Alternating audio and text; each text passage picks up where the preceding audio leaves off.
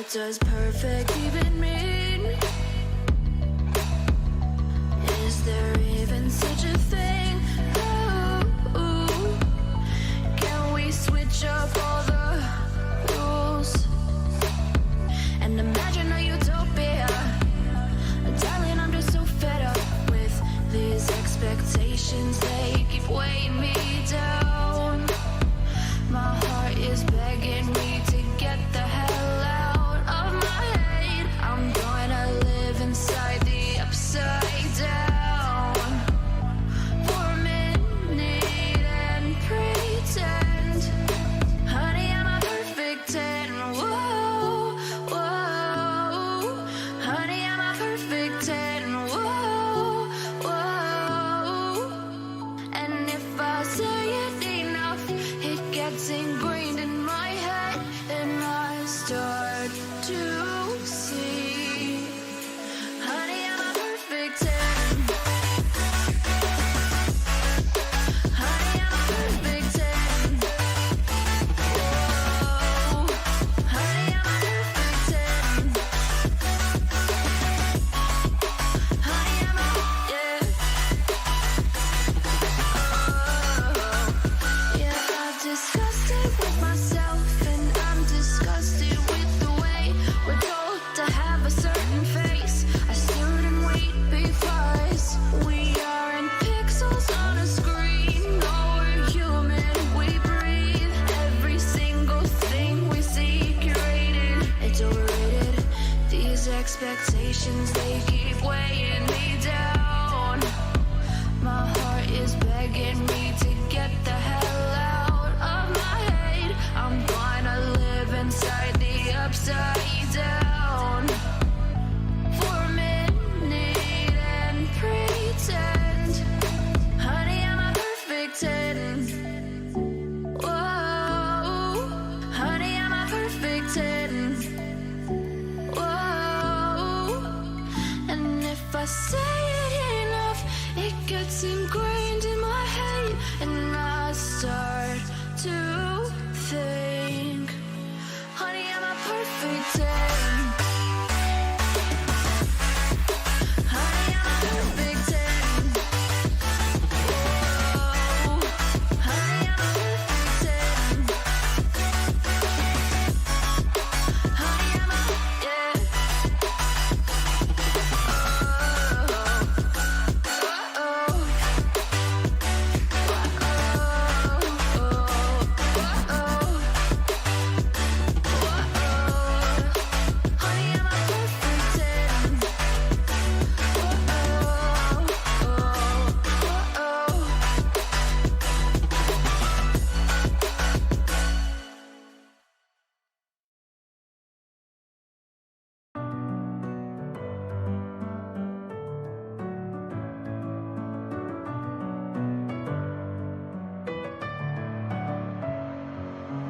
Messing with my head again. You had your heart set on me, but these feels, they come and go, and they come so easily. Tell me what it is about you that I can't forget, but you're breaking down my walls again just to set me free. Why do I, baby, why do I love the way you always leave me? Why do I, baby, why do I love the touch but never love the feeling? Why do I, baby, why do I love the way you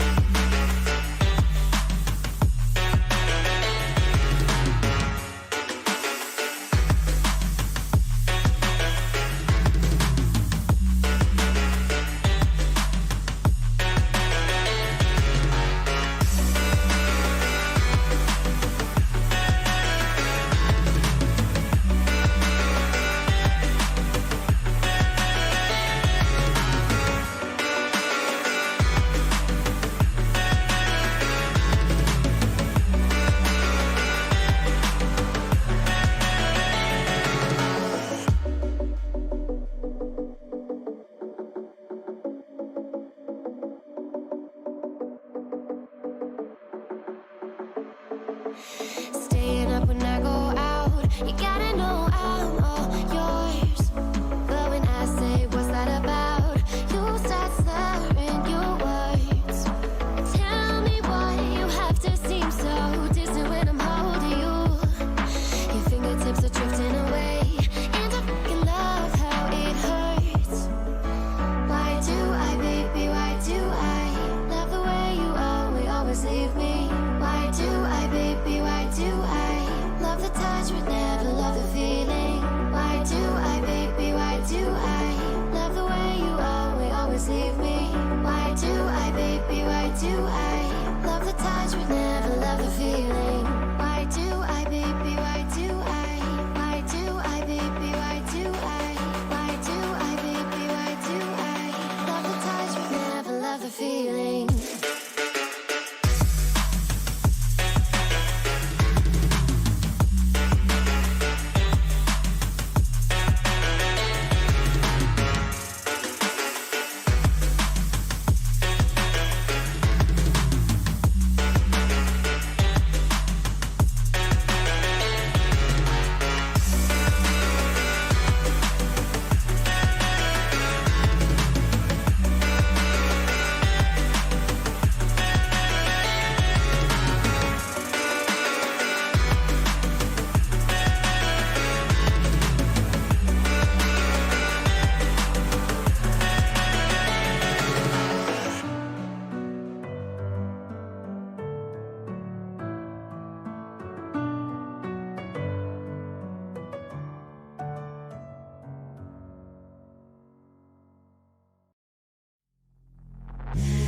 Take me in small, breathe me in and let me go.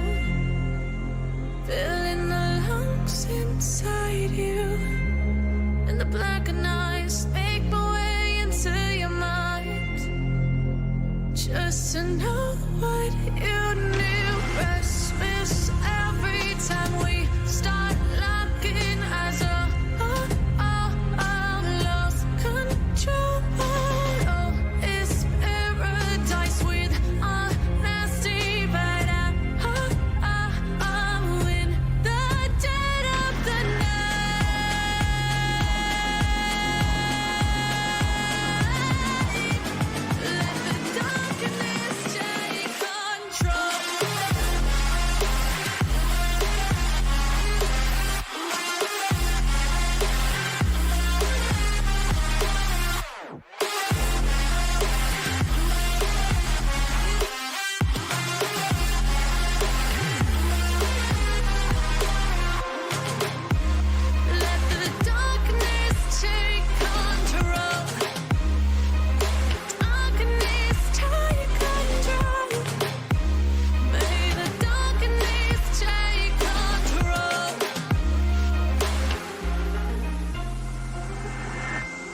Take me in small, breathe me in and let me go.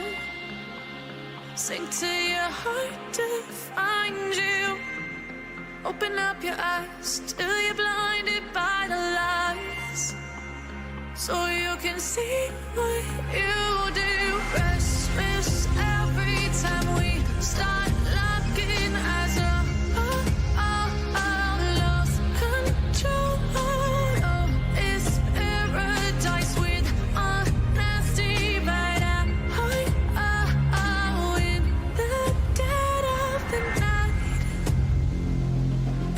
Drops on the floor. The pain is over. Feel the darkness take control.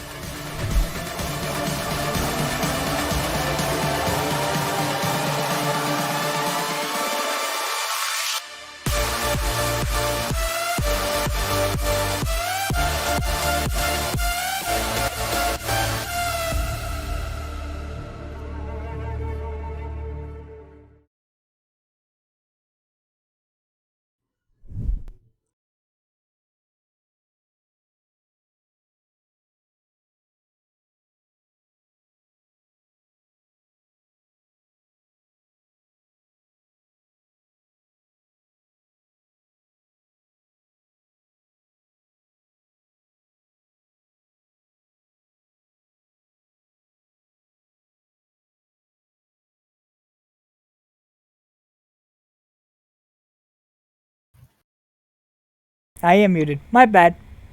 I was muted. So let me restart. So we were doing the LRS Premade today, and it's semifinals. I do not know much about these two teams, but it's semifinals, so they have themselves to prove. It looks like both teams are ready to get this game going. They're sitting in their boots, waiting like, hey, well, we want to get to the ref as soon as possible. My fellow casters, what do you guys think? Yeah, super excited to see Evermore Dragons play again. I believe we saw them go up against one of the top teams from Pool C as well a couple of weeks ago. I want to say it was Rising Tide Tsunami. And Rising Tide Tsunami, funny enough, was knocked out by Return of the Middle Sticks, which I find pretty interesting. I believe they face each other in either like semifinals or finals last split. Uh, I remember that matchup at some point. So, uh, I go ahead. no, you're good. Go ahead. No problem, boss. And also, I'm going to be filling in today, but I'm super excited as well. For Dragon, I'm super excited because I've seen there's many new faces on that team. I haven't seen anybody yet, so I'm super excited what they can bring out today on the semifinals. I have seen AOE a little bit, especially there's a couple new players. I saw a little bit when I was looking through the match history that Nutter has a crazy Orianna, and to see that Maddie likes to play those heavy aggressive junglers like Xin.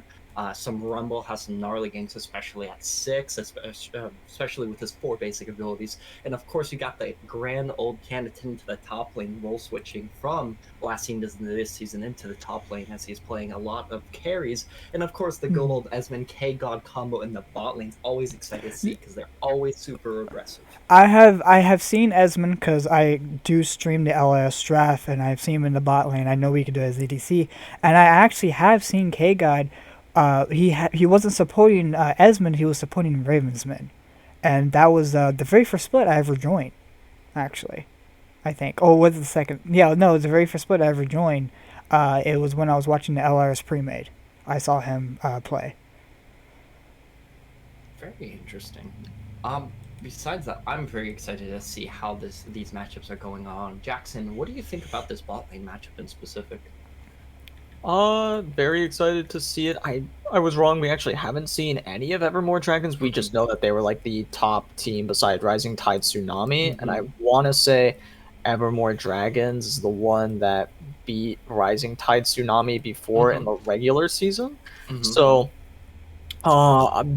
if their bot lane was able to get the better of Paragon, I know Paragon was the one who was always popping off for Rising Tide Tsunami. So. Very excited to see that talent that in the bot lane and what kind of picks will end up seeing locked in for them. I'm not entirely too updated on the bot lane meta. It's just been a hot minute. It's definitely going to be, especially right now, the Ezreal's still super good. You can still Yeah, go that makes sense. Divine Sunder here if you really want to go Ezreal. Senna's really good. Varus, Poke Varus is disgusting unless you want to pair it with somebody like a Lulu or Karma, and then you can kind of go on hit, but on hit's kind of bad right now. Chanters, especially like Lulu, Rock are disgustingly good, but you cannot shake on something like K-God's Leona or Nautilus, who can really find those engage points and really make enchanters shudder. Nevertheless, I definitely think that it's going to be a really heavy jungle matchup as well, where it's going to be Mr. Couch versus Matt C and see who really has the upper advantage, especially that jungle right now. It's a bit of a farming versus heavy engage type of setups, or heavy ganking type of setups. Jackson, what do you usually play, and what kind of metas are you, or what kind of champions are you excited to see for today? I'm always a big fan of Ezreal. I'd imagine that gets banned though. I think Ezreal is super strong. I am a big fan of that champion though. It's Mhm. one of the ones that you can watch for an ADC to absolutely Sure. pop off. Especially when he's strong. When he's a little weaker, it's a little more of a coin flip if you're actually going to be able to see Ezreal make some crazy plays. Yeah. But yeah, in the current environment that we're in, Ezreal is going to be a fun one to watch. Poke lanes, I'm not super like into. Like you can maybe see a good bunch of damage. Sure. But if it's going to be like a tanky opponent and Varus has to play into that, it becomes a lot more or a lot more of a snooze fest down in the bot lane for Varus, I'd Fair. say. And then after he gets into like the mid game, Um, I want to see some like carry type junglers again, though I doubt we're going to see too much of that just because of how strong the ADC and mid roles are right now. I'm kind of curious if we're gonna. I know this patch just hit, so is it? I think it's 10. Is it 10.14? No, 11.14 just hit, and the Lily and Irelia yeah, changes. the Aurelia changes are I've going to be seen some. huge, and I wonder I if someone's think gonna pull that out. Yeah. I think Canon 10 was probably going to be the most likely character, most likely going to be the type of person that's trying to whip it out. But you cannot underestimate, I apologize, I'm messing up the names. Expirated, that guy in the top lane right now. I think well I don't think Or is I it going don't to be think Backpack? I think it's backpacks because he was having Well, Backpack's issues with his oh, computer. Apparently his internet went out and just came back on. That's why we've been waiting. beautiful. Well, Apparently Hurricane Backpack's Elsa hit. well, Hurricane Gap is a little bit extreme here, but Backpack's even so as well. Maybe you'll be able to prove out that Aurelia, especially those buffs are so extreme. Can help somebody out if you don't play Aurelia much, especially with the Don't new forget W changes. also they give her WMR Yeah. back MR so she can now Mhm. be taken in the mid lane, and that's what I'm curious to see if that's gonna happen or not. I mean, Mr. Couch can definitely bring it out. I haven't seen Nutter yet. I've been Hmm. scrolling through the match history and I've seen him play a lot of AP or AP style range AP style players, even control mages like Oriana, or I've seen some Corki off to the side. But either way, I am super excited to get into this draft phase. And nevertheless, anything else you guys think of? No, it looks like both teams are ready to go, so I'll send you guys off to draft. Beautiful. Sounds good. Do cats. That's a good question. Do casters lose a ban? That's a real good question. Either way, coming late into the game here, the draft is going to be popping up. Do you guys have the draft link, or is it going to be on League of Legends entirely? Uh, Beautiful. Thank you very much, boss. We'll be getting right into that right now. Sweet. I think we. Yep, we It's already already started. underway. AOE's Yeah. already banned out the major two factors that we've been seeing tearing up solo queue as well as in competitive. Luluzin's already banned for AOE, as well as Dragons Evermore is going to be banning that Diana, Diana, which is always scary. Tristana from Esmond and K-God's Thresh. Who do you think is going to be first pick here, Jackson? If the Ezreal's banned away, I wouldn't be too sure. I'm not sure if Ezreal's still B1 worthy necessarily. I'd imagine so. I'd imagine it's still a strong enough pick that you can go ahead and grab that one. But we'll see what Evermore Dragons are thinking. It's pretty hyped that the Backpack's ribbon has been banned. Backpacks has been, I presumably smurfing on the ribbon. I don't know if I haven't seen any of their games necessarily, but it's really exciting to see that something like a champion like Ribbon is banned, which implies that Backpacks plays a lot of carry style top laners into the top lane. Who Canatin is also a carry style top laner, besides a little bit of Gnar. He's been showing himself playing stuff like Chase, Gangplank, etc., etc. But the Karma first pick is always exciting. That's a flex pick if you are good enough or have multiple avenues. Karma can go top, mid, AD carry, and support as AOE drops Ezreal and Lee Sin. Yeah, Ezreal, Lee Sin, two pretty strong picks. They've been around in the meta for a good few patches now. And AOE feeling comfortable on the picks. You've had a lot of time to practice this style of comp, so you could argue that AOE wants to go for something a little bit more familiar to them, even if it's not as strong.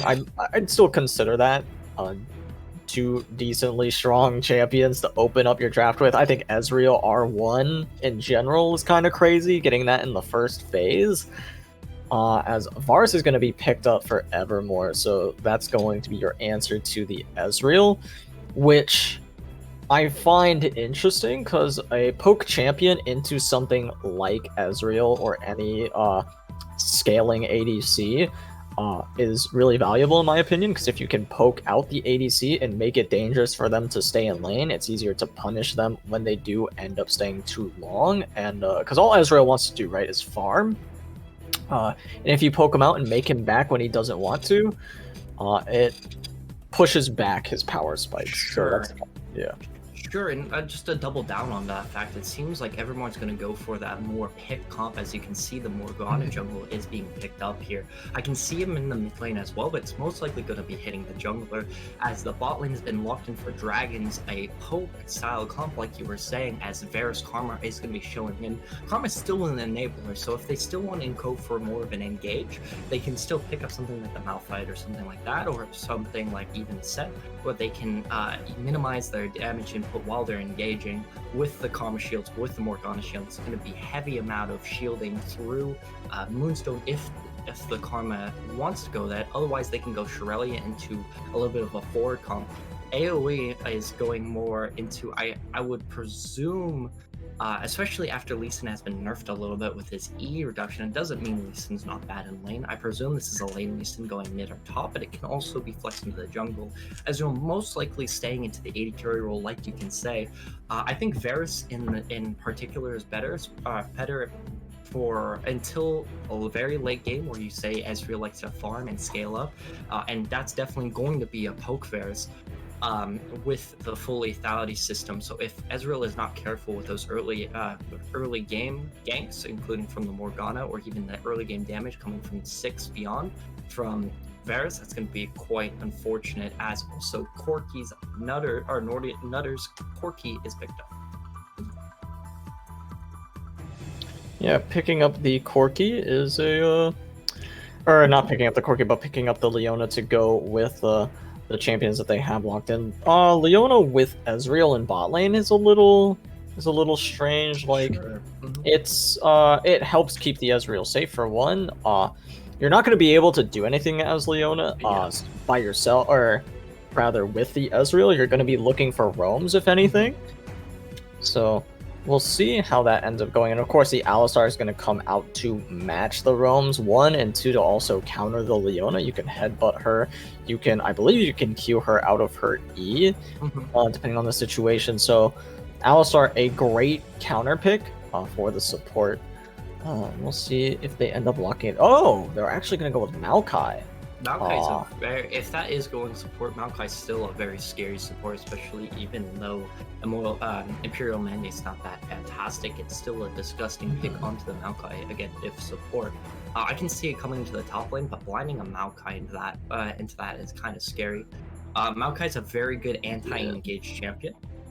And you're completely right. It's a little bit weird seeing a Leona with an Ezreal, even though Ezreal has a little bit of that aggressive notion where he can kind of E4, WEQ, or even throw the ulti first and E-flash into people, has that aggressive tones. It really is going to be difficult for the Leona to really do something unless Evermore Dragon's bottom lane really mess up.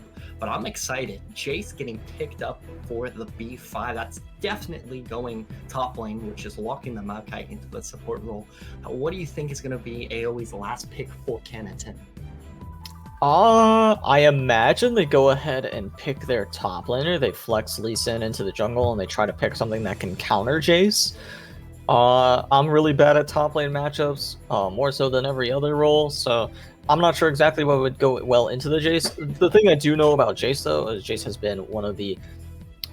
that's a good counter. That sounds very scary for the Jace to deal with. But real quick, before I was saying is, the reason you go ahead and you flex a Lee Sin into the jungle is because Jace is the... has been found as the answer to Lee Sin top. That was what a lot of people were playing into that champion. So yeah, AOE doing a really good job in the draft of having that flex pick ready to go into the jungle and picking a champion that I am personally very scared of in general, and into Jace, it's gonna be a bad time.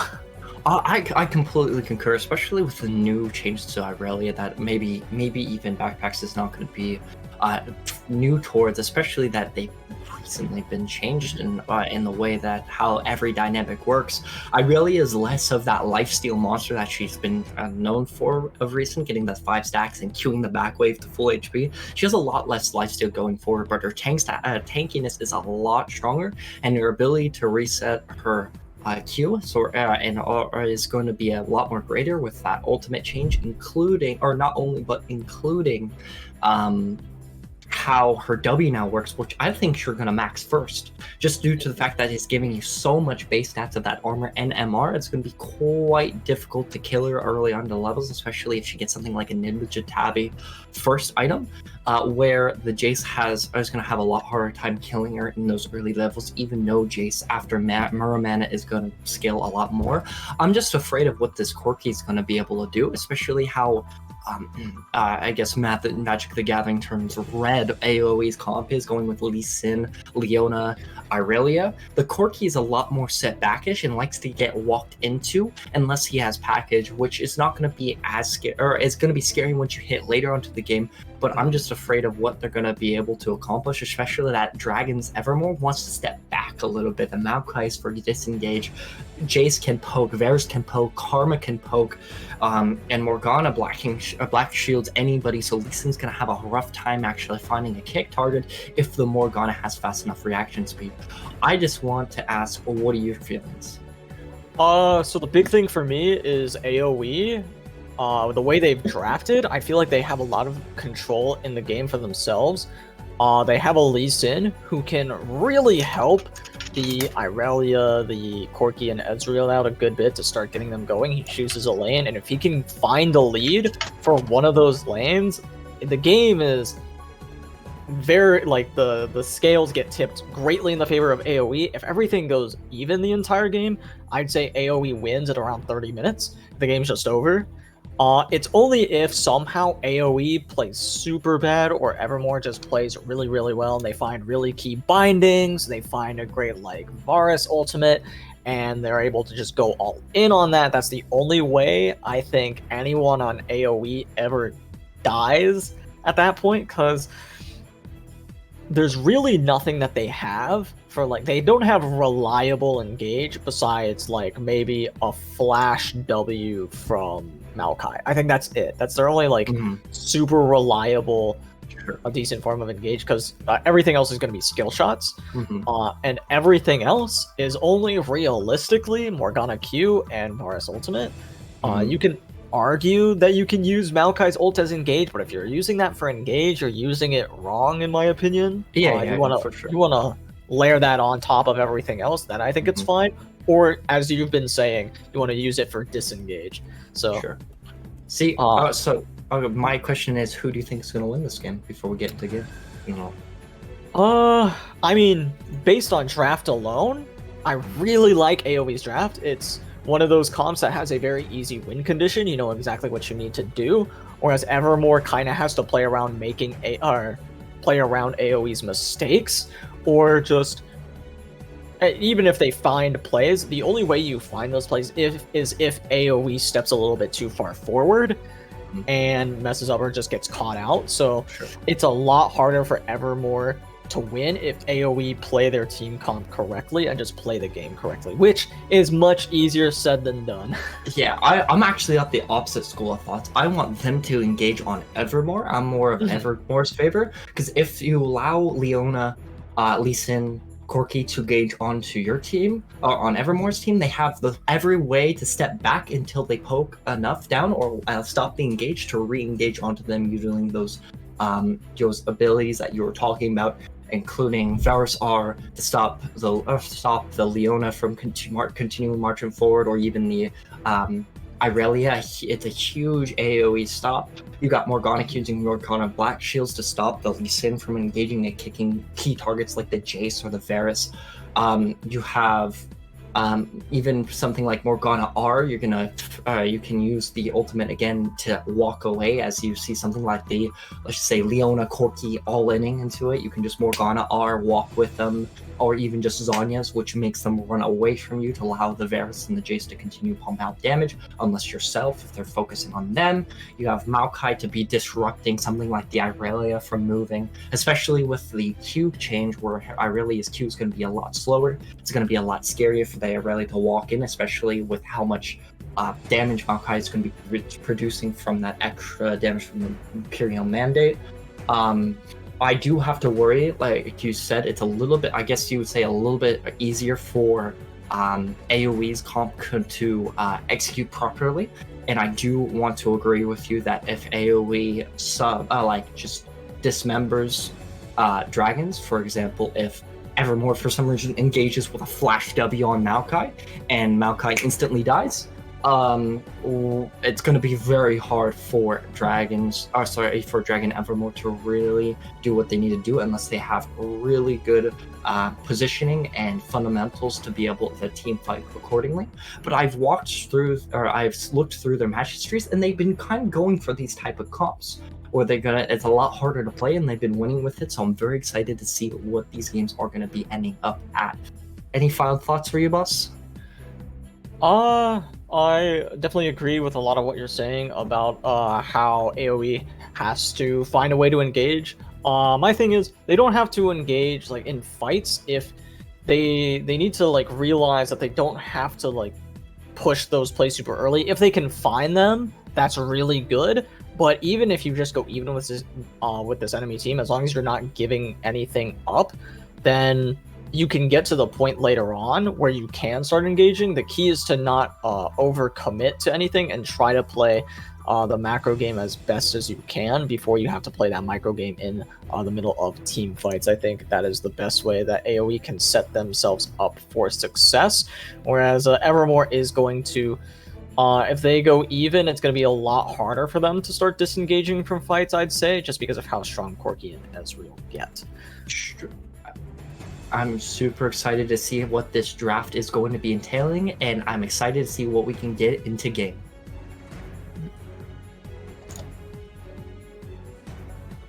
Oh, well, hey, sorry, go ahead, Jackson. We do have predictions open right now, so while we go ahead and send it over to a quick break, don't forget to go ahead and cast your votes. We'll be right back.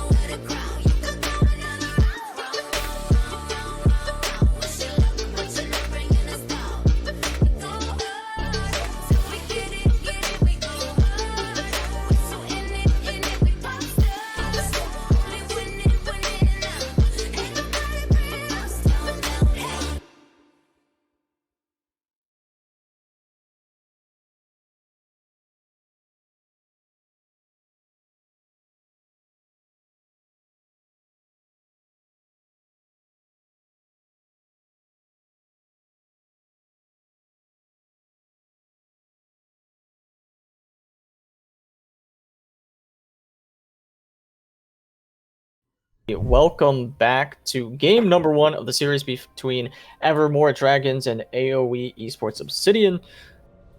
We have Evermore Dragons on the blue side, and we have AOE on the red side for game number 1, as seeing a standard 5-point always. Oh, well, Morgana's sleeping. Well, lovely. It's a water gap, it seems like, coming over to the support side of the game, but that's okay. Understandably so. Like you said, a standard 5-point. I'm just looking at the runes real quick to see what's going to be happening. Everything seems pretty standard. I don't see anything out of the blue. I'm still the big fan of going the Arcane Comet if you're going some type of way, but I understand why people are going the Halo Blades route, because it still gives you that quick 3-burst attack speed whenever you need it, especially that if somebody like Leona gets into your face, or even the Ezreal, you have some type of DPS in mind without just bursting it down with your Qs or your WQs with Blight. Nevertheless, I think this is going to be an interesting matchup anyway, and I think the top lane matchup is going to be the most volatile without ganks. And besides that, I think everything else is pretty standard with the itemization. Is there anything in specific, like maybe the jungle path thing, you think they're going to be taking and searching through the lanes, or do you think it's going to be pretty standard and they're going to go for maybe at least a 3 camp into gank, or even some type of like a 5 camp, or even a more standard 6 camp clear with something like the Morgana would be? If Lee Sin's looking to, I think that's just a bug. Never mind. I'm assuming it's paused for everybody else too at 36. Yeah, 36. Okay, cool. Mm-hmm. Awesome. So we're gonna see Lee Sin. Hopefully, real quick, we'll send it to a break while we get this on pause. Never mind. It's good. It's fine. It's good. We are A-okay. As it only takes usually like 10 seconds, so usually we'll be fine. As Jace dancing. Gotta respect it. But anyway, the jungle pathing that I hope to see for Lee Sin is an earlier gank than most. If you look at the lanes that are being set up, I would do exactly what he's doing now. Start on bot side and work your way up to the top side, gank Irelia, or not gank Irelia, gank for Irelia rather. Kill the Jace and get her ahead, because getting Irelia ahead is going to make it a lot easier. And it's just specifically the lane. I think top is easier to gank for, depending on where Maokai and Vars are positioned anyway. So we'll see how they end up doing. 100% agree with you. It seems like both sides are going to be starting on the bottom side of the map, so they're going to be going towards that volatile top lane setup. Lee Sin, if he does follow your advice, is going to go for that 3 camp setup, maybe looking to see the gank Jace early on, because Jace is 100% going to be going towards the side of the Irelia, setting up a pretty good and easy gank or a gank from the Lee Sin. Nevertheless, I would say that this mid lane is going to be a pretty much of a farm fest with a little bit of poking, unless Corki magically overextends for allows the Morgana to set up a pretty easy binding. And this bot lane early on is just going to be Varus trying to poke and Leona trying to engage, and Maokai just setting up saplings like he always does. Yeah, Maokai being able to set up those saplings are going to be valuable for him. I will say that if they're not able to get lane pressure, Maokai drops off in value, in my opinion. Karma here, because that is a strange roam, and surely they know that this is happening. As Maokai's looking for the W, they're actually gonna get no damage done onto Ezreal. Karma wasting her time a good bit here, as I believe Corki's able to get this wave under. I'm not entirely sure if that's true. Okay, no, he didn't. He might have held it in the middle, as Irelia losing a good chunk of her health in that trade to Jace, as now Lee Sin still making his way up there to try to help out his top laner. And it looks like Lee Sin just did a 5 camp clear, and Morgana's going to be looking like he's going to be skipping it as well, going 5 camp. But the top lane... Yeah, nice stun, but Irelia's getting solo. This could be a solo kill for the Jace.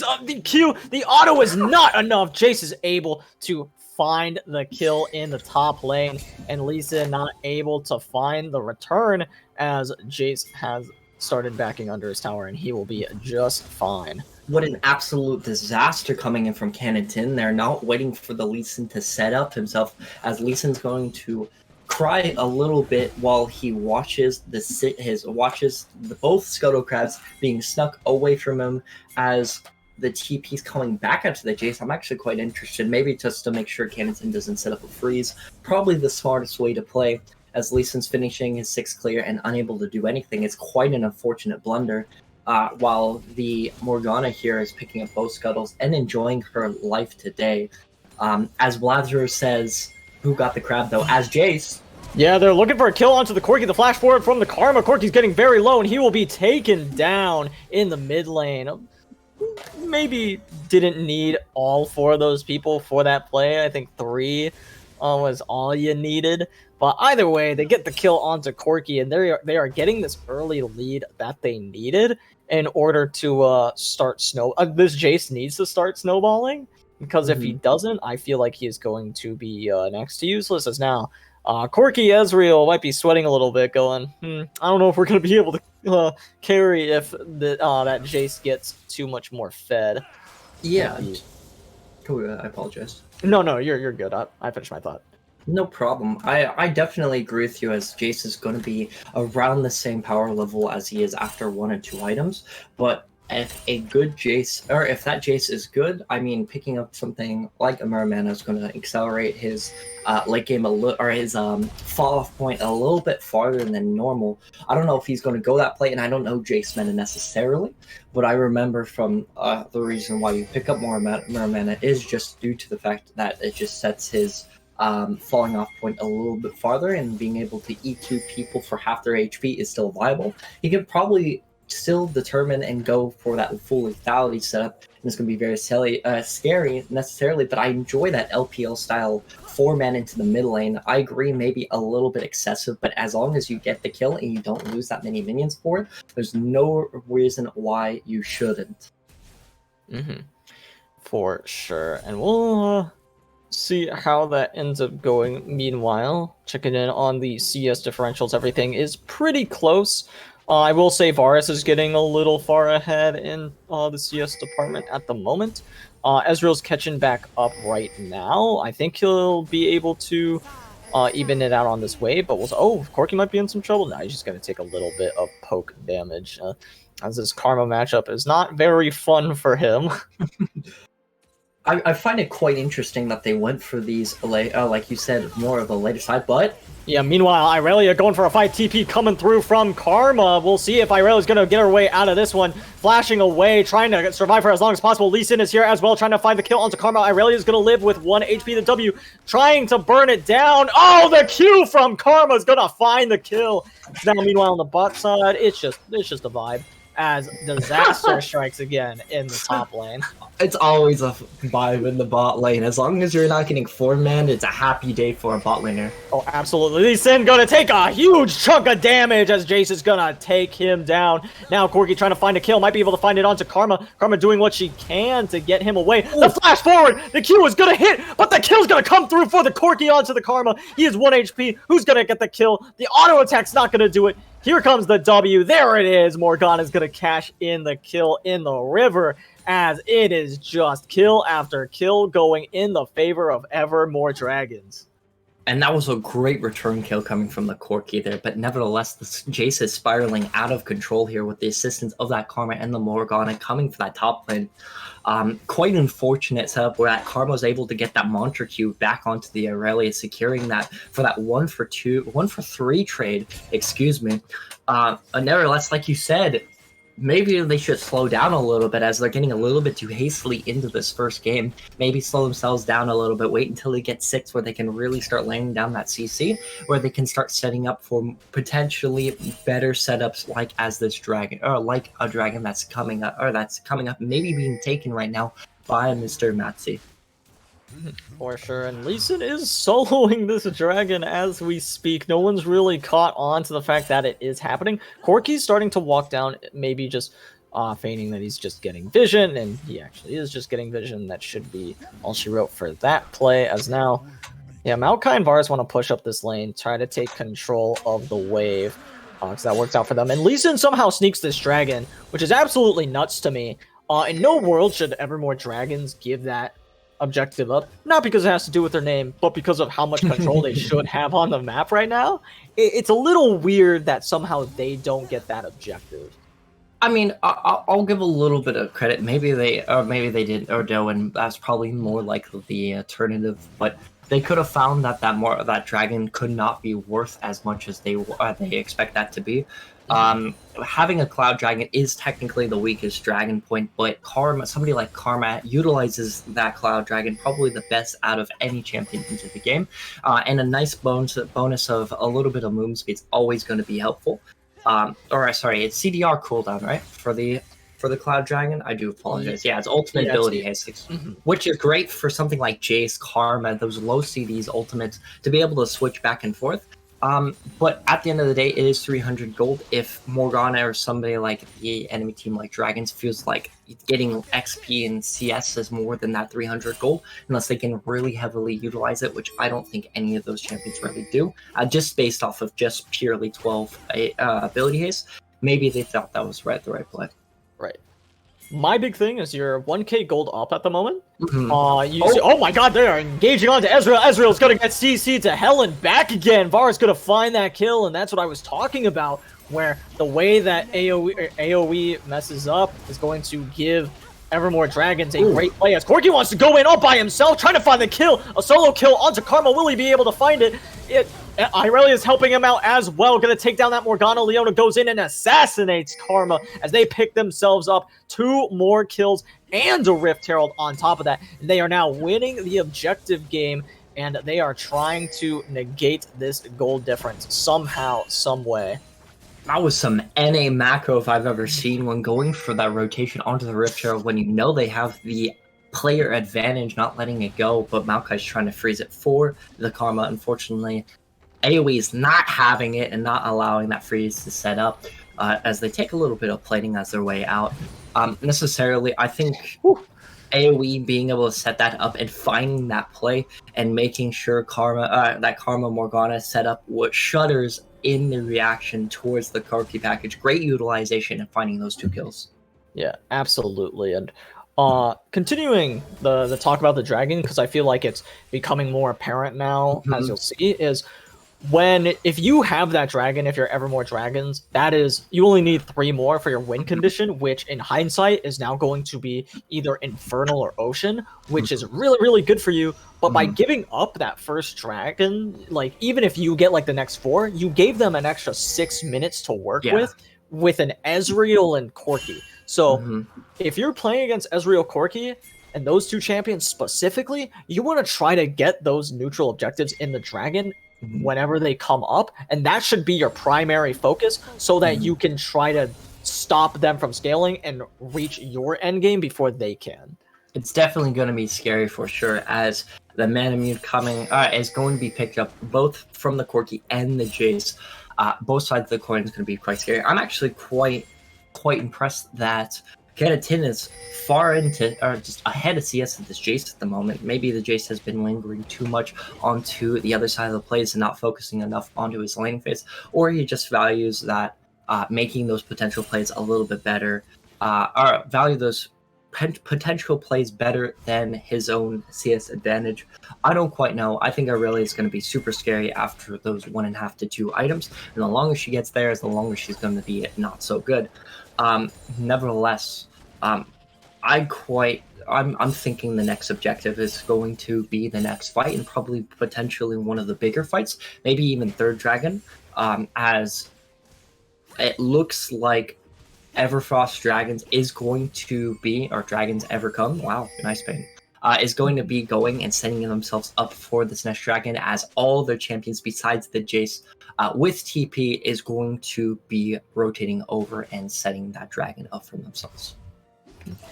For sure. We'll see if they're able to go ahead and contest this one. But, oh, a nice Q onto Corki. Not actually going to take a lot of damage because Karma missed the Q. Unfortunately, hit a minion with it instead. So Corki could be a lot worse off for wear, but instead is kind of just chilling at the moment, as This dragon fight is brewing at the moment. Teleports are available for both of the top laners. Irelia wants to go in, wants to try to find the kill, is not going to want to commit too much further. Had the ult available, I think that's a solo kill for her if she keeps going in. Both had flash available. I think she missed her Q stack, and that's the reason why she landed the E. She didn't keep going. Is just due to the fact is after she got all four of her stacks, she actually missed the Q onto one of the minions. Were not resetting. I didn't double check on that, so I could be wrong. But I definitely agree with you. If he had that Q and just queued onto the Jace, it definitely looked like a solo kill. Yeah, it could have been very bad for the Jace, I would say, if she's able to stack that up once again. And Jace wants to go in. The ult's going to come out. Irelia doing what you can to find the kill. It's going to try to find the E, is going to miss it. It's going to turn into an auto attack fight pretty soon, and Irelia does not want to take anything like that. Yeah, Dragon has been started. Lee Sin could go in. The teleport coming through from Jace and Irelia. Ezreal doing what he can to do some damage, as now Lee Sin going into the pit, trying to find the steal. Corki packaging through. The blue team has secured it, but at what cost? Jace is going to go down here, give over a shutdown to the Ezreal of all people. Now Ezreal's going to find another kill onto the Varus, as Irelia finds a kill onto Morgana, and everyone's so low, but somehow nobody on AOE dies, and that is absolutely massive. Actually crazy what just happened there, as it seems like Karma's going to be insane. Yeah, they're not done. They want Karma. They're going to find the kill. Ezreal gets himself an ace. Didn't actually get the kill on Tavares and makes it up there by finding another kill. And now, all of a sudden, Evermore Dragon's in a very bad position. And like you said, AoE's comp is a lot easier to play, especially at something like the plot level. As you saw for Dragons Evercome, they were really split up. The Varus just set himself into the dragon pit with no way to escape. They didn't walk back as a group to be able to actually set up what they want to accomplish, which is to be able to disengage away from the engage and make somebody overextend for something that they can't perform. As Dragons just kept walking forward, and unfortunately it led to their demise. Yeah, Irelia going back in onto the Jace, gonna flash forward, the teleport comes in. It is way too late though, as Irelia finds herself another kill. Karma, what can you do? Not a whole lot. You see Leona coming up, you gotta back off for now. As Leona's gonna start going back towards mid lane, gonna start making her way back towards bot, you gotta imagine. Does not have the Moby boots, did opt for plated steel cap, so it's gonna take her a bit longer. For sure. I definitely am super excited to see these Corki packages being absolutely nasty, hitting your 2 or 3 people, making them stand into it, burning half their HP. It's just like a Rumble ult on a champion that scales. Not necessarily that Rumble doesn't scale, but if you go with something like Dark Harvester, it's going to stun that a little bit more than you can do imaginably. But I do want to say Corki package can be very disruptive, and especially that the way he's been utilizing it has been segregating the team of half and half, and it seems like AoE is very proficient on getting one side of Dragon's team completely obliterating and being able to march down the rest after the package is over. For sure, and being able to use that package effectively is going to be a key in winning some team fights. Jace, though, caught in a bad situation, is going to be CC'd for 25 years, doing what he can. It's not enough, though. You're not going to get out of that. As soon as Leona hits one thing on you, she's going to hit about 50. As AoE looking clean right now. We always talk about the Morgana Q being a million-year CC, but if sitting there into a Leona setup, it's just like, might as well just go get coffee and then be back when you respawn, because you're not going to be waking up after the sun hits you. No, absolutely not. Especially if you're a squishy champion like that, even if you are a little tankier, it's going to be rough getting out of that one. Oh, that's so much damage that Corki's putting out, but they're just walking through the tower. They don't care. The Shirelius has been popped. Corki in a bad situation, going to W forward, does get caught by the Maokai W and the ultimate, doing what he can. Still finds a kill, though, before he goes down. Karma's going to pick up the shutdown, but Corki still finding that return kill is pretty solid for him. I don't think that Varus was prepared for that. I think there was a miscommunication there, as the Karma and the Maokai were on the same page. Haha, my name. But necessarily, just seeing how late he showed up afterwards, that he could have just set up for that R way and maybe started walking up. He just continually relied on hitting the minions and clearing it out before realizing that Karma was at 20 HP over S in a great situation to find yourself in, as Corki picks up his Nanamune and almost hitting that Muramana spike. It's just going to be very scary when you're going to be coming up to this next dragon, as it's going to be Ocean Dragon for Soul Point. Right, yeah, and it's gonna be scary if AOE can start getting these dragons. At this point, it's looking pretty doomed for Evermore. It is, of course, possible to win this game. It's just much harder because Corki and Ezreal are ridiculously fed. The bounty that was on Corki went over to Karma. It was not what you wanted on. You wanted that on Varus. That would have helped immensely. As they're trying to find some damage, trying to find a play, but Corki package is going to make this very scary. They cannot walk through the jungle. That is a death sentence, in my opinion. As we will see if they do so anyway, as Corki is frontlining, could be a little scary for him. As, oh, look at that poke that they're putting out onto him. And I definitely do want to say this is what they need to be doing, is being able to poke down the enemy champions before a dragon setup, so it's a lot harder for them to gauge. But I do want to say you gotta watch out for this Aurelia that's gonna be coming up soon. Oh, look at how much damage has been put out from the Ezreal ultimate, as the ultimate from Leona is going to help them get a lot of damage out. Irelia going onto the backline, absolutely shredding it, a double kill for her, as now Karma doing what she can to put out some damage as well. Maokai running for his life. Karma as well, still alive, still thriving. Irelia going to pick up the kill. There it is, as Karma's going to find her way out of this one. Corki very low, Leona very low, but Karma is not going to look for the kill, as Ezreal is perfectly fine. Could just one-shot her at this point, as that's going to be the third Drake of the game going over to AOE, their second, 2 away from the Soul. Jace was very unprepared for that Corki packaging in there, booting himself over the wall and opting to walk onto the package, killing himself in the process was quite unfortunate events. And the Irelia just being able to walk at just weave and dance into the backline was a scary sight for that Varus, and unfortunately for Dragons, as they just get cleaned up once again, and another dragon goes over for AOE, and it's just not looking like a great setup, as there's a bounty onto the Corki as well as onto the Ezreal, and both keep staying alive as they're picking up kills and assists, and just hyper scaling themselves into the point where they would need to be in like 30 minutes, like you said, or so. It's probably going to be starting to achieve at 25 minutes, which is not what you want to be as a Dragons fan. Yeah, we'll see how Evermore Dragons try to bounce back from this one. It is I don't know if they're gonna be able to. It is looking rough. As Definitely. Ezreal only getting stronger, Corki only getting stronger. Corki outputting just so much damage, especially when combining that with Leona's ultimate, and Evermore Dragons grouping up, absolutely disrespecting the comp that AOE has, and it's a scary one. So, and they're definitely showing what they're going to be looking for. But Morgana, yeah, Morgana's just dead. There's nothing else to say about that one. An excellent setup, I will say, for that play, to have everyone in just the right position, and for like Morgana feels like she's safe putting down vision in there, but you've got to have like Maokai was right next to you. He can walk up with you. That's fine. Like he can walk up right next to you and try to get you out of that one. I definitely will congratulate Kagon on his ability to set up. Besides something like Nutter here, which setting up a great I would say secondary option, even though he's been in the primary engage recently.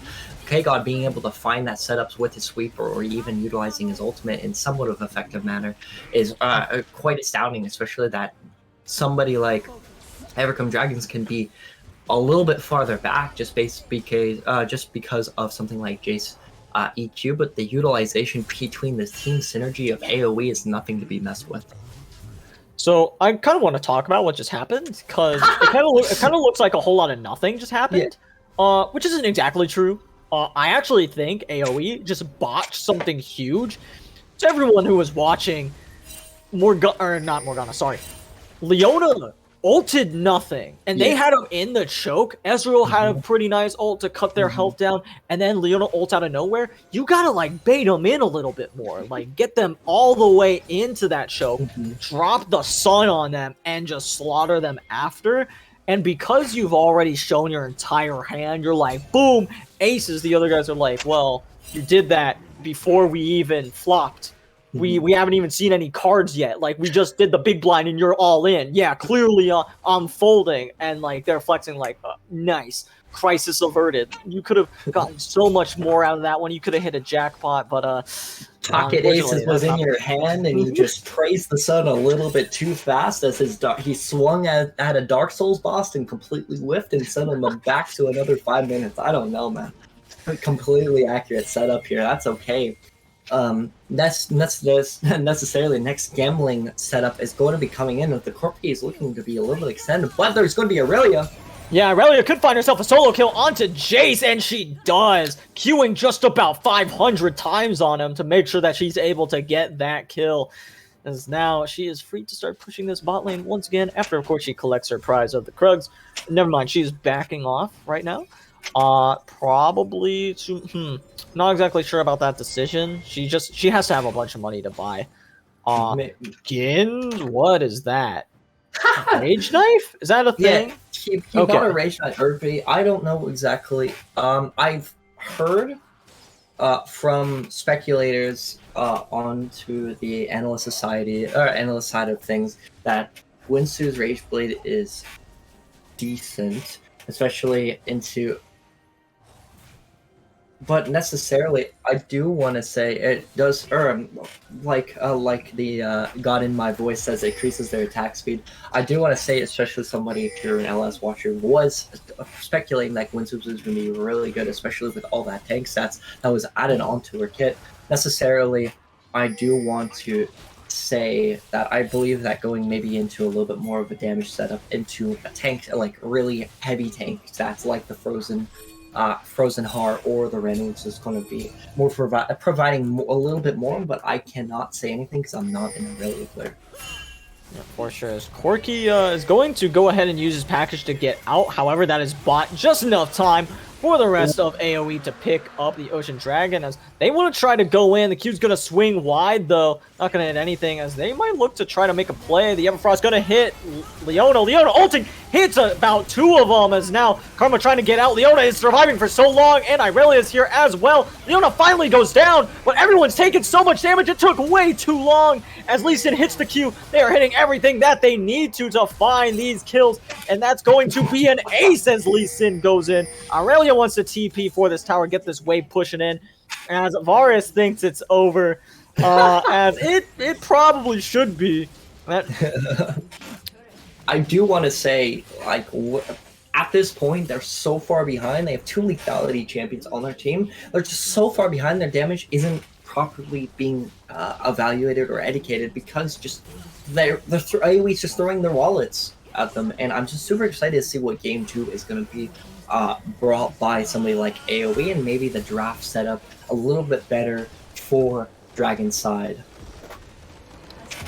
Yeah, this was a pretty... after a certain point, after they had that really good play, I think it was around the mid lane to Rift Herald. After that play, it just went up from there for AOE. For sure.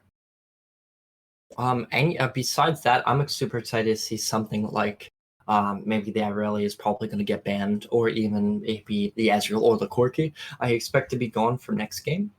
But necessarily going over to the damage graphs, it's just absolutely a Corki show. And look at that Maokai damage. That's absolutely insane. But my final thoughts are, I think one of these champions are definitely going to be on the ban list next game. Yeah, I'd have to agree with you there. Personally, I'm always going to say get rid of Ezreal. If you're blue side, though, just pick it, and you can get rid of Corki, or vice versa, I guess. That would be a decent decision. I just would value Ezreal a little bit more. Of course, Corki did more damage this game. I just think that Ezreal at a certain point is going to start doing way more damage than Corki. It's just that if you play around the bot side a little bit more, and of course Mhm. everything seemed to be in the mid lane, so yeah, Corki's gonna be getting a lot more of that gold, a lot more of that involvement as well. So definitely excited to see how Evermore Dragons react to this and see if they can bounce back.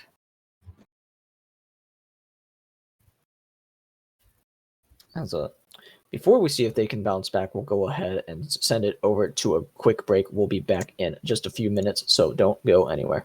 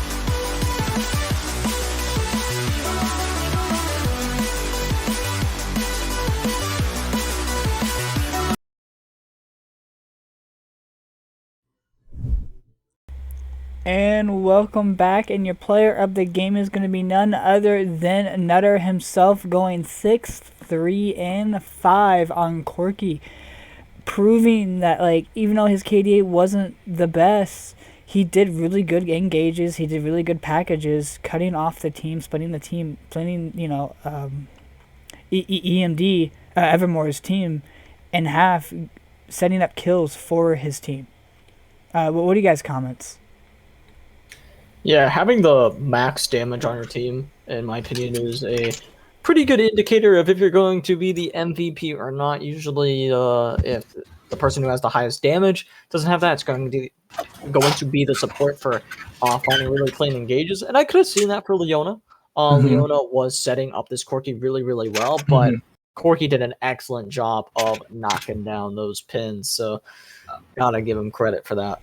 I think they're especially into the early fights, being able to set up for 1v1s, 1-for-1s when he was in a 3v1 situation, or there's gnarly package plays where they were all running themselves into the pack, which is an absolute great stand-up and a showing of how good his positioning is, and showing that the enemy team has to be careful about him as a player, as he's great finding ways to provide chokes, even if it's especially with his abilities. Nevertheless, though, I do want to say that Cannon 10 coming back in that game was really phenomenal.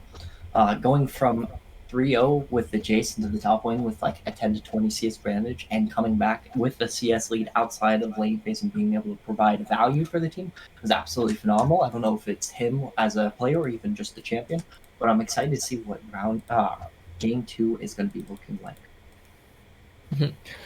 Very excited for game number 2. Excited to see Evermore Dragons maybe change up their draft a little bit, and try to get AOE into a more uncomfortable position. They were clearly very comfortable with the team comp they had. They did blunder a few times, giving up unnecessary kills, but it didn't end up mattering because a big part of it was Evermore Dragons not respecting what AOE can still do, even being a little bit behind. Sure, and I do want to say there was a lot of flipping dragons going along, especially very, very 50-50-ish, especially in the beginning of the time with like the mountain dragon or even the next dragon after that. But to be able to find a really clean engage and separating off the carries at that time, which was the Jason, the Varus, was a great counterplay into that, and being able just to steamroll after that was, and not losing the lead heavily was a great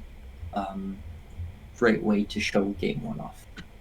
Yeah, absolutely. And of course, that last fight, not being able to kill that Leona was a big issue for them because they used so many resources just trying to kill Leona, and she survived on like 1 HP for an unbelievably long amount of time. Yeah. And because of that, it allowed the entire rest of AOE to just start slaughtering Evermore Dragons. So hopefully something like that doesn't happen again.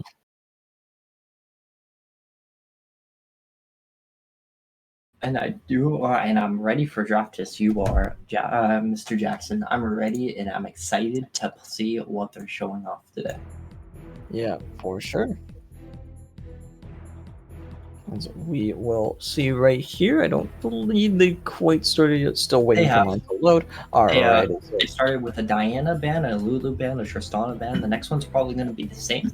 It looks like maybe they're not even going to ban anything from that game 1, seeing that maybe they weren't scared at all. But their last ban is going to be a little bit longer than the first 2. I'm interested if they're going to be banning the Thresh again, or they're going to be committed and banning that Thresh one more time. Maybe still scared of how that potential of K-God's Thresh is going to be looking like.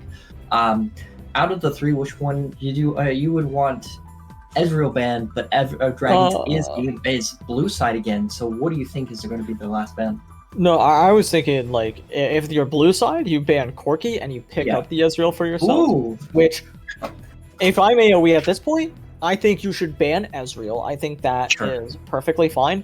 You are still scared of Riven. The question you now need to ask yourself is, are you scared of Ezreal? Yeah. Which is, maybe not. Maybe you're okay with Evermore taking it because you have a good answer for it yourself.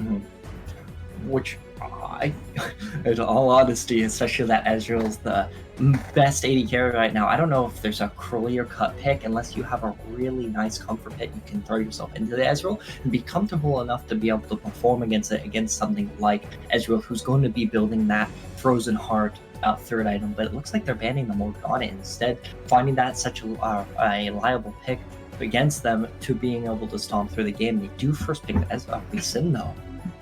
Yeah, apparently Evermore is more worried about Lee Sin than anything, which AOE, of course, gonna snatch that Ezreal up right back. They are clearly putting so much value on this pick, and I don't blame them. Again, very big Ezreal simp myself. Huge fan of that champion, always glad to see it. And I mean, if it's on the red side, you might as well pick that champion up, because allowing that to go in the third rotation is nuts. Oh, for sure. And I personally, after the Divine Sunderners, I think Triforce is better on the Ezreal over Divine Sunder. Nevertheless, the Divine Sunder is great against tanks. If you're able to set up against a really heavily tank or something that's like a tanky team comp, if you start seeing something like Ornn set, Malphite, or any other real tank, multiple tanks getting Divine Sunder onto an Ezreal, just gonna absolutely eat them up with that max percent health damage. Be able to be a little bit on the tankier side, opting into that Frozen Heart is gonna be great. But it looks like they're gonna be a hovering Thresh here. They're gonna be locking in that Thresh. They can pick a variety of picks, but the Nautilus is gonna be picked up instead. So that's clearly you can see a clear-cut case for Dragons looking to be a lot more aggressive as the Vayne's hovered. Vayne is an interesting decision. I think it's okay into Ezreal. It's not crazy. I want to say that's actually one of the better matchups for Ezreal in general, but like on the other side of that as well, is that that's gonna be a pretty good matchup for Vayne. And yeah, it does get locked in, so we'll see what it is. That is true. We might see that come out. I do like the Nautilus pick into Hecarim. I actually really like that a lot, just because his Q ruins Hecarim's E. Yeah. So see if he's able to make use of that correctly, as the Karma's locked in for AOE this time. Paired up with Hecarim could be a little interesting. Yeah, I completely agree. Being able to queue up something like that, Karma is a great enabler for heavy aggressive comps, especially with a Mantra E, shielding everybody up, speeding them into victory. Most likely going to go for that Shrelia style gameplay, and most likely going into that support realm, matching with the Varus last game. It's probably going to be matching into the Ezreal this game, but you can flex her into multiple roles like we saw last game as Karma went to mid lane last time, and being able to free up that support slot if need be. But having to be being able to poke out a Vayne is always going to be a great idea, especially that Vayne is going to get scary and scary for every item that she gets. So slowing yourself down is always going to be the best way, as Dragons clearly saw last game as Corki and Ezreal just spiraled out of control, and being able to absolutely burst them at the later stages of that game. For sure, and very excited to see how that ends up going for them. We'll see how they round out their team comps. I feel like you don't need to ban both Malphite and Orianna, maybe getting rid of one of those specifically. Both very scary, don't get me wrong. For sure. Been interesting decisions. And I really like the fact that they got rid of that ribbon. Just to take that away from backpacks. Just kind of Irelia too. Yeah, which I thought was a little strange. So they do have another answer to Jace, if that's what we end up seeing. And Syndra, a pick that I have not seen in a very long time, but a pick that I really like. It's going to be a really solid blind mid laner, just because she's strong into a lot of different ones. And of course, she fits in well into team comps where you want to try to find picks. So definitely excited to see that Syndra back in action as we turn our attentions back over to Evermore and how they round out their team comp. Definitely want to find something to answer that Syndra, which at this point, an AP option, there's not a lot of good ones. Gragas, that's maybe full AP. That'll be really interesting. Probably going to go into the jungle, and Lee Sin's going to be flexed into top lane, but you can still go into that tanky top lane matchup if you really want to pick another AP roundabout. What do you think? So I'm thinking, honestly, with that, you might flex Lee Sin into the mid lane Ooh. so that you could answer that Syndra, because there's not a lot of good answers for Syndra in terms of mages, because Syndra is really oppressive, but when you send Lee Sin into there, who's really strong in lane, and I think that's actually exactly what they're doing. They seem to be flexing Lee Sin into mid, with Camille going into the top lane blind, which is a little scary. Sure. Considering there is still a lot of champions such as like Wukong is one that I know that Camille has a hard time with. Jax is an option. I don't know if I would pick that one up just to specifically, if you're gonna pick Jax, you're doing it a lot just to mess with Camille, and it's a tough one. It's a tough breaker too. That's gonna be scary. But instead, they go for Jace. I don't like that. I don't know if I like Camille into or like Jace into Camille rather. Yeah. That seems scary for Jace. I could be wrong about that. That could be actually super good for Jace. Well, we shall see. I guess maybe he can knock her out of E. If he can knock her out of E, then it's good. You can. Okay, then it's probably fine. If you do it too early, E or Camille can still grapple hook away if he does the initial cast. But the E2, the one where he's springing forward, Jace just can E her backwards even if he gets stunned. The stun's not long enough where he can just walk away when the Camille is getting knocked back. It's definitely a counter pick but I would definitely say, especially at this level of gameplay, is going to be more of a skill matchup. As if Canaton is very comfortable on the Jason being able to utilize his kit effectively, I think Jace is going to hard stomp the Camille, because Camille's the only way to reliably touch the Jace is with her W, and I don't think that's going to be enough if Jace can just full combo her, or even just re-poke her with the QE combo.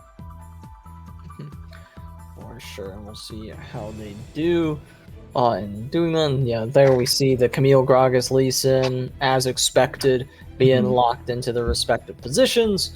And of course, I think that's all that could have been changed there. Is Camille, Gragas, and Lee Sin could have been swapped around a little bit. Would have been odd to see, to say the least. I have seen Camille mid, but usually that was only on like a Camille mid one trick. That could have been interesting to see in the Syndra. We won't be seeing that. It's still going to be Camille into Jace, which I respect nonetheless. As I would actually say that what we're seeing here is a little bit of a harder team comp to pull off for AOE, and a much easier team comp to pull off for the side of Evermore Dragons. I can definitely see that coming by, as Evermore has some clear win columns available coming through that tree damage from Vayne, that Cho'Gath Q onto a tool second cooldown coming from the Camille, and probably I would expect this Gragas to be going full AP. He can go tank as well and just rely on the true damage nukes coming from the Vayne and from the Camille, but I think that's a lot scary to do so, even if full AD is not the worst anymore, especially with something like Lord Dominic's Regards being into the game and you can stack that on multiple champions. But I definitely think that because they're so AP reluctant, the Dragons are going to make that Gragas go full AP. Nevertheless, 100% agree with you. AoE's comp coming in here is definitely going to be relying on what they can do. I think AoE is going for more of a poke comp, but the Hecarim's a little bit odd, especially into that, as Jace doesn't necessarily want to go in unless he can 100 to 0 somebody. Syndra can kind of set up with her QE, getting that stun or maybe a multi-man stun, but again, that's throwing your, you want to more poke somebody out and making them run into you, and especially that Syndra R is a little bit shorter range than the rest of her abilities. Ezreal doesn't want to go in unless he absolutely has to. So I definitely think this is going to be more of a poke into all-in situation, while Evermore is looking for that late game scaling where Vayne, Camille can just kind of tear that team apart, unless they have the reaction times to be able to hit her out of the hook shot, or being able to reliably kick her out of her Hextech ultimatum. Yeah, being able to get her out of that Hextech ultimatum. I don't actually think they have a way to get Camille out of there. with the, or I guess they have the Jace if anyone, but that's gonna be a little more difficult to pull off. Yeah. As we do have predictions open, if you guys want to start making those now. Personally, looking at this one, I'm a lot more torn. Based on how we saw AOE perform in general last game, I'd probably just give the edge to them. But Evermore Dragons had a pretty clean early game for those first like 5-6 kills that they had. Yeah. So if Evermore Dragons could replicate that success and then just not start disrespecting the other team going on after that, I actually would consider Evermore Dragons to have a higher chance of winning. Of course, at this point, I think this is just straight up a team skill matchup. I think these are very even drafts. I don't really favor one purely over the other. Maybe give the edge to AOE, because even though their win con is a little less clear this game, I think it's still more clear than Evermore. I definitely say that. I think the edge would go to AOE moreover. Apologies for putting in there, but for momentum's sake as well, being able to something like that so easily, maybe they have a lot more confidence to be able to pull something off that's a little bit more difficult. But that can also turn sideways really fast if they get overly cocky, which has happened to teams before, where they just get a 2-0 and then go into the third game and they just are 2-2 and they said, well, what just happened to themselves?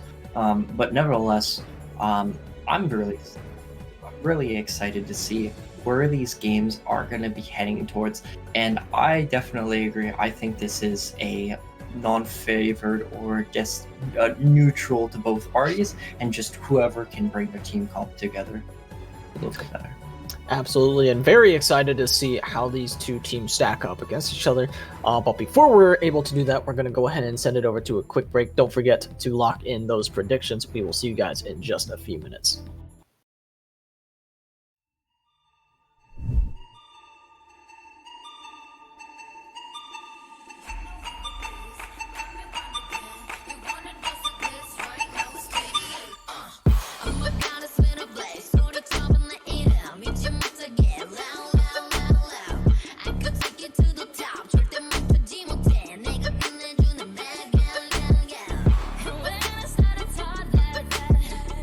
You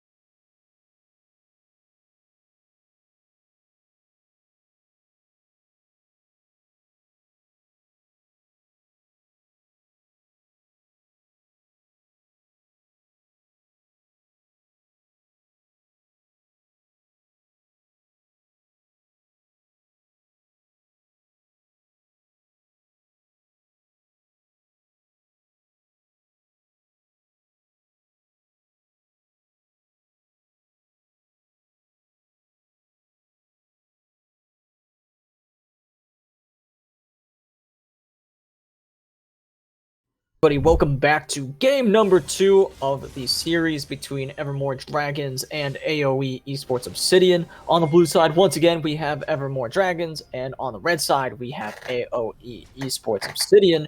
And once again, standard 5-point, nobody's sleeping this time, everybody is on to their locations. And, which is weird. You figured maybe you'd see a Nautilus invade, that could have been fun, that could have been wacky, but nothing to end up happening there. I definitely think it was maybe it was a water gap last game, and Dragons are on that water hype train back to be staying hydrated and keeping themselves awake. The Gragas is having a little bit fun there, teasing the scene, the Jace, maybe trying to get a ward there. He's gonna get that ward, but that's maybe not as deep as he wants it to be. That was very close. Unfortunately, it is a team gap, not being able to collapse on that ward. I think it's an FF15, in my opinion, but nevertheless. What do you think these teams are going to be stacking up? I think the top lane is going to be the most volatile. Well, speaking of a volatile top lane, we have Syndra and Jace starting up there.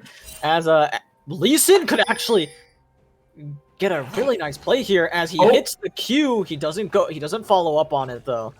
As he could keep zoning her off this lane and try to return to the mid lane. I don't think he'll effectively zone her off any experience, but he's getting free damage, and that's as much as he could ask for. You gotta expect as I would definitely say, especially as a melee versus range matchup, getting that extra Q quotes maybe doesn't really do anything, but definitely sets up the lane as the Lee Sin's trying to be the more dominant one. But the hook. A great Q onto the Karma to get some damage down onto her, and not a lot of return damage coming out from the Ezreal Karma duo, unfortunately. Maybe we'll see a little bit more come through later as a nice Q hits for Karma. I definitely do want to say that hook early on was kind of scary. Maybe if it were if Vayne was level 2 and then Lawless at level 2, I think the Karma has to insta flash. But it was a good setup nevertheless to be able to poke a little bit. I think it was a little bit luxury for sure, and maybe being able to respect them a little bit more as they're slowly getting poked down, as that lane should, as Vayne shouldn't be able to freeform and get anything really interesting off. Is probably the most probable play, but necessarily both junglers are going to be looking off to that top side as Hecarim's clearing a little bit slower than the Hecarim, so the Gragas is going to get first play. It seems like the top lane setup is going to be alive here. Ooh, a nice Q goes down, and now, Jace is in a rough spot. Does flash to try to get himself out of it, and he will live for now. The TP's coming through, and Hecarim's here as well, try to find the kill onto Camille. Camille running for her life, doesn't have flash, should be going down in just a couple of seconds. An auto, one more auto on to do it. First blood goes over to the Hecarim in the jungle for AOE Esports Obsidian. I don't know what to say, honestly. That was a really interesting play that just happened there as the gang setup. I thought that was just going to be the over and done with, but Camille got caught out by the Hecarim there and flashing a little bit awkwardly and not flashing over the wall. And Hecarim's getting to utilize that ghost there, as it was a little bit poked back and forth as K-God's looking to see if they can get a little bit of a trade back. Actually, seeing that all is missing the I don't know exactly what he was thinking there. He queued. Might have just been like a misclick. Might have like queued a little too early. Was trying to move his mouse. You know, things happen. Or he was just expecting the prediction, even though Syndra was definitely walking down that entire time. Either way, just an unfortunate miss for him as Nautilus not able to replicate that success that he had with hitting his hooks earlier, as Syndra could be in some trouble here. Does have flash available, so I think she lives no matter what here. And the play is not going to be able to happen anyway. I think Lee Sin was being a little bit over aggressive there, maybe stepping a little bit back, maybe baiting the Syndra to walk a little bit forward for that poke could have been the more optimal play, as he's playing super aggressive here, like it does not care in a world. I think pushing out there was the best option, clearing that wave and be able to getting a nice back here, as Syndra's probably not going to be able to push in as hard as she wants to be, as she has on 0 mana practically with no corrupting pots. That's going to be a really slow back, but the Lee Sin didn't complain his back here. Maybe he's looking for a solo kill. I don't know if that's necessarily the optimal play, as he could have probably gotten a nice longsword or whatever he's going to be backing here with that amount of gold. Definitely maybe looking for, I don't know what he's going to be looking for in the mid lane. He could go something like Lethality if you really wanted to. I don't think that's the best play, though. I think Gore Drinker is just fine. I don't know if it's going to be the most optimal usage of it, especially that there's only one melee if you count Jace, 2 melees on the enemy team. So the utilization of Gore Drinker was probably not the best. It's not going to be the best, but maybe still the most optimal here. Getting a free dragon, what do you think about that? Once again, another free dragon over to AOE.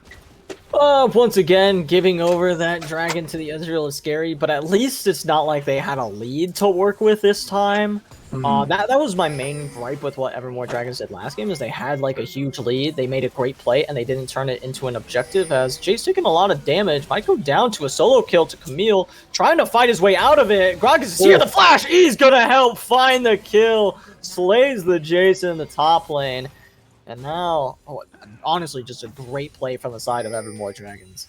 I do want to say that a jungle player over for Dragons has been really good at his gang setups.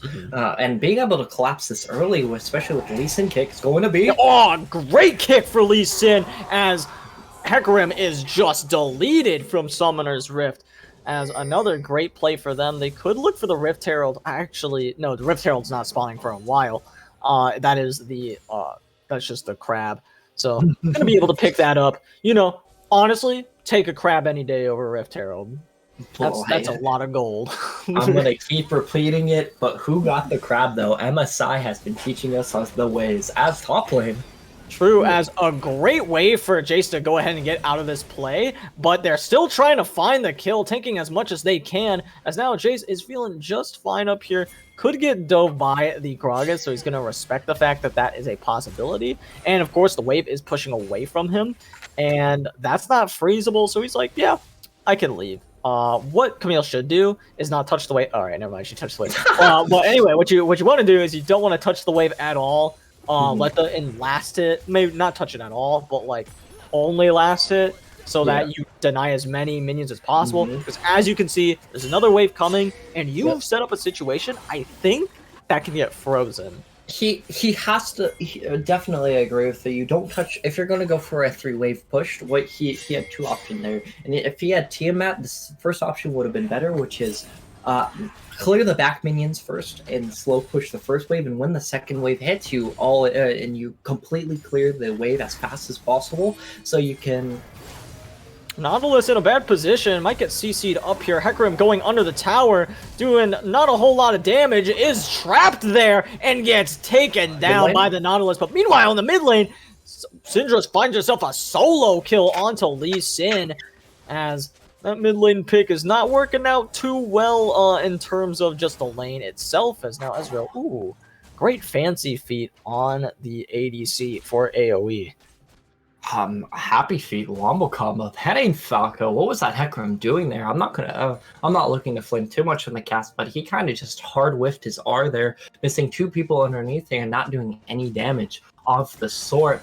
But I do want to say that was a good comeback coming over from Mr. Nautilus himself, being able to find himself with the F key flashing onto the Hecarim and being able to solo that kill. Honestly, yeah, Syndra goes in. I was in shock, and at least Sin might go down. I was just in shock because of how disrespectful it was. I couldn't form words, because like I was expecting Syndra to flash away. That it shocked me into forgetting my job for a second, because she should flash away from that E, and then I guess the ult can still connect, and that's what you're worried about. So you want to flash the ult. Maybe I'm wrong about that. Maybe you just have to dodge from the Lee Sin Q. I definitely think if she does that, she lives for sure though. As Camille going in, might be in a bad situation. Karma's here. Could turn into a bad spot for them though, as now Karma's getting very low. It's gonna be taken down by the Camille, but Hecarim's here to try to get something done. He is onto the Camille. Camille getting very low, going to be taken down, and Jay's going to find himself a kill onto the Gragas. A shutdown, and now Evermore overstepping again and giving up a little bit too many kills once again. I think if Lee Sin could have set up a position where he could have TP'd there, it would have been a decent position.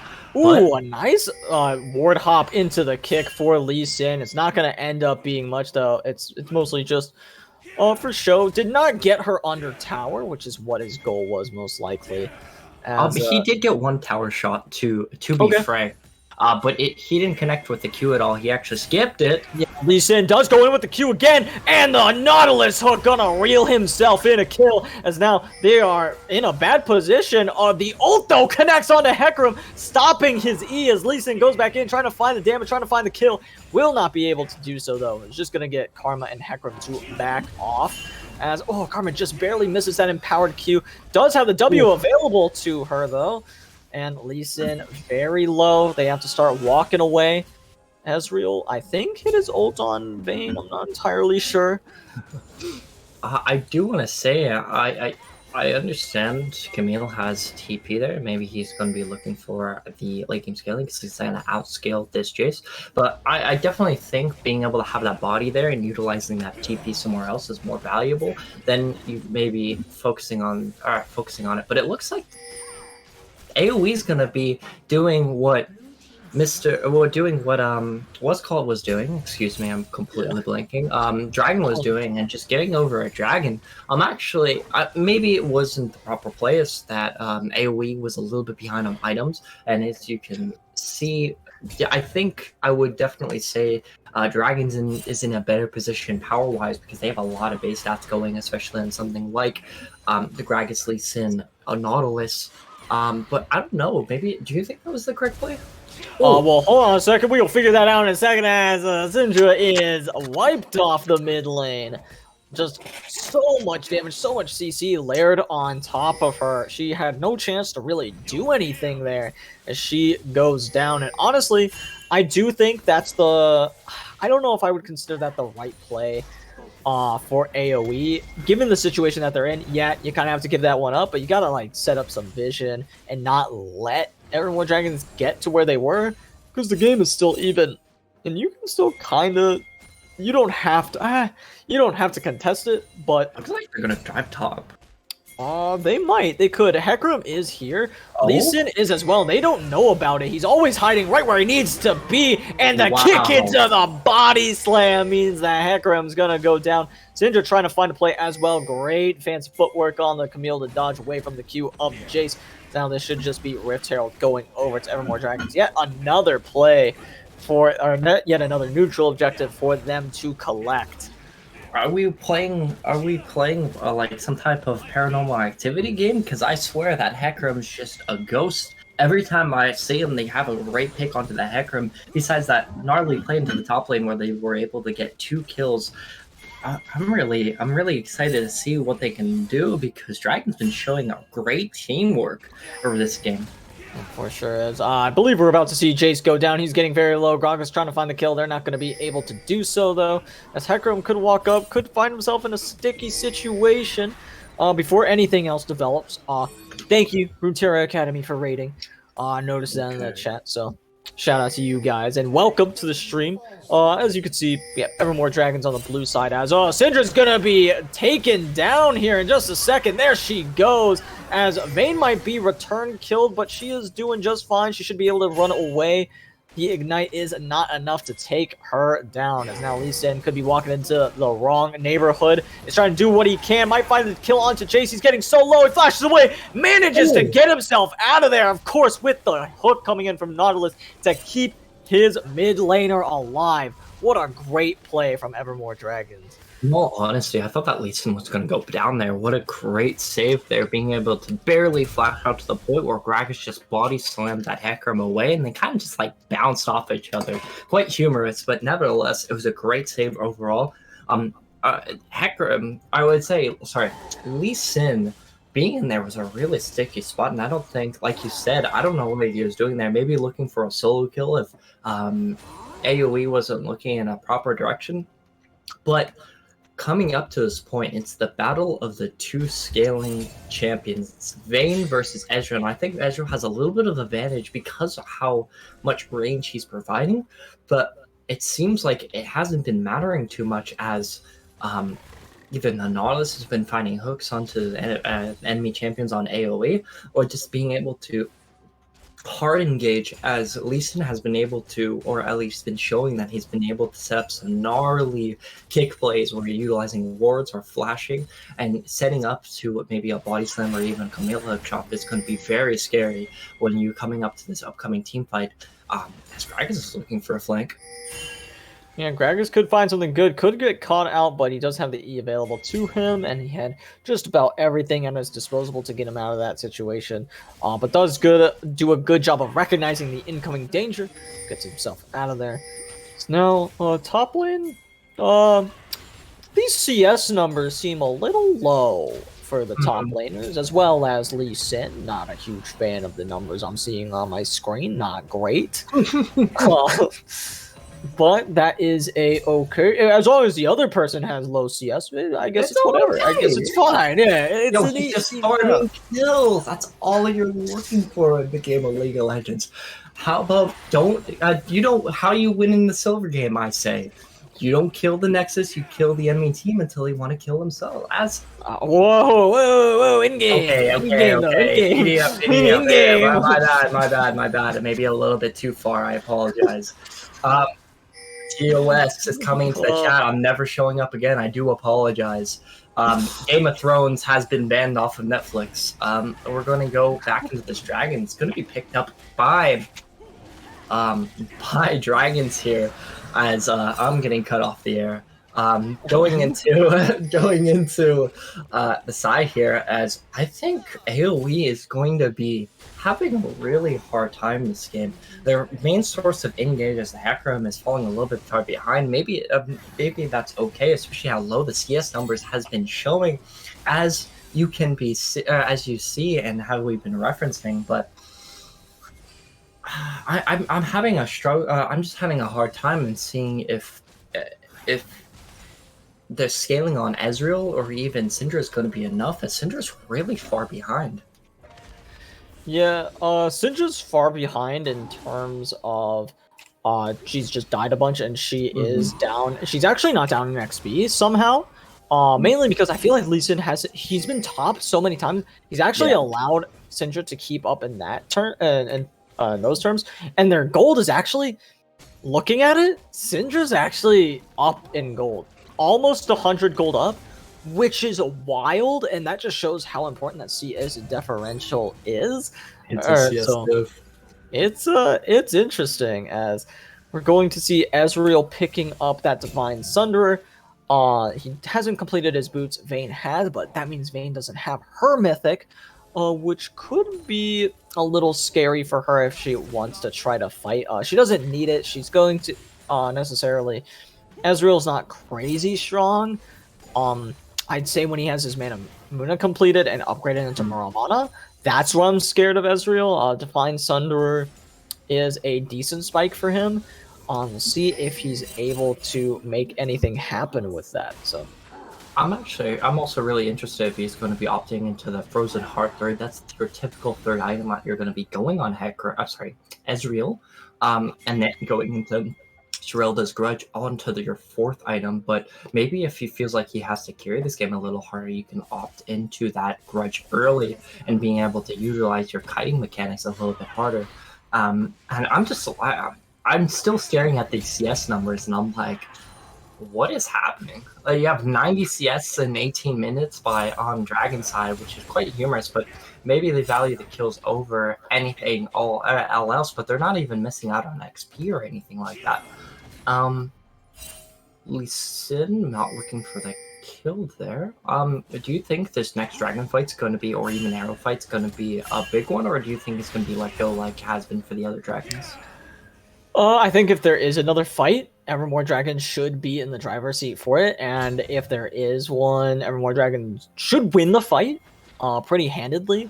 So it is in 2 minutes, so that does give, I'd say it gives them about 45 seconds or 30 to 45 seconds to farm up a little bit more, then back, buy what you can. That's kind of what we see Syndra doing. Syndra has, well, Lee Sin could be in some trouble now. He's just fine. He should be able to answer this lane. perfectly fine, as there's not a lot that anyone can really buy before this before this dragon. As Lee Sin is going to, or Camille actually is the closest with 1200 gold, could be a decent little upgrade that she can get before she comes back for the dragon. Let's have that Be teleport careful, of though. course. Yeah, as Hecarim could look for that play. Doesn't look like he is going to be able to, as now the dragon is coming up in a minute 15 seconds. And a little bit worrying that no one's really setting up for it on the side of Evermore Dragons. They're not really setting up vision. At this point, if you could control the vision that's already there, we finally have Nautilus backing for more wards. And he only has some setup, and they're actually allowed to walk in through their bot side river entrance. Not in the lane, but through like the jungle. That's perfectly legal right now, because they know no one's there. As yeah, they get set up. I do want to interrupt a little bit as talking about very itemizations before this fight, because it looks like this is going to be a big fight, as all five man of dragons is showing up, as AOE is showing up a little bit late here. It seems that it's pretty even on itemizations. Great poke coming from Syndra there, but being this low on mana, I think Lee Sin can go and opt in for a back here if he like he really should with the Syndra. Maybe look for a TP later on, but he seems like a little bit more greedy, as he's gonna get caught. No, but the dragon's gonna be setting up. The Syndra's gonna be TPing. The Lee Sin's gonna be really low HP when this dragon sights. So I'm really interested or opting to see if Dragons is going to slow pace this game until they see the Lee Sin coming back. He is going to be picking up something, as he has just spent about 800 gold or so, finishing off, getting some pink wards, getting himself ready for this fight.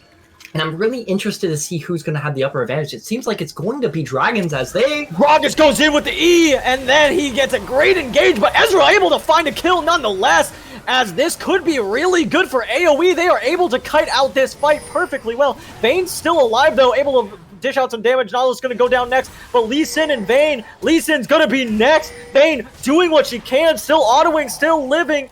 Lee Sin's the only one left. They managed to get one kill, and in that entire fight, a great engage from Gragas leads to one kill, and that is it, as AOE bounce back and ace them, only losing that one member. That's insane to me. How do you have such a great setup and just ruin it after that? I think all of that hype was ended off of where it started. Gragas didn't either ulti or he botched the ulti. It looks like he didn't ulti, as there was a DC here from the support player on the side of AOE. I do want to say, I think it ended where it began, where Gragas didn't set up the cast correctly for his ultimate, and wasn't able to launch people forward into the Vayne and being able to devour it up and gobble them up. They kind of just were ulti back into the helping hands of AOE's team and being able to be supported up just by a little bit with the Karma shields and stuff like that. And Vayne wasn't able to enter that fight as soon as she wanted it to be. She kind of just sat there and for about 5 seconds or so wasn't able to produce a lot of damage until she was in the face of Hecarim, where she immediately started backing up and only got maybe 6 or 7 auto attacks there. So I think that he was a beautiful engage, but a huge blunder after that, as you saw Camille get completely torn apart when she hookshot herself in and flashed and got completely CC'd up, and at the end of the day wasn't able to do much, and it really was a 3v5 after the Gragas almost died immediately from that engage. Yeah, and it's just Evermore Dragons has a really hard problem of getting to the back line. They went in, they had a great engage, but you're right, they weren't able to access the Ezreal, and because of that, and because they have such clean kiting from there, of course, Jace doing a really good job of dishing out damage even still from while running away, and Karma helping out a lot with that, with, of course, her Shurelya's and her, I imagine she's R-empowering her E. This is a little off topic of the fight. If you're playing Karma in a team fight and you ult empower Q past 30 minutes, you are doing it wrong. Unless you're playing like with a Jace, maybe I might excuse that. If you're like poking a decent amount and just like sieging, then it might be okay.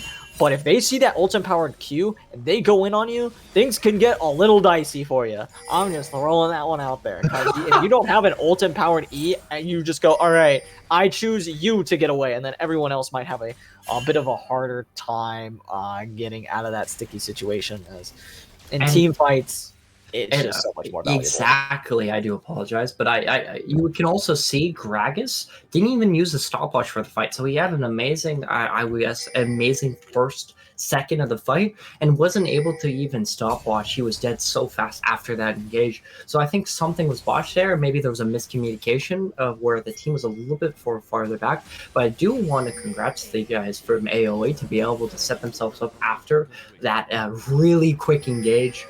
From that Gragas and be able to recoup a 5-for-1, which is absolutely insane. And like you said, that's a huge blunder.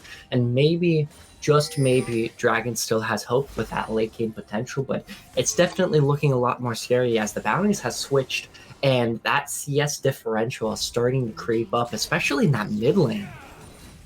Yeah, as they're going to go in on to Jace. Jace in a very bad position. Should be going down here. Might be able to find the kill. Does not. The ult's going to come out from Lee Sin to shut down Jace. As now, Syndra could be in some trouble. Ezreal, of course, blasted over the wall as well, unfortunately.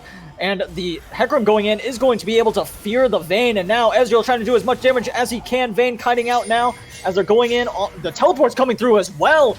And that's going to allow them to get away. I don't believe that Evermore is going to want to go in anymore, and AoE will walk out after attempting to get a kill and not succeeding, unfortunately. To be fair, I have no clue how much of my rambling went through because my PC started lagging just because of the power of your shoutcasting there. But besides that, I do want to say that was an interesting fight. Genuinely, I was kind of more focused on recouping my PC there than less than the casting there. So can you kind of recap what happened? Right, so essentially what ends up happening on the bot side is Camille and Lee Sin go in onto the Jace. He's executed by the Lee Sin ultimate, and meanwhile, towards the top side, they were attempting to engage onto, I believe they were trying to catch out Vayne that entire time. But Vayne did a really good job of getting out of there, and of course, Nautilus doing a really good job of kiting for his ADC, or maybe it was Gragas that got caught out and he stopwatched as well. So just really good from the Nautilus. Honestly, that's who my MVP for Evermore Dragons is, if I had to choose one. Sure. He's been doing a great job of keeping his team alive whenever they blunder. It's just in these team fights that we're about to see another one of. You might not be able to do so, as they're looking for a play, as they do hook the Hecarim. Hecarim still finds the kill onto the dragon, and Lee Sin, what are you doing, buddy? You are just... He's actually living for a longer time than I expected. He finally goes down. Camille doing what you can in the Hextech ultimatum. It's going to be nothing, though, as Ezreal doing a great job of kiting away. The target selection is crazy good. But it doesn't matter because Vayne is going through, flashing forward, gonna find another kill onto Syndra. The shutdown comes through. The hook is not gonna find the kill onto Ezreal, though. He is the last member standing, as they're actually turning their sights onto the Baron. I don't agree with this choice necessarily, as Ezreal might want to go look for the Baron, might look to stop it at the very least. He is more concerned with pushing this mid lane wave. I feel like if Ezreal tries to like poke him out just a little bit, the Ezreal finds the kill onto I'm so shocked, Gragas. There it is. As they are still trying to commit to getting this Baron killed. They could look to turn on Ezreal. The Q is going to go wide. They're committing to getting this done. They do not have a jungler anymore. The Baron's so low, it might go down to someone else that's not on the side of Evermore Dragons. They steal it. The Jace gets it, as everyone on Evermore Dragons is going down. They're on the wrong side of the wall, and Hecarim's here to find the shutdown onto one. Ezreal's gonna find the Lee Sin, as Evermore Dragons, what are you doing? That's an illegal play at that point. Once you lose your jungler, it's not even a 50-50. It's just, I don't even know what to call it. I guess you could call it a 50-50, but it's more of like reaching into a bowl and scrambling it up and pulling something out and going, oh, cool, this is the outcome now. That was that was an insanely risky play at that point. Yeah, definitely. After the Gragas who opted into that point and or opted in and being able to get hit by that Ezreal ulti there, being able to come in onto that dragon was very scary as the Vayne doesn't have as much damage as what you're looking for, especially that he looked for the Gwynsus instead of looking for what he initially was looking, which is usually crit. But I kind of understand why you want to go for Gwynsus is for the flat damage, but there's no way that they're going to be building tank on any of those champions besides a semi tank onto the Hecarim. So I'm super surprised that that the Vayne opted in not into crit but into that flat damage from Gwynsus. It's if I had to sum up what I'm thinking of how of EMD's playstyle is a big thing for me for what they're doing is I feel like a lot of their success previously has been built on finding leads early and playing the early game really well and just slapping other teams with their wallets and going from there. But they've run into an opponent who can fight back really well. AOE has been playing on the back foot for most of this game and doing really well at it. Their team fighting has been immaculate. That last team fight got a little dicey, the one before the Baron. That was just because Vayne was playing it really well, in my opinion. I think she did a lot better job of kiting. They weren't able to get onto her as easily. Of course, Lee Sin bought a good amount of time with that Gore Drinker as well. So that's a big reasoning for how they were able to do so well. Karma, of course, having that Oblivion Orb is going to try to cut down on some of that healing to make sure Lee Sin just doesn't just do that again. Excited to see what ends up happening there, as there could be another team fight brewing. I would not want to do anything at the moment, as, oh, look at all of that poke, and oh, Gragas ults for little to no reason, as now they can actually siege for a lot longer. I would continue if Gragas doesn't have his ultimate available. That's really bad for the side of Evermore Dragons. They could just keep pushing this for a good bit and sieging, maybe even find this inhibitor tower. Especially that Lee Sin is focusing his efforts onto the mid lane to make sure there's not a collapsing super minion squad coming into their nexus. They're able to pick up that inhib tower, and maybe, just maybe, Dragons is looking for this fight, but I think it's a really bad position if this Camille acts onto this, especially how far forward she is. She is waiting for her team, but I definitely think it's going to be the Nautilus who's going to be setting it up, but the Gragas is going to look for another way to the side, but he gets... Oh, but Gragas is so low! He does pop his Zanyas, and he's going to try to survive as long as possible, but he's going to go down. Camille's going to go in with her E, but she could be cut out. She does flash away, is going as far away as possible. The ult's going to connect, but she's going to take very little damage from it because of that Syrinx. It's now Hecarim going forward. The Nautilus trying to stop that from happening, though. Oh, a nice Q through the E from the Jace, as now they just have to keep running away for the side of Evermore Dragons, as now this should be the inhibitor going down. I wonder if they can end off this if they really tried. I mean, they have enough damage to do it, and they produce, and they have just so much poke that maybe they were able to siege down there. But I understand playing, I guess, a little bit more safe there. Maybe they think it's more of a flip than an actual end there. But genuinely, they're going to be able to get their soul point on across the way, and maybe potentially picking up that Ocean Soul. Which is, wait, is that Ocean Soul? Am I No, that is Ocean Soul. Okay, let's go. I can't count. Let's go. Getting that Ocean Soul there, as 3 oceans on top of a soul is going to be astronomical with the region. And maybe if they feel like they're in a particular spot, they can utilize that region, back off a little bit, and come back into the team fight. But that region mid fight is going to be huge, nevertheless. That Ezreal is just so online, getting his almost his 4th item, getting his Aurelia Grudge, and maybe opting into a Ravenous Hydra as his last item is going to have some really devastating wave clear, and being able to really put pressure onto those tanks with that last Whisper on the back foot. Jace just doing his thing, using his poke. I definitely think he's going to continue his way onto top side. They're all going to rotate to top side, getting that... I would say the words that's escaping me right now. It's tutorial style, getting all 3 inhibs, going into the end, maybe getting a Baron afterwards is going to be their play, as Baron is going to be responding in the next 60 seconds or so. Oh my goodness. Their damage is insane. Do you think it's going to be a fight for the Baron, or do you think they're going to be able to sweep this up no problem? I think they're strong. They can go to Baron. The issue is, and this is easily the play for them. They know they can take Baron. And they know that they can turn very easily on on EMD.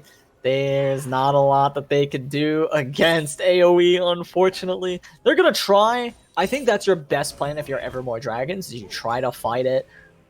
If Baron's taken, I feel like it's over.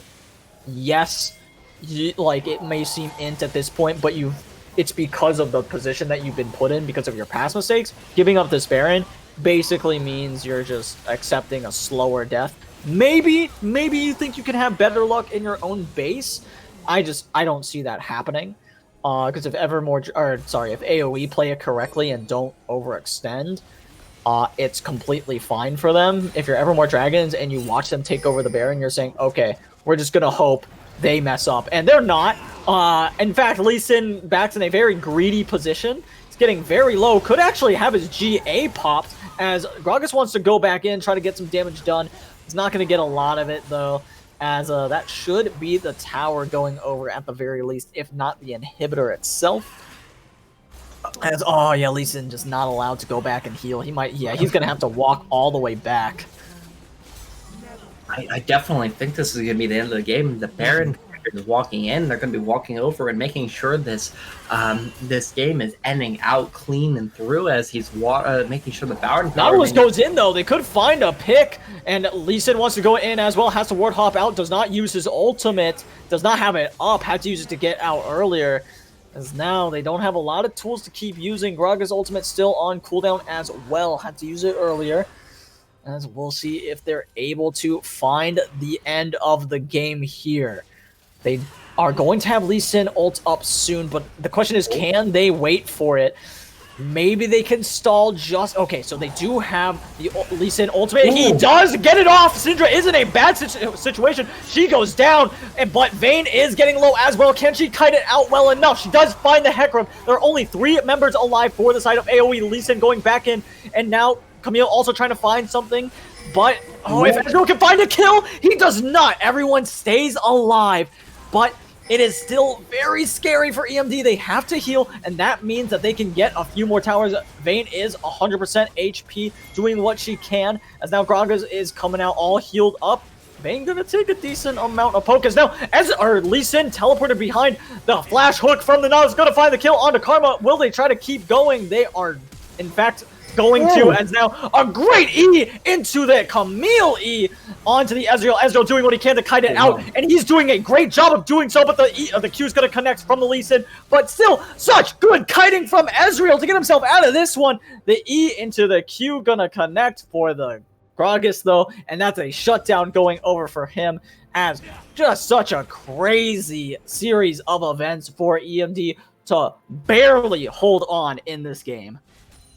Oh my god, this is actually insane. I do want to say this tower is just going to go down, which is going to allow a backdoor potential if they really want to go that route. I definitely think this is Vayne versus the world at the moment, as the Camille is a little bit in a worse for wear spot, not being able to get enough or items to really starting to pop off. She still does damage, but it's really hard to do so. As you could say, the Ezreal is just absolutely being a kiting monster. Esmond on that Ezreal is really doing his best to make sure this game is not going anywhere. Unfortunately, his endeavors for this fight was worse for wears, but it doesn't mean it's not worse for wears for the game. You can win the battle, but you haven't won the war, as some historian says, or sorry, some history person said. Nevertheless, I do want to say the lack of AP onto the side of Dragons here is definitely, I think, hitting them more than initially maybe would have thought of. It is because that Gragas really couldn't pop off. He's definitely still waiting on his items, and because he is one of the people that want to initiate, he has the ability to be blown up faster than most other people. Excuse me, I apologize. Most other people would, like something like the Syndra, who has that range to really start just bringing their damage to the can't talk. Elder's going to be starting up. I'm just going to skip that point, but Elder's going to be starting up, and this is going to be a huge coin flip, in my opinion. If EMD is going to be able to get this, is going to be huge. Turn as now Karma is just absolutely deleted. They are looking for the fight now for the side of AOE. They are trying to find the Vayne, but they are not able to. Hecarim doing his best to survive, and there is just no target selection. They're all hitting different ones. As now Ezreal and Jace have to leave, and that's Elder Dragon going over to Evermore. That's absolutely huge for them. Now, I will say that Jace does have teleport available. The back door is going to be non-existent for him, unfortunately. The good news for AoE is that Evermore has a lot of towers to still get through, so it's not like that play alone was game, but like, it's a big step in the right direction. Oh yeah, for sure. That play was absolutely insane. I don't know what AoE was really thinking of at that point. They were all over the place, and not being able to find a strict target and catching out that Karma so early put AoE in a bad position, but that damage from Ezreal still impressive. Yeah, absolutely. Ezreal, really the only one that survived. Jace is doing a good job of surviving these team fights as well. Ezreal had that first death only in that last fight before this one. So, I mean, Ezreal doing what he can. I feel like it's the Ezreal versus Vayne show. Something I gotta talk about Vayne is she is at full build already. She should be. Both ADCs should be. It's a little bad for Ezreal, the fact that he's not on par with Vayne right now. That being said, I'd consider them to be doing the same amount of damage. As people have been pointing out, Vayne doesn't have an Infinity Edge. Why? Is my big question. I guess what you would have to sacrifice here is, and chat, feel free to correct me if I'm wrong, I'm pretty sure you want to go ahead and get rid of Rapid Fire. Yeah. I think that's the one that you don't want anymore. No, definitely not. Baron has been started up. They don't know that it's happening necessarily, as it has been taken. It is gone. That's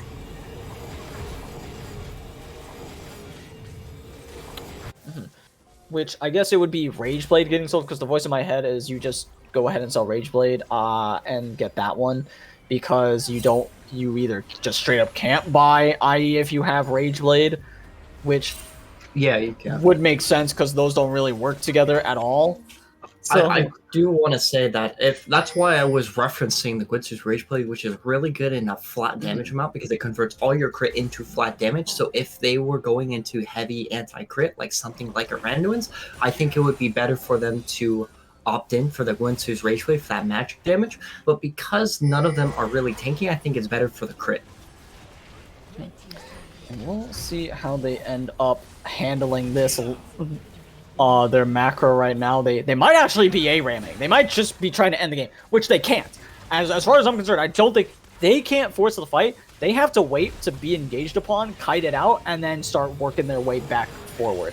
As Lee Sin does have teleport available, so he is clearing waves right now. The teleport is available. He can use it. It is channeling right now as they're going in. Hecarim trying to find the kill, and he is taken down as now they need to start kiting their way out of this situation. Lee Sin, a great kick into the Syndra, and that could be game. Vayne flashing forward to get something done is going to be able to just barely dodge out of the damage of the Ezra. A really bad position for AoE. This should be the... Oh, wait. Jace is in the enemy base. He could go for the Nexus. It's a base race at this point. They get both Nexus towers. They're on the Nexus. They're going to be able to destroy it. AoE stands no chance as Evermore Dragons end the game. What a nice clean transition to the end of the game. That was an absolute crazy play. Coming back into the end of the game there, as there was a double back door, as Juice was doing his absolute best to get onto the enemy Nexus, but eventually, unfortunately, it did not end properly as they wanted to expect. Nice clean comeback coming from Dragons there, as it truly, in my opinion, turned into the Vayne show, but I think AoE was just crumbling under the feet at the end, especially at that Elder Dragon. Yeah, that Elder Dragon helped a good bit, and just so much of this game was really scary for both teams. My big thing is like AoE should not lose this anymore, but on the other hand, if you think about it, Evermore Dragons did a really good job of recovering from that one lost team fight that they had and going, okay, we trolled really bad. Let's play these team fights better. And they cleaned it up really, really well. They did a great job of, you can either say it's a great job of just negating Hecarim or Hecarim going, all right, later guys, I'm going in, and just running it, because no one else seemed to want to go in. They would see Hecarim go in and they wouldn't bat an eye. They're like, Hecarim's dead. Hecarim entered everybody. But like on one hand, that does happen. I'm willing to say for a bit more of that they were too afraid to commit to these team fights after that because they have no one else going in with him. Of course, who else is really going to do that?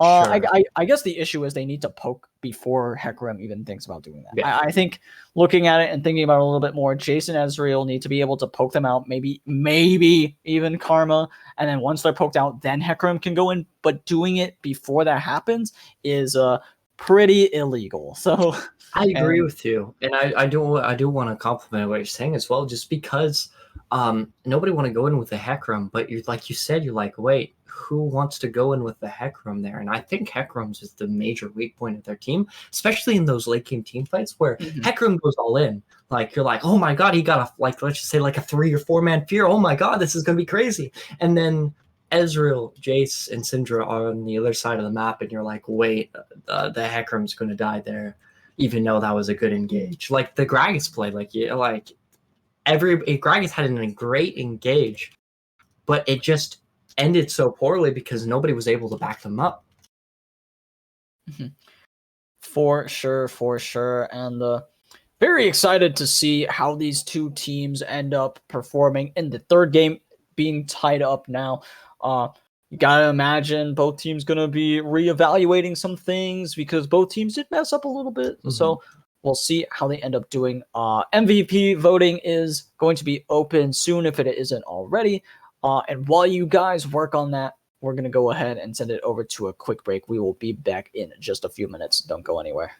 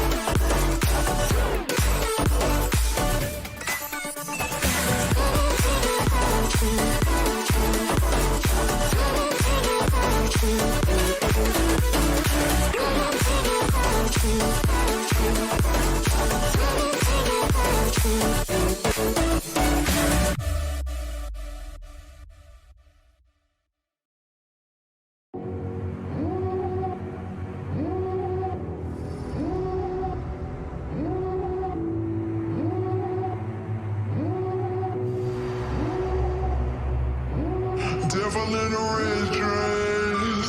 Call 911, I'm a killer. You know I hate to confess. Bang, bang, got my hand on the trigger. The devil in a red dress. Call 911, I'm a killer. You know I hate to confess. Bang, bang, got my hand, bang, got my hand. Call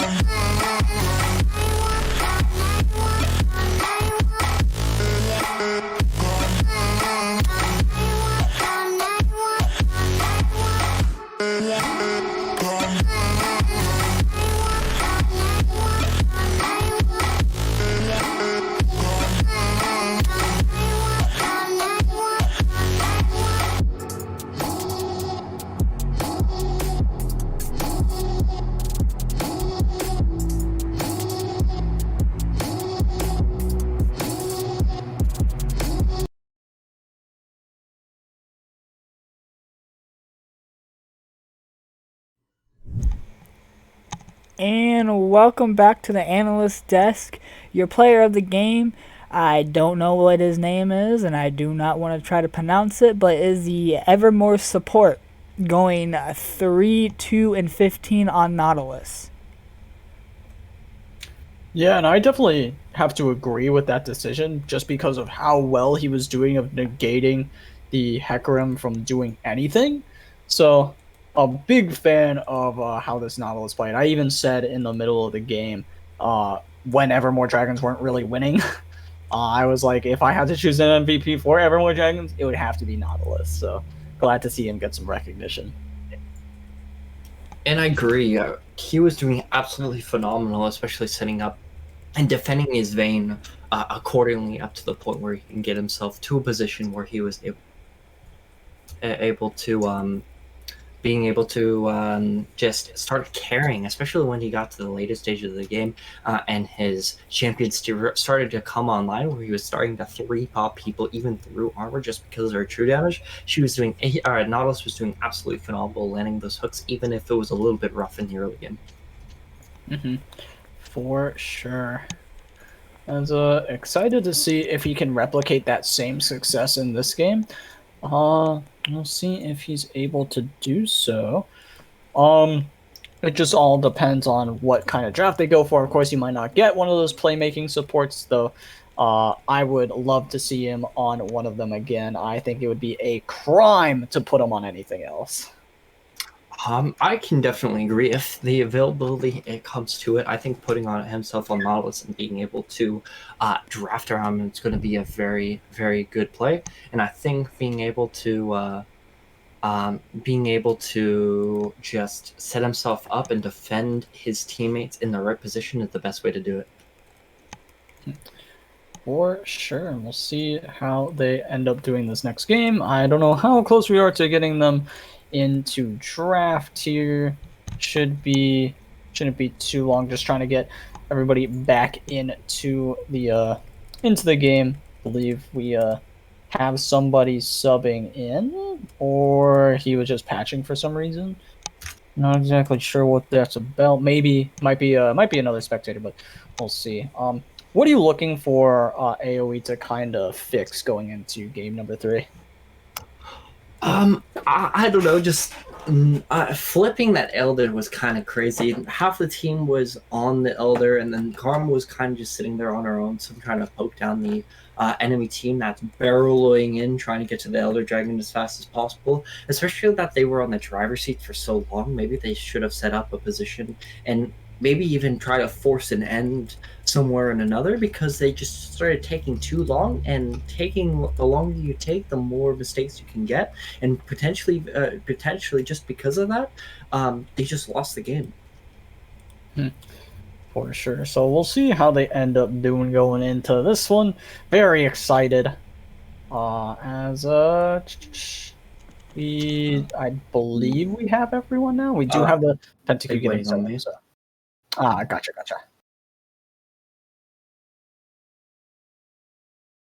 Okay. I'm gonna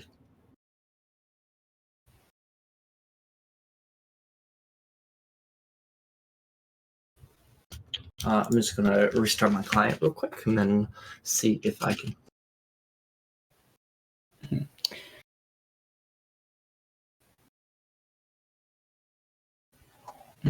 Just having a bit of technical issues getting into the third game. Shouldn't take too much longer.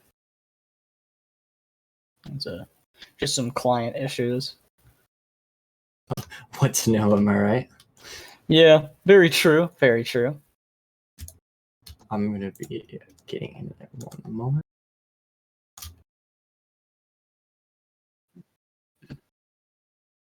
Alrighty, so while we go ahead and figure out those technical issues with the client, we can still send it over to the draft. So we'll be doing that in just a few moments when the draft gets underway.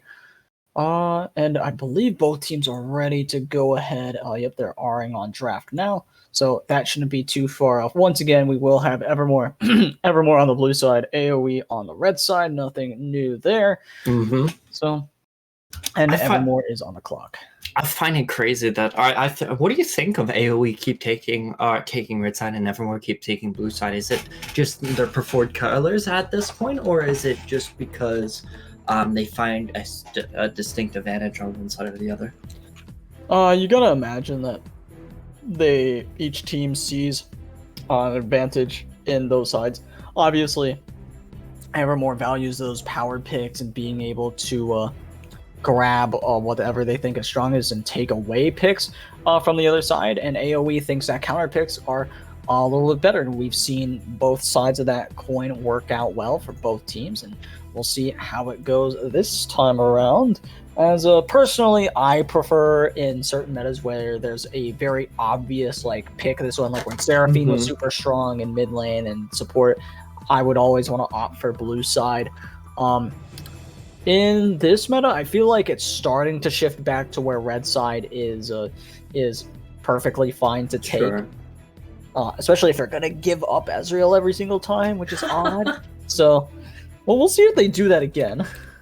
I mean, this time it actually worked for them, being able to come back after the Elder flip, as they're going to be locking in Kragus again, but they opting for the Hecarim as they saw that Madison just didn't perform on the Hecarim. They said, we can do that better and just straight lock it in, but giving up the Ezreal once again, I don't know if it's the correct play. I mean, maybe they feel like Vayne at the opportunity that they want to be able to counteract the Ezreal, especially that the Ezreal's going to be scaling pretty hard until later on in the game. But it seems like they're locking Lee Sin. Is it going to be the Ezreal once again? We're waiting on that. Maybe they're deciding here, or maybe they're just not opting into the Ezreal game and seeing the Vayne. Yeah, it's a little interesting to see that Hecarim picked up with B1. R1 is going to go ahead and be that Lee Sin. I imagine they pair that up with the Ezreal. They might start having their doubts about it, though. Oh, they actually go ahead and lock in Orianna early. Very interesting, which means Evermore might start putting a little more... I realized Ahri was banned, too. What was the ban last game, do you know? Because they first banned... They didn't ban Ahri every game, did they? No, because it was Riven the first one. The Yeah. second one, I want to say, it was something that they had played. Morgana. It was Morgana. Yes. I don't like that Ahri ban. I am a very not a big fan. No, not at all. Maybe they just feel like Arthetius, I believe that's how you say it, of Dragons, the middling Dragons player, is a fantastic Ahri player, and maybe he just feels like Ahri's just going to be too much of a hassle for Orianna, but I just believe Orianna would just be able to handle Ahri quite nicely, especially if he has a correct setup of Orianna's ball usage. But Cho'Gath coming in, I think that's going to be Senna Cho'Gath bot lane, believe it or not, because I saw them picking Lee Sin AD carry with Senna support. I think it's going to be a fasting Senna with the Cho'Gath, but I could be wrong here. Fasting Senna with the Cho'Gath, that could be fun. I do like that idea. Could be an interesting comp for them to run. I expect to see for AOE the ADC coming out at this point, and they're actually going to go ahead and lock in Braum. Braum into their comp so far is very weird. I'm concerned as to what AOE is trying to plan here, because I don't know if Braum blocks Senna autos or if he blocks Senna ult, because I know that stuff like the wind wall, stuff like Samira E does not block what Senna can dish out. Actually, it can. Fun fact: Senna ulti is a projectile, and Windwall actually does stop the damage. My bad. I meant her auto attacks. Oh yeah. I believe it absorbs it because you're blocking the damage, not like taking it away. But I don't quite know the interaction because I haven't seen a lot of Braum versus Senna lanes very much. Maybe they feel like Braum can be utilized very aggressively, especially with the Graceful Fissure. I believe that's what his ultimate's called. I could be wrong, but maybe they're going to be opting in for another melee just to support the Braum there, and then going for the AD carry last. But I don't find there's a reason to, especially that Senna's on the board that can go AD carry support. But we don't know if that Cho'Gath's going to be supporting the Senna. And the reason why I thought about the Senna and the Cho'Gath lane is just due to the fact that Cho'Gath has a lot of built-in sustain. So even if he was poked down, he can always just auto-attack the creeps and heal himself back up. And letting the Senna free scale is always going to be nice for this Senna side of things, especially Dragon picking up and being confident on the Senna hype train. Though I'm just confused of what they're going to be looking for. The Riven and the Jax band, I'm interested with the Veigar as well. Honestly, what do you think of what's happening here? Because I'm kind of scratching my head, and there's no real congruent theme they're both going to go for. And if there was, then I don't know what the Braum's doing there, nor do I know what the Hecarim's doing. So the issue, right, that I have with Braum is that Braum is really good for Disengaging, yeah. Whereas oh my god, what's happening? All right, you can. I kind of see what they're going for now. So you Sure. can ult Braum in, and then give him the ball, and then ult, and then have Braum ult everybody who's in there. It's a weird one. I don't agree with that decision making, and or not decision making, but like that draft decision specifically. Is a little weird to me. Now Callista, good ADC right now. If you can pilot it well, of course. And if you fall off early, okay. So the Fiora, they're going for the burger flipping strategy.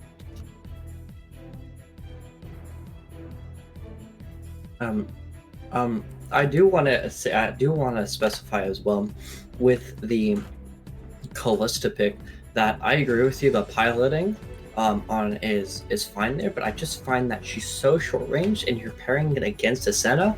I don't know how the Callista is supposed to function when the Senna is going to pick Glacial Lockman, slowing down her attack movement speed, which also congruently slows down her attack speed. The Cho'Gath having built-in attacks movement speed slow coming from his E or even his Q if able to be landed. It's a very scary time for the Callista, but I agree, if it's piloted well, it can be a good utilization. But he also Callista just falls off a cliff if hitting towards that 25 to 30 minute game spike. But the Xerath with the Fiora, with the Cho'Gath, with the Senna, with the Hecarim, all very interesting. I don't know what to say. What do you think? well, if that Gangplank gets locked in, so my big thing is that you have a lot of weird mismatching ideas. Braum and Gangplank want to disengage, and like Callista and Orianna want to go forward and keep engaging. Yeah, you can kind of use Callista to disengage your support. If anything, you can use Lee Sin kick for that as well.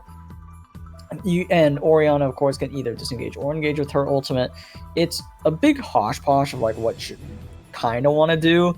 So, and I'm not too against that, because as long as Orianna and Lee Sin can do both sides of the coin of engaging and disengaging. My only issue on top of that is you have no one for like your primary engage, besides maybe a Callista ultimate with the Braum. So AOE has a very strange team comp that I think could work really well, just because it's something that Evermore might not be used to playing against, and I think that's the biggest factor to look at, is the surprise that they could have on their side. I mean, I do want to say that I guess AOE's comp is just looking for that ultimate, is an ultimate comp, 100% of the time. It's the Callista with the Braum throwing in, like you said, with the Orianna, Shockwave with the Glacial Fissure, with the Cannon Barrage onto the GP barrels. But that's a very situational, a very hopeful strategy that you're going to be looking for, that they're just going to just group up in the ball for you, that you can just throw Callista Bolty into. And Dragons just is also just a super strange mishmash of things, where Fiora wants to split push with Hullbreaker, while Senna and Xerath wants to poke, and Cho'Gath can do the same with the QW, and maybe look for an all-in with the ult. But I'm asking myself, what is the Hecarim doing? And what is the Fiora doing? Because Hecarim's looking to engage, and Fiora's looking to split push. I mean, she can fight, don't get me wrong, she can fight, but her whole idea is to be able to auto EQ, and just keep breaking down towers, just rent-free. But I'm just wondering what their main idea is. Is it just to like win lane? I mean, AoE's has a little bit of better just early game comp, and I don't know, and I think Dragons have a better late game because they have Senna, Fiora, Cho'Gath, Xerath. And they just scale harder, but I'm just really interested. Maybe they're both looking for some type of like lane gap or jungle difference inside of this game. That definitely seems to be the goal, is to just lane diff this game away as a thank you, by the way, to XLNC Esports for rating. Glad to have you here. As you can see at the bottom of the screen, we got Evermore Dragons taking on AOE Esports. This is the third game of a 5-game series, so we still have at least one more after this one. So, oh, and of course, XLNC Esports 2 is also here, so double raid. That's pretty hype. Let's so go. welcome.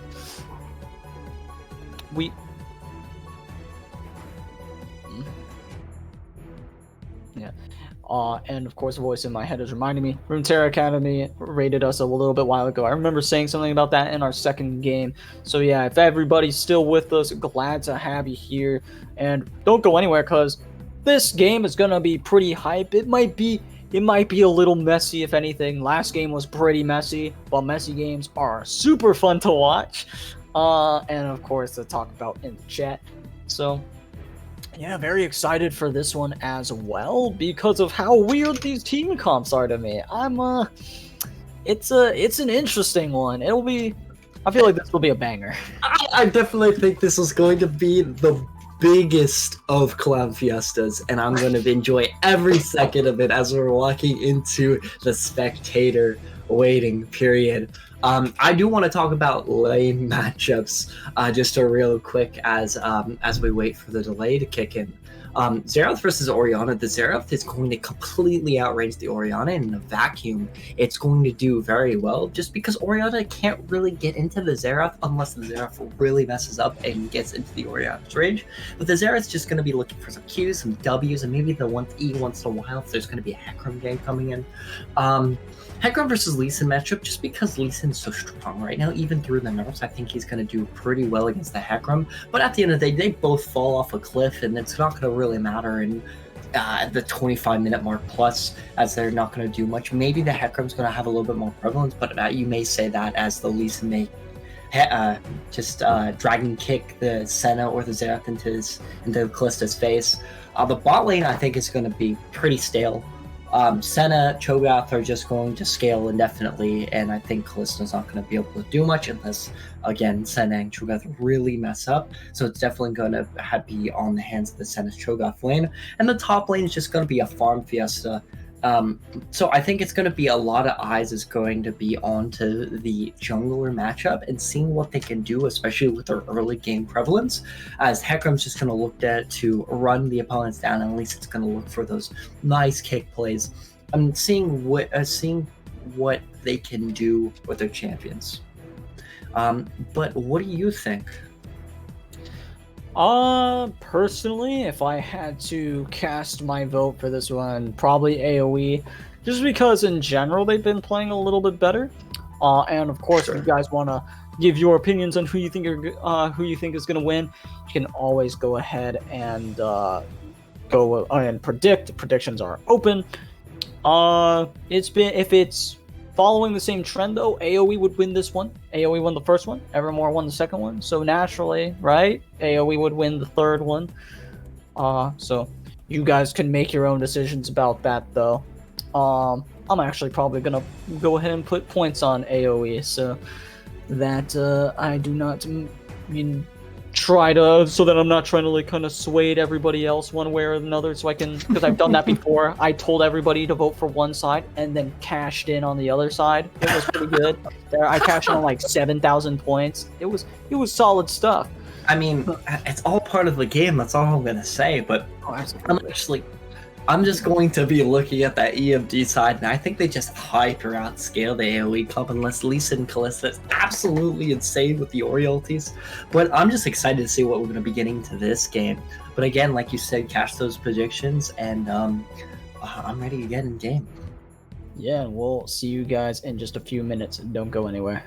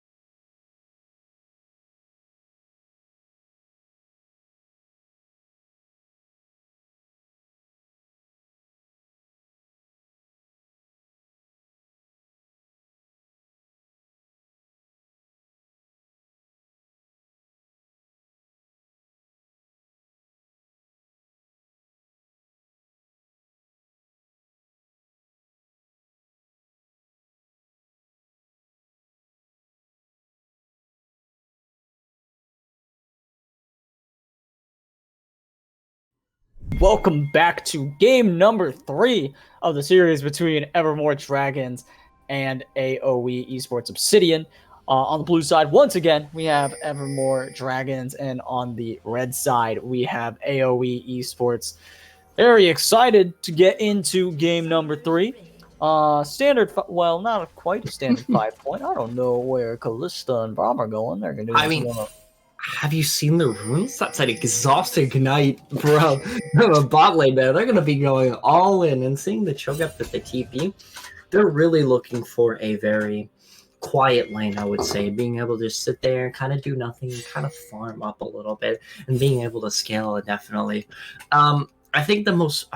I don't know, man. Like, I think, again, the most volatile lane is actually going to be the top side, because Xerath in a vacuum should be able to control that matchup pretty easily, and send out Cho'Gath. It's basically going to make that Callista not be able to move. The only worst position the Callista could be in is if Nasus was in the game as support, and you would just press W on Callista. She can never play the game because it's on a 5-second cooldown, but nevertheless, I'm just really interested. Nothing too crazy outside of that besides the double Glacial Augment to the bot lane. But I think it's going to be pretty standard. This is the first time ever the junglers have been on opposite sides of the jungle, as setting the GP a little bit behind in the minion wave department, as he's going to be starting on to the top side there. The Lee Sin's starting on his red buff, and Hecarim's going to be starting on his red buff. Hecarim's going to go for a 6 camp, and it looks like Lee Sin's going to go for a 5. And Lee Sin's going to be focusing on that bot lane to make sure that Callista will be ahead. So I actually really like what AOE Esports did with Callista and Braum. They really committed to the fake leash by walking through the river, which, if you want to hide where Lee Sin is, I think you've done a pretty solid job of it. On the other hand, though, you could have tried to get yourself a lead in the lane. I do respect trying to give something over to your jungler. It's not a terrible idea, and they could be taken by surprise when Lee Sin shows up. So excited to see how that one turns out. Agreed. I'm excited to really see if this bot lane can put themselves together. Like you said, they're committing to so much here, trying to make sure this bot lane gets as far ahead as possible, especially that they're on a ticking time clock. But these combat runes is going to be very exceptional, and it looks like they're going to be the center Cho'Gath is pushing back into the Callista Braum, which is exactly what they want. Especially the Lee Sin's going to be right there. Lee Sin being there is pretty solid for them, as now they could be looking for a little bit more damage than that. They do get a couple, or like just another rend onto, I think both Senna and Cho'Gath got hit, as now Braum wants to go in. They're trying to find more damage onto the Senna. Braum getting very low as Lee Sin is now here. Misses the Q though, flies wide as the Ignite is down for Braum. And they don't have a heal available to them, so Braum could be in some danger if he stays. I definitely think that was the worst of where play. Kigo going a little bit early there as the Lee Sin was still rotating when he initiated. So he just took a bunch of damage before the Lee Sin can get into shield range. But it looks like Lee Sin going for a double. Yeah, now, they could take a lot of damage from the Cho'Gath. The flash is going to be burned to pop the flash from Cho'Gath. The teleport coming in from the mid lane. Xerath is here now, gets a nice stun down onto Lee Sin, but the shield is here as well. Orianna trying to do some damage as well, and now Cho'Gath could be in a bad spot. The Q's going to land, and that's first blood over for the Callista. Now Lee Sin is going to be able to live a nice W from Braum to keep him alive, but never mind. The Q from Xerath is going to find the kill. Flashes forward with the E to try to find the kill onto Orianna, but Orianna flashed away. And now Braum going in with an auto attack. A teleport now coming in from Cho'Gath, the support. He is in town, hits the Q onto Braum. They could find the kill. A lot of damage coming through, and Cho'Gath picks up the kill. A fiesta in the bot lane.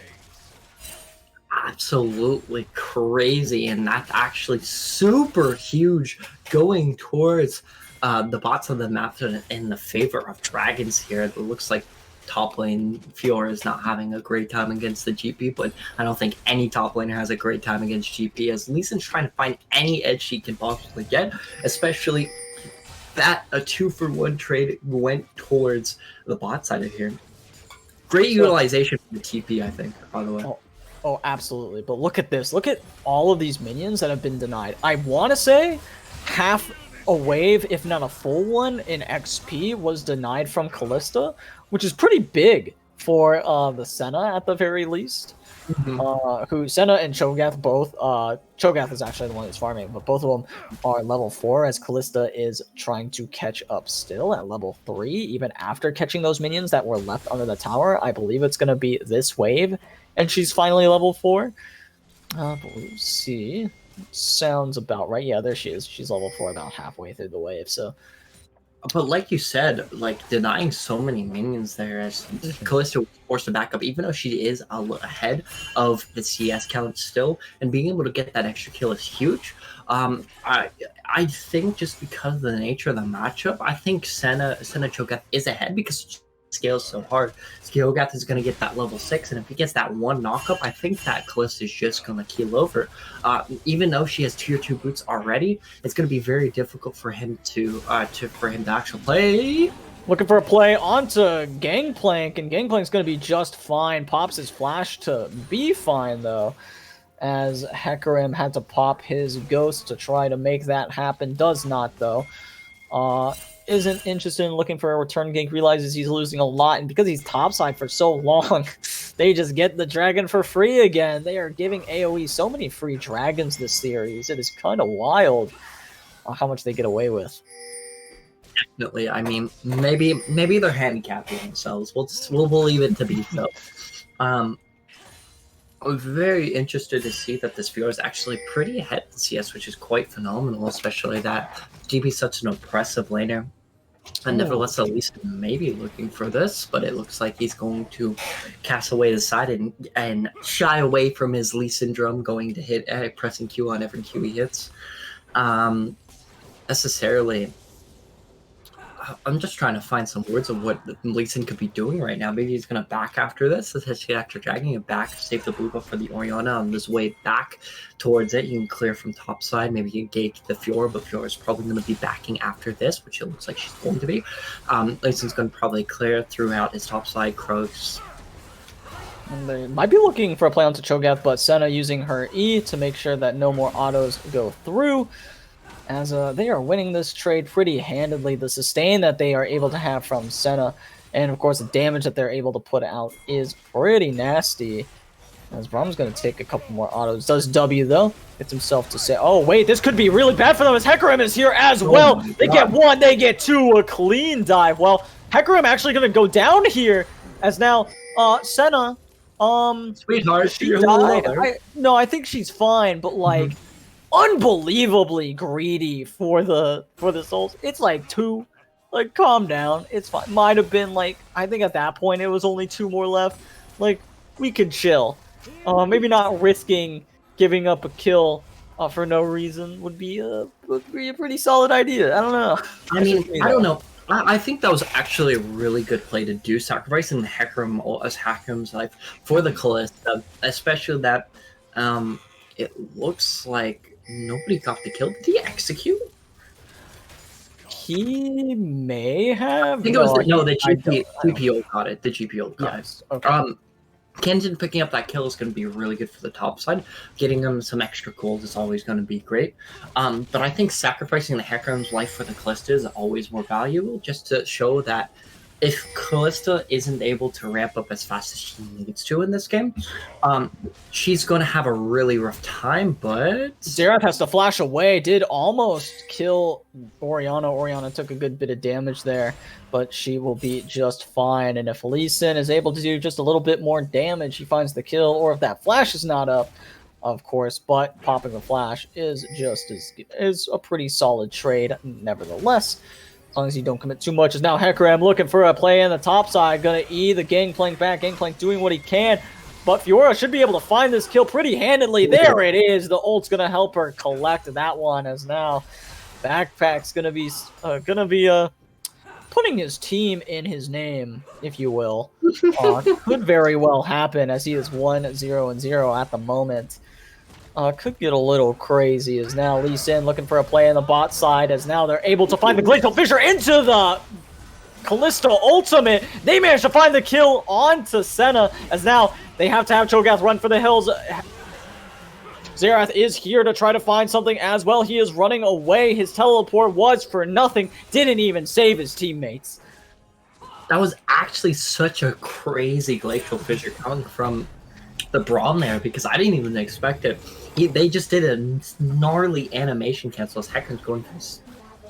Or Yeah, maybe it's just a little poke. I don't think I gave enough credit with my hype for how crazy that play was. To ult, and then, as you just said, animation cancel it, and then send him in as the Senna gets knocked up, and then knock her up again. That's pretty clean. That was a pretty clean engage from the both of them, and I gotta say, I was confused with the Callisto Braum, but I'm seeing it now. I'm seeing the vision, and I'm a big fan. Definitely, there's some really crazy things you can do with that, apparently, that I didn't even know. I don't know if that play is ever going to work again, though. If whenever Senna has flash, if they just see the Callisto ulti, I would just immediately flash at that point. Just so it's put on a timer, but I understand flash timers are really scary, both the Lee Sin.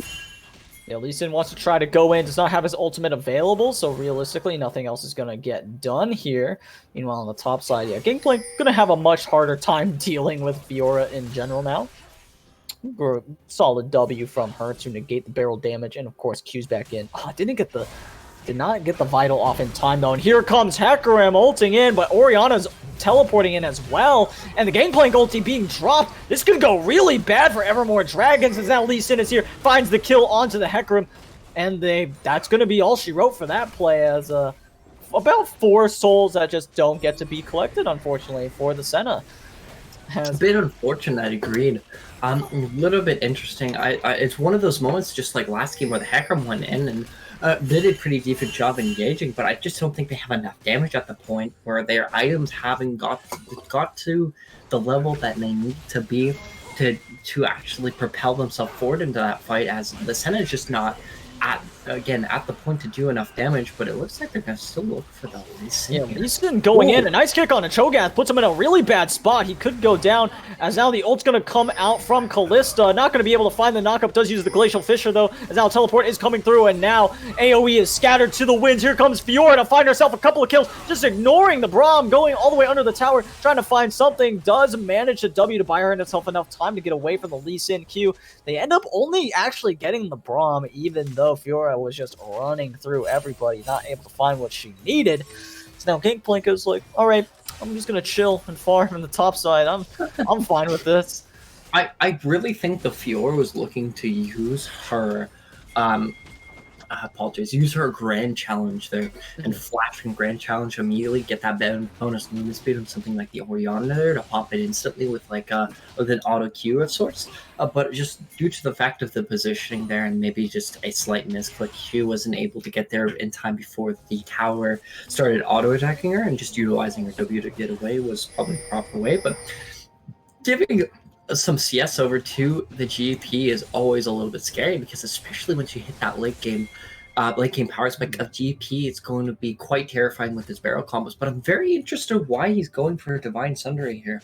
I think going for a Mortal Shield Bow is just go better, going for that crit stance, being able to pump out as much damage as possible, as the Callista is not going to have a lot of time to prepare to utilize her kit, especially that with the double augment coming from the bot lane in play. They're always probably going to be focused down the Callista first, and pumping a lot of damage and being that scary presence may give enough time to allow that Callista to be able to walk up and do something.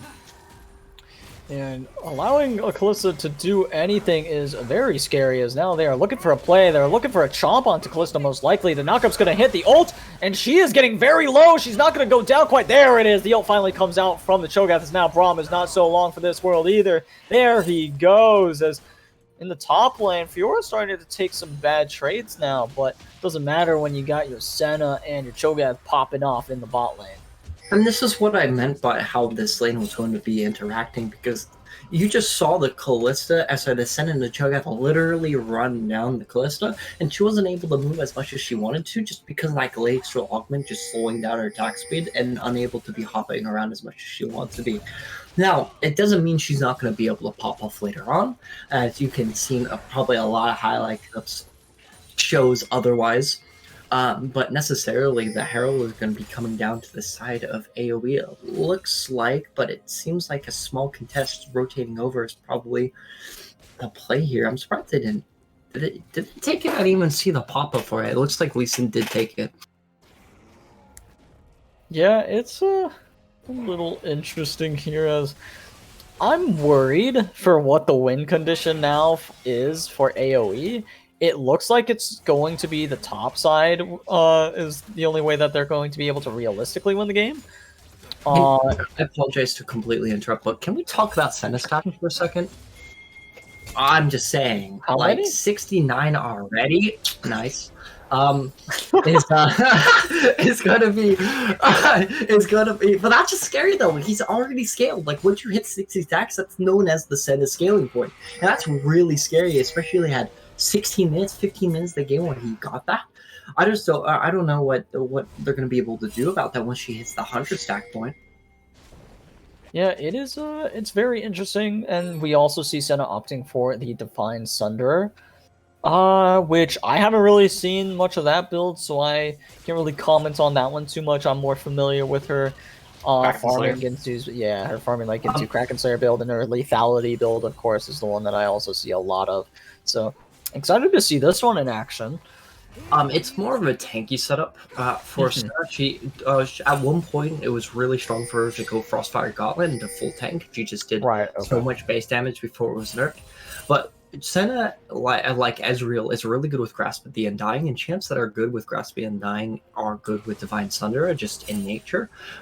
So getting more of a tankier build is all not awful, especially that somebody like the Orianna, the Lee Sin, the GP, the Kalista is trying to one-shot you.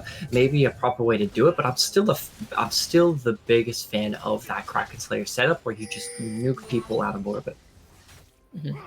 Absolutely, and we'll see if AOE Esports is able to pick up their third Drake of the game, as well. Fighting for this one seems like it would be pretty scary for them, and of course they're trying to catch out Fiora now, but that means that Dragon's just going to go over to the side of Evermore Dragons, as they're going to drop the Rift Herald. They started up the Dragon, I'm pretty sure, as now we see the rest of AOE coming to collapse on Evermore Dragons. And Lee Sin's doing what he can. He does get over the wall, as Fiora's here as well. This could get very dicey, as it's just a standoff right now. No one really wants to pull the trigger, as Lee Sin does hit the Q. A great kick, and that is Xerath dead. Shut down. Lee Sin's going to get 600 gold in his pockets for that one, as now Evermore Dragons has to respect the power that they have. Gangplank going to try to find some damage. Is not going to be able to find that barrel. Cho'Gath wants to get into the pit, wants to try to ult it. Hecarim maybe going to try to go for the steal. Is just going to give himself up to the rest of AOE. Lee Sin picks up that kill now, as Evermore Dragons just botched that entire situation in the Dragon Pit. Cho'Gath could look for an ult. He's not going to be able to find it, though. The Gragas ult is going to... Or not the Gragas ult, sorry. The Gangplank ult doing a lot of work. Lee Sin going to miss the Q. A great sidestep from the Cho'Gath, but is it enough to keep himself alive? A lot of CC coming through from the Senna and the Cho'Gath. Lee Sin still able to find the kill, though. Meanwhile, Fiora is trying to find the kill onto Orianna. Does so. Finds a double kill onto the Braum. Will she find the triple onto Kalista? Kalista doing everything she can to kite this one out. Now Senna, 1Q, 1 auto to do it. She's not going to be able to find it onto Lee Sin, though, as he will be able to get away. Oh, wait, Xerath's here. He teleports back in, but Lee Sin hits him with a Q. Will not be going back in with it. You'd have to imagine Gangplank doing what he can to find the kill onto Xerath, and he falls once again. Xerath dies, TP's back, dies again, as now Fiora doing what she can on the back end of this to get something back besides those 2 kills. And it will not be able to find that tower, unfortunately. That was a really crazy setup. I think after the Infernal of Xerath getting flash kicked into the enemy team and just dying instantly, the proper play to look for there was just to give up the dragon and go start farming and start collecting that XP in that level, those levels that were lost during the process of sitting there dancing around and doing that little dragon dance. Really nice cleanup back into the side of back in the favor of the dragons there until until Xerath went for that TP play again, seeing if they were able to come back and get another 2 kills greedily, and unfortunately wasn't able to pick up the last 2 for the side of Dragons. But fortunately, getting that Xerath a little bit more farther behind until Xerath gets that point where he just starts one-popping people with his ultimate. I'm really excited for Next Dragon. I think Next Dragon is going to be huge. It's Soul Point right now for Well, that was interesting from Fiora. Fiora does try to find the damage down onto, or Fiora tries to find the damage onto Orianna with that ult, and doesn't get any of those procs off, and in fact is taking a good bit of damage. I would say if Xerath doesn't ult there, Fiora is actually just dead. So probably, yeah. An interesting play for Fiora, to say the least, as Hecarim could be in some trouble. No, he's just going to lose his blue buff, unfortunately. That's all she wrote for him. I completely agree. I think he would genuinely had to give it up at this point. Xerath's just recouping, farming a little bit, and it's also getting to a point as well as CS numbers are pretty low for, consistently low for Dragon's mid lane here, and especially on a champion like Xerath, it's going to hurt him a little bit as he needs those items to keep on going, especially he died twice in a row.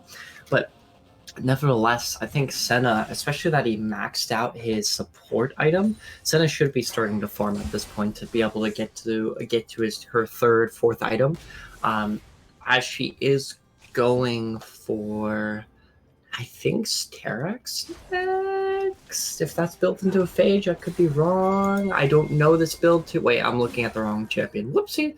He's going for the Gwynce's Rage Bait. I'm looking at Hecarim for some reason.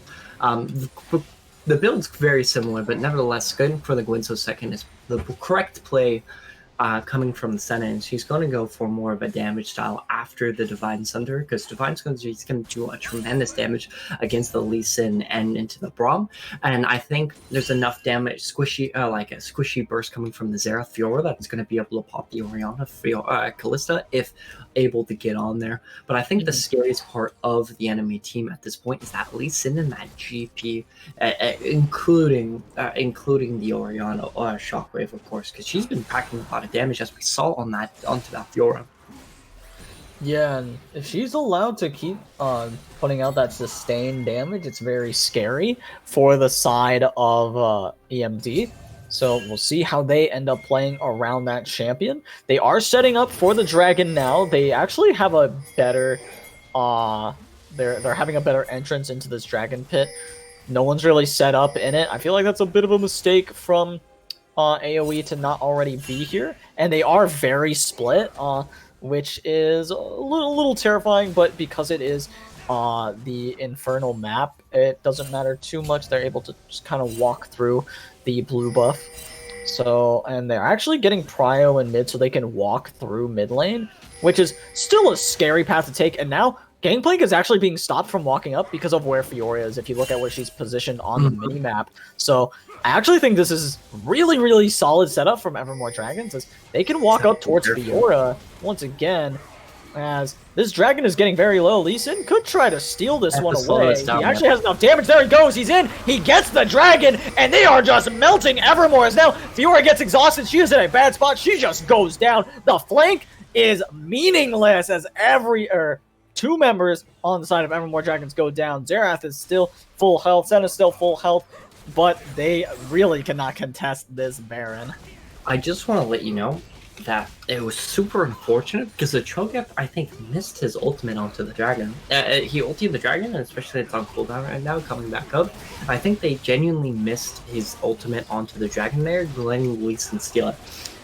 Not timing the double smite setup was quite unfortunate. But I also think this might be a little bit greedy coming over from AOE here, going for this dragon. I think the Senna Xerath has enough damage to deal with this, but maybe I could be completely wrong. And we'll see if they're able to do so. Braum does kind of get his teammate rooted there, but it's fine. I actually think that was perfectly fine because of how much HP they had when they started it. And if Senna walks up, I think she's just dead. I don't really think she can do anything in that situation. So they do end up giving that Baron buff over, and AOE looking really good right now. They have Soul. They have Baron. My bad. Let me take that back. They have Infernal Soul. They have Baron. They could really do whatever they want for the next like 5 minutes. And it is a-okay, and that's exactly what they're gonna do. They're just running it down mid. They don't care. Is gonna be able to pick this tower up, no problem. Xerath is gonna try to be a problem, but I don't think he will be. Yeah, he's just going to be looking for some poke damage. I think it would have been better for him to actually go for the launchers here. Not necessarily because he's looking for the first, but he's just trying to poke at the end of the day. For sure. Orianna's in a really bad position. She could just be eaten by Cho'Gath, and I think that kick needed to come out a lot sooner as the dinosaur is able to chomp on that poor robot. Definitely. I think that was a really greedy Lee Sin trying to save the kick there until a moment too late. Getting that extra stack is going to be huge, and this actually is putting pressure onto AOE at the moment. Maybe they will be able to pick up a couple more kills here. Hecarim's going to be looking for it, but it looks like it's being stopped by good supervisor. Nevertheless, I think this is going to be another flip game. I don't know what you think. I definitely think that this game was so accelerated from the Dragons. This is going to be... Yeah, as they're looking to go in, I feel like Hecarim went a little bit too deep just now, as now Lee Sin trying to find some more damage. Cho'Gath getting very low. Cho'Gath going to go down as Hecarim is looking to be next up on the chopping block, but Senna's going to do her best to keep him safe as they are running away, and they're going to be just fine. Fiora is on, I guess, what you could consider a flank. She's not going to be able to do anything, though, as they are marching for this inhib tower. And before we talk about that fight too much, thank you, Middle Sticks, for raiding as well. That's a quadra raid now. Okay. You've come to a very fun part of the game.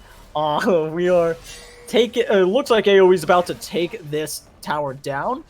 If not on this wave, then on the next one for sure. I do want to say Senna is on her 100 stack mark, a little bit over at this point, so she is getting the point where she's just going to gradually getting more and more range, but she's at the strongest point she's going to be as a point of stack level.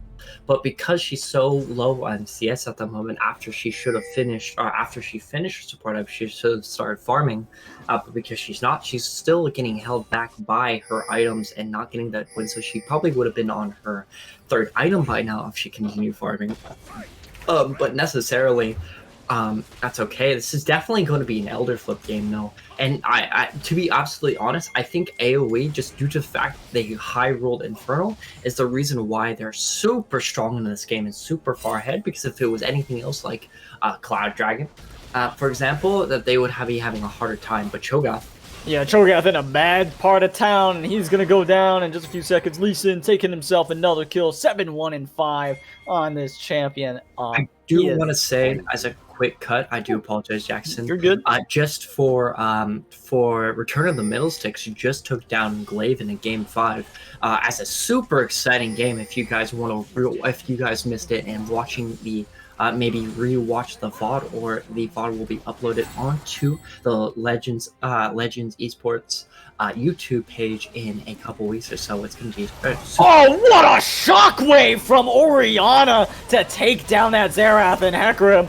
Not too long for this world either. The ult from the Gangplank gonna try to take down the Senna. The Q hits from Lee Sin. Lee Sin is actually not going in with it, though. He is too low. He realizes he probably goes down to her if he goes in. Great restraint from him, but Orianna, oh my god, that's Mini Faker right there. Dude, that was absolutely insane. I'm super excited to see these games, man, especially that another has been performing so well on other games with this Orianna. I'm glad to see in this game. But this is honestly, in my opinion, getting very close. I don't know what you think about it. It may still look like a slaughter to you, and I think mostly the reason why Fiora hasn't been getting engaged into these fights or letting the Fiora really become a menace in the split pushing game, I guess including GP as well. But I think this is going to be a huge fight into this game, as Senna looks like they might be caught here. Senna's in a risky part of town. Not a fan of that one. As Elder Dragon just came up. Could be. I do not like the position of where Fiora is. She keeps looking for these plays as a could be risk. Oh wait, they're actually chasing Fiora off of this, and so they're not able to catch her just because of how obnoxious that champion can be. And it's looking like this Elder Dragon is not going to be started up. I really respect that. If I'm Xerath, though, I hit it and, get some damage down onto your opponents. As Fiora doing what she can to get rid of some of these boxes, has a great W to negate the damage from that Gangplank if that Q hits. It's going to hurt pretty bad. As we do have Evermore Dragons with a solid position where they are right now. They could look to collapse onto AOE. I don't think they want to do that. Fiora is just trying to be a nuisance, if anything. That is it. And they've actually started this Elder, it looks like, as we're going to see AOE pathing very strangely. Okay, they actually went off of Elder. Maybe Elder was not started that entire time. As Fiora finally gets hit with a Q from the Braum, and they actually flash away from the Braum ultimate, and oh, that's a great kick onto Senna, who just gets knocked into the entire AoE team, and Cho'Gath is up next, and Hecarim ghosting away from this situation. The Q is going to land onto the Xerath from the Lee Sin. Lee Sin doing what he can to find the kill. The Blast Cone goes over. The Q misses its target, unfortunately, for the Lee Sin, as they are looking to end this game. AoE wants into the base, as they're going to start hitting the Hecarim. The shockwave from Orianna is what sealed his fate ultimately. There he goes, as now Fiora is mid lane. Doing something. I mean, I to be honest, I think that this is exactly what this kind of oh my god, forward to, as Xerath was sent to the Shadow Realm, but Fiora's trying 1v9 here. She is. She's going for a lot of plays. She does manage to find the kill onto Lee Sin, as now Senna's here. And this is actually not game. Senna's able to pretty much just get them out of here, as now Callista doing what she can. And Cho'Gath walked up and pressed R on her, so she goes down. As now Gangplank should be able to get himself out of this situation. He's going to be knocked up. He's going to take that blast plant over. He's very low. If they know where he is, this could be bad for them. This could be Elder, actually. Yeah, it's only going to be GP Orianna, which is probably the most annoying or a nuisance toward the enemy team. But I think if they set this up properly, the Cho'Gath can kind of deny both of them. The GP is backing here at the moment, so it's only going to be... there is a TP, though, from the GP, so this is going to be fine. Yes. But it's only going to be Orianna at this point. Yeah, oh my god, Orianna! 2 shots to Senna with the QW ultimate! And now, this could be really, really bad for the side of Evermore Dragons, as Xerath ults in the Gangplank ultimate. And now, Orianna is here. The Cho'Gath is going to miss his Q. He does not have a lot of tools to get himself out of this situation now. He's getting very low. Probably going to go down to the Braum-Orianna combo. And Braum manages to secure himself a kill, as now Gangplank has found a flank with his teleport, and Hecarim trying to get himself out of this sticky situation. Going to use his ultimate to do so, and he should be free. But now Callista's alive. Everyone on AoE is alive to take down this Elder Dragon. I mean, can we call it? Can we call the game? Can we do it? Is this legal? The Elder Dragon is falling at this point. It looks like they're going to be going for the Baron Elder combo, which is, I guess, the deadliest in the game, if you may say myself. It looks like they're going to be just transitioning, making sure they can secure it, so they can just walk down mid together and holding hands as they take the Nexus, unless something absolutely catastrophic happens, which I cannot see coming, or I couldn't see at least, as there's just so strong at this point. I mean, I can definitely see it, but I hope it doesn't happen. Unless you want another Game 5 game, which I think would be absolutely phenomenal. I do want to come back for a little bit. It's going to be on Return of the Middle Stakes channel for that VOD. I do apologize. I did thought it was streamed. But I was wrong here. But they do walk down mid lane as GP is slowly waddling his way to the top side of the map while he goes push up top lane as the 4 men rotate the top lane and goes take down the third inhib as they continue down their state of being tutorial masters.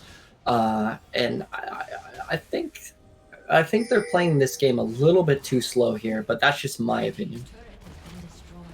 I mean, This is what you do. This is the correct thing to do. I think maybe with Elder, you could just brute force your way in to end the game, but you could also just brute force your way in through the top side, and you're gonna win if you do it like this too. There's really nothing that the enemy team can do. If you do it the other way, you maybe give the enemy team a way back in, but I mean, just look at what they're doing right now. They have 2 super waves coming in. They'll have 3 after that.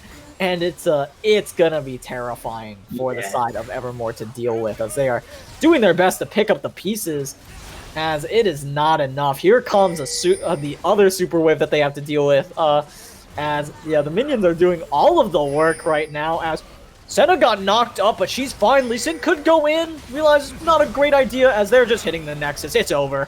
GG. I was gonna start casting the plays that were happening. There was a shockwave going on, there was like a Hecarim onslaught of shadows. The Nexus got destroyed as everything happened. It didn't matter. That's a kind of anticlimactic victory, if I do say so myself, for AOE, but it is a dub nonetheless. Definitely. And I do want to highlight over the side of the damage graph as well. Just looking at that for a moment, seeing how much Xerath actually did during that game. He did an absolute sterling amount of damage, even if he did some pretty extreme plays in the mid side of the game, but it could clean up coming from AOE there, and very congrats to them onto that game 3 win. And I'm excited to see what is going to be happening in game 4 and how they can kind of measure themselves against each other. As this game was quite entertaining, as you can say. Do you think anything is going to be taken away from this game? Oh, Lee Sin, for sure. If you're Evermore Dragons, you take away Lee Sin, you draft it, assuming that like more than your mid laner can play it. If someone else on your team can also play it, 100%, you take away Lee Sin. I don't think you have to ban it. You've shown that you can play. I mean, you won with it last game, so I think prioritizing Lee Sin is a solid decision. Excited to see what they end up doing to bounce back. If the trend continues, EMD would win the 4th game, and then we would have a game 5. We would run the silver scrapes. That could be fun. That could be wacky. Okay. Anyway, I'm good. Someone clip that, please. Okay. Do me a favor. Okay, let's go. I'm pretty happy in getting ready. I'm pretty happy for the measurement and taking a break for game 4. I'm pretty good. And excited to see what each team has in store, especially if AOE closed out game 4. Been casting a lot of 5-game series, at least I personally have, so it would be nice to get one over a little bit quicker, or another game of League of Legends for you guys. I'm good with either. That's more chance for points after all. As feel free to go ahead. I just said I lost 10K from voting, by the way. Thank you. I'm sure Coach Kenshin and I greatly appreciate your points and everybody else's points too. But I told people to vote for AOE. I said what I was doing. You can't blame me for this one. As the other vote that is up now is the MVP vote. So go ahead and cast your votes, please, because we want to make sure that the person who deserves it gets it. And personally, I think the person who deserves it might be the Lee Sin. That's just me, though. Just a little bit. Maybe it's sad. While you guys are voting on that, we are going to go ahead and send it over to a quick break. Don't go anywhere. We will be back for Game 4 in just a few minutes.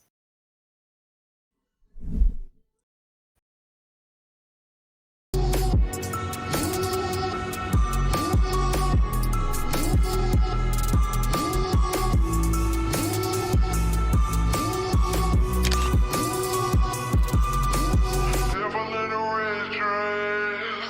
Call 911, I'm a killer. You know I hate to confess. Bang, bang, have my hand on the trigger.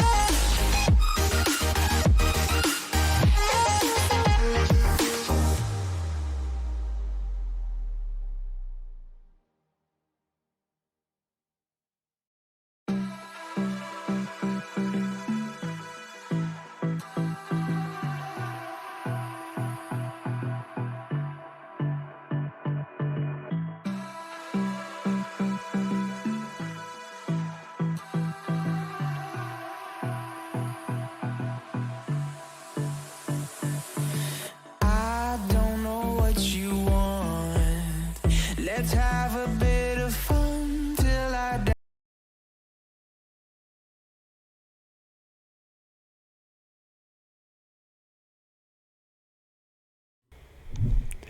And welcome back to the analyst desk. Your player of the game is going to be none other. I think, if I pronounce it wrong, I'm sorry. I think it's Massey.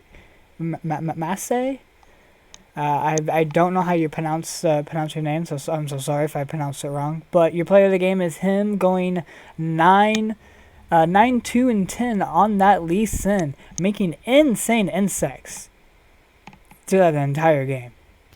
100% agree with you, by the way. He was able to kick off the Senna there, the Xerath catching them slightly out of position, being able to set up a gnarly insect place, kicking them straight into their team, completely wiping the board, assisting their team to the better half of the series. 2-1 now. I'm super excited what they're going to be able to bring out in this game 4, and I'm interested if this game will go into game 5 here.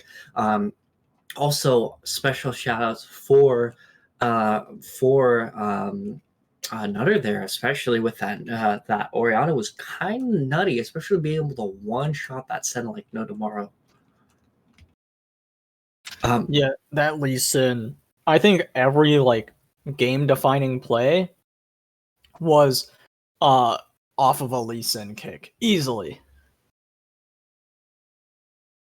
And I completely agree with you. Just the combination of what they were kind of looking for, especially utilizing the GP out there to be able to get a couple kills to inch that GP forward and get a nice goal lead against the Fiora, made sure that Fiora wasn't able to sideline as hard as he wanted to there. As you could see during that entire fight, that entire time when Lee Sin was kicking around some heads. Fiora and GP were on the top or on the bot lane, just duking it out the entire time, and it was just an unmovable object the entire time, just clearing the waves like no tomorrow. And Fiora just had a really hard time sticking her feet in the ground and being able to push a couple of towers.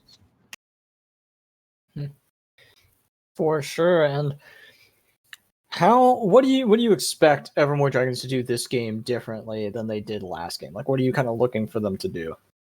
Honestly, it's really hard to say. I really think they might have to go for some type of hypercarry again, like on a Vayne or something like that, and kind of supporting that as the best of the abilities, because it seems like they're having a really hard time in those team fight strategies. So either they have to embrace it or completely ignore it, in the sense of they've been trying to do some scaling, but every time they get to the point where they have to do a play that they don't want to do, either they do it too early and cut their scaling for a while, or they mess up somehow and just lose their entire early game advantage. So either they can turn themselves into an early game team there and maybe utilize some type of shenanigans by dominating with something like Nocturne mid or something like that, to being able to actually utilize there, because I think Nocturne's a disgusting champion right now, even with Stridebreaker nerfed. Necessarily, I don't quite know. Maybe utilizing that like a TF in the mid lane, because they seem like they're really good at picking people apart, especially in the early games. And if they can give that to something like a couple bot games in a row, giving something like a Vayne or some type of other hypercarry like Kog'Maw Lulu, if they can get away with, or even like Kog'Maw Soraka, Kog'Maw Yumi, and just utilizing that Nocturne mid, that TF mid, or utilizing the ganks like they have been to set up against something like Game 2, where they were absolutely just demolishing that Hecarim with the Lee Sin. I think that's the proper way to play, and just utilize your strengths instead of utilizing your weaknesses, which is in the game series clearly is their team fighting. Yeah, their team fighting has definitely been iffy at best. When they have a really strong ADC that can kite really well for themselves, though, when they had that Vayne, it was actually really good. But when they had Senna that kind of relied on everybody else to keep her safe, it definitely started falling apart a little bit. I completely agree with you, by the way. And it's just how I don't know what else to say. I definitely think he has to rely on himself a lot more and utilizing. I understand hypercarriers are relying on the team a lot of the time, but if you get to that point, like he was with that Vayne, he was able to just do whatever he wanted to, and was able to utilize the team, utilize his team as something as a unit. Otherwise, something like Senna requires, I don't know, just a different type of relying on your team to be able to step back instead of walking forward. And at least in like we were like game of the series, MVP, but that game, I think it's Madison. I could be wrong. Madison. Um, it was very rough for him to being able to utilize what he wanted to. Absolutely, and we'll see if he's able to shake that off going into game number 4. And yeah, it'll be an interesting one for sure, as we don't quite have the draft set up yet, or both teams are taking a little bit more time to kind of go over, and I don't blame them. Evermore Dragons, like, they know that they can bounce back. They showed that they could in game number 2. They weren't able to keep up that momentum, however, so definitely looking for something to change in this last game. I think what we should be doing is stay away from the split pushing, just due to the fact that I would definitely say a lot of champions right now has such can rely on their AOE clearing, and so many champions have the ability to do it. Split pushing right now is a really hard meta, at least at the moment. Even though they're incentivizing it with the idea of giving 600 gold for second tower, it's not really giving a lot of pressure over to, if that's the right word to give, a lot of pressure over to Fiora. But I do want to say is the game is starting up for game 4, and I am still, even though a little bit on the mellower side, still perking up for this game 4. And I'm interested in what they're going to be doing. I think it's going to be still a carry versus carry, but I think they're going to use backpacks as more of a backpack, and give them a little bit more of a fun pick. What do you think he's going to go for? Do you think he's going to go for like a Gwen? I mean, they've been shoving down the ribbon to ban 2. Maybe they can utilize that and pick it up at like B3 or something like that, potentially. Or even like a Gwen before, or even, I'm trying to think of something else that he would. Where's our Gwen Viego? Like, there you go. Like, where's that? I mean, like, I just realized, like, we haven't seen. They have had like a 0% presence in this entire series. That's wild. Maybe they're a little bit more uncomfortable in those champions. I know they're like they're not pro players, so they can't play a champion for a week and understand it completely, or try to at least. But I definitely agree. It's kind of weird because Viego's been out for so long that I'm super surprised we haven't seen a Viego at all. Maybe he's definitely like a Katarina-like figure where, once he gets going, he can't be stopped. Doesn't matter how far behind he's into the game. I wonder what AOE's third ban is going to be. Is it going to be the Riven? Is it going to be the Ahri? It's going to be the Ahri. Interesting. Maybe the Lee Sin first up. They're going to be picking up. Definitely interested for sure. Probably Lee Sin. I would hope an Ezreal. Probably not though. Maybe their AD carry, KTN, is just not comfortable on that champion, which is completely fine. Karma's fine. I think Karma B1 would be. I think the Lee Sin, this is what I was talking about beforehand. To take it away from AOE is a great decision, just because you've had success on it. I mean, at this point, Lee Sin actually has like 100% win rate, which is crazy. Oh, that is a Rumble hover. And yeah, Rumble's going to be super crazy. Madison has been shown in the previous game to play Rumble jungle, which I think is still really good even after the nerfs, just the utilization of his 4 basic abilities, utilizing the Rumble ultimate there, is just absolutely fantastic. And even though you can't use the shield tech, where you can start with overheat with the shield and make your clear speed way faster, it's still a pretty decent clear. I don't know exactly the clear time, but I still think it's a 315 for a 6 camp, which is level 4 at Scuttlecraft practically. They are going to be sending Dragon's support back on Nautilus, it looks like. And we were talking about this back in game 2, where if we had any chance to do it, keep him on Nautilus, because he was really popping off into the mid to late game. He had a little bit of time to ramp up, especially with his hooks into the early game. But AOE did decide to pick up K-God's Thresh, which is very exciting. Yeah, it's the same exact 3 picks for Evermore that they had in game number 2. I guess we wouldn't call this the salty run back, because this is the game they won. So honestly, I think they should have just done this in game number 3 too. I really don't know why they strayed away from their winning formula. They picked Hecarim first when Hecarim was doing nothing for AoE. It was such a weird decision to me. Yeah. And we're seeing them kind of return back to their roots of game number 2, which I appreciate greatly, as AoE also going to kind of try to replicate what they were doing in game number 3 more so, with that Orianna. That being said, Orianna and Rumble on the same team means you gotta have a pretty hefty AD threat, which makes me wonder what they're gonna pick for their ADC this time around. I mean, you can stick a Kog'Maw here if you really felt comfortable. It's a little bit scary, especially that you have no enchanter to back it up, and you're perma-banning Lulu, which is completely fair. I think Lulu's the strongest support in the game at the moment. If not, I think maybe I don't know.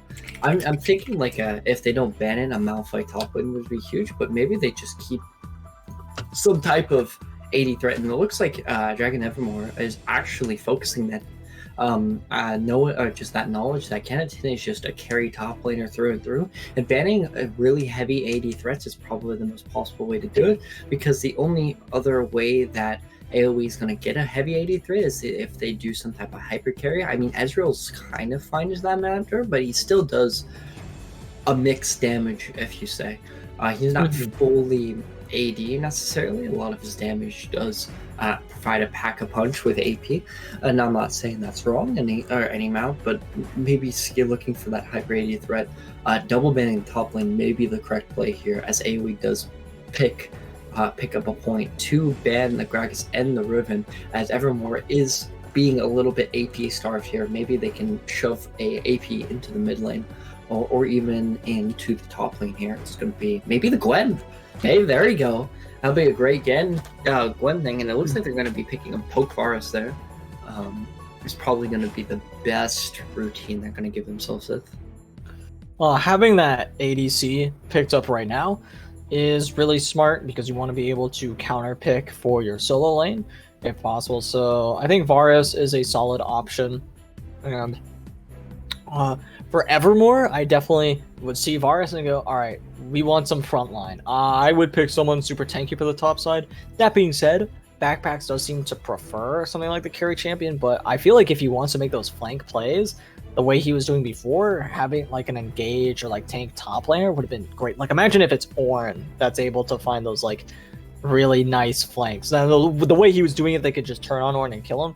But a TP play, or he finds those nooks and crannies where he can just walk around and get a nice Ornn horn off or something like that would have been pretty solid. Of course, they had a Braum, but ignoring that fact would have been pretty nice. That's a Lux.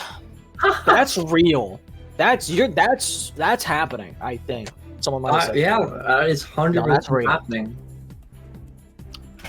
I mean, I'm okay with it. I think Lux is a pretty good artillery mage. It's falling under that Xerath category, especially that Lee Sin's going to be taken away from. Lux has a little bit better time not being shoved into the enemy middle team, and it provides the same type of status that Xerath is going to be doing, which is controlling that Orianna in the mid lane and making her rely on her abilities outside the lane and the Irelia. They're picking it out, so they're going to be relying a lot on that Lux, and hopefully.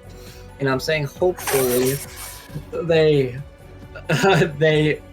make sure that Lux is nice and happy and fed. But it looks like it's going to be the battle of the top laners here if he locks in that Jax. I mean, I don't know how this matchup goes, especially with the changes that happened with our Aurelia. I think it's Jack's favorite. I have to assume. I mean, That's the only reason they would play it into it, really. Yeah. I mean, yeah, I can agree. But Chat, confirm. Oh wait, is that like his one trick or not one trick? But is he like Dallas on Wukong? Is that what we're dealing with right now? maybe I don't Shout know. out to Dallas. I mean, Kennington was originally a mid-lane player from last split, or a split before that. So I'm very interested of how this is going to be turning out, but it seems like, just based off of a comment, that he is very proficient on that champion, I would say. But I do want to just resemblize that with these buffs onto the Irelia. I think it's going to be Jack's favorite, just because Irelia utilizes her auto attacks a lot during her combos. She like auto Qs, and then she utilizes her passive auto attacks to produce a lot of extra bonus damage coming from her passive. But I mean, I still think this is a skill matchup. I would definitely say I agree with you that it might be Jack's favorite. I still believe this is going to be a skill matchup. Yeah, it'll be an interesting to watch for sure. Evermore has a very interesting comp. I think they had a solid opening. I actually really like the Lee Sin Nautilus Vayne. The reason though I don't like Nautilus as much as I did in game number 2 is because AOE picked up Hecarim, and then Nautilus is like a no-brainer in that situation. Nautilus doesn't do a lot of cool things for your team here, except for maybe keep Jax from doing what he wants to do, which is kill everybody. The reason I am not gonna like give up hope on Evermore for this game is because I've seen what Vayne can do. I've seen how she can kite out and what Nautilus is able to do to help her. There's a reason Nautilus was MVP in game number 2, and that's because of how well he was enabling the Vayne to keep kiting. And I gotta say, AOE does not have a great way of getting onto Evermore. So, just the Evermore haters in the chat, go on, put all your points on AOE. I think I might be putting some points on Evermore, and then you can all call me dumb if AOE wins. And that's cool, I'm okay with that, don't worry, you can roast me. That's what I'm here for. But like, if Evermore wins, you gotta call me a genius for that one. I'm just throwing this all out there.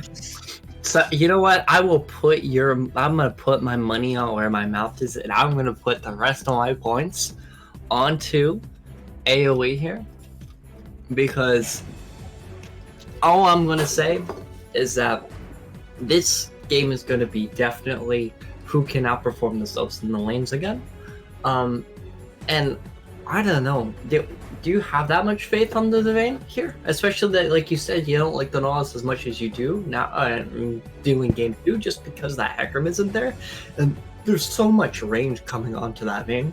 The Vayne doesn't have a real easy target to fight against besides the Jax, who she does not want in her attack range without being CC'd to death.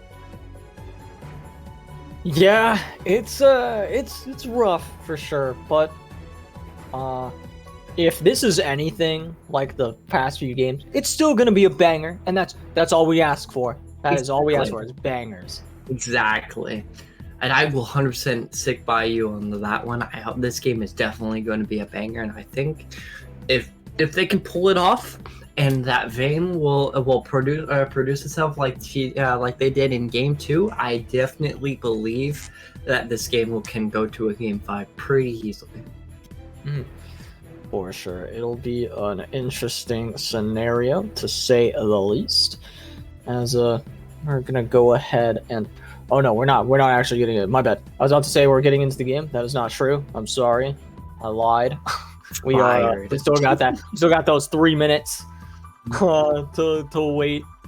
As I've gotta I want to revisit some bands. Specifically, the one that I'm looking at is the Ari ban. I'm wondering where that's coming from.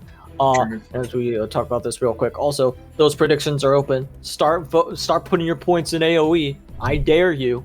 As anyway, yeah, that Ari ban is sticking out to me as a little strange. Yeah, most definitely. I find that quite interesting. Maybe he finds that the Ari matchup is a counter to the Orion, but I can humbly disagree. Maybe he's just that good at Ari. He could just be one of the few that he just was an Ari one trick from way back and was able just to terrorize everybody and early on to the league before hitting the semifinals, which I completely understand. But nevertheless, I definitely do want to say that the top lane is going to be the most interesting for sure. I don't think it's going to be like how like last game where the Rumble is going to be ganking the bot lane too much, because I feel like the Varus Thresh has that under control. Then the mid lane is just going to be Lux throwing E's and Q's at the Orianna, and the Orianna just going to be throwing Q's at minions in the second the Lux oversteps, or Lee Sin finds a really creative angle where the Orianna can get to the Lux pretty efficiently. But nevertheless, I think this is going to be a Lee Sin versus Rumble game, jungler v jungler once again, and see how that volatile top lane matchup is going to be expelled. But do you have any further statements for you, boss?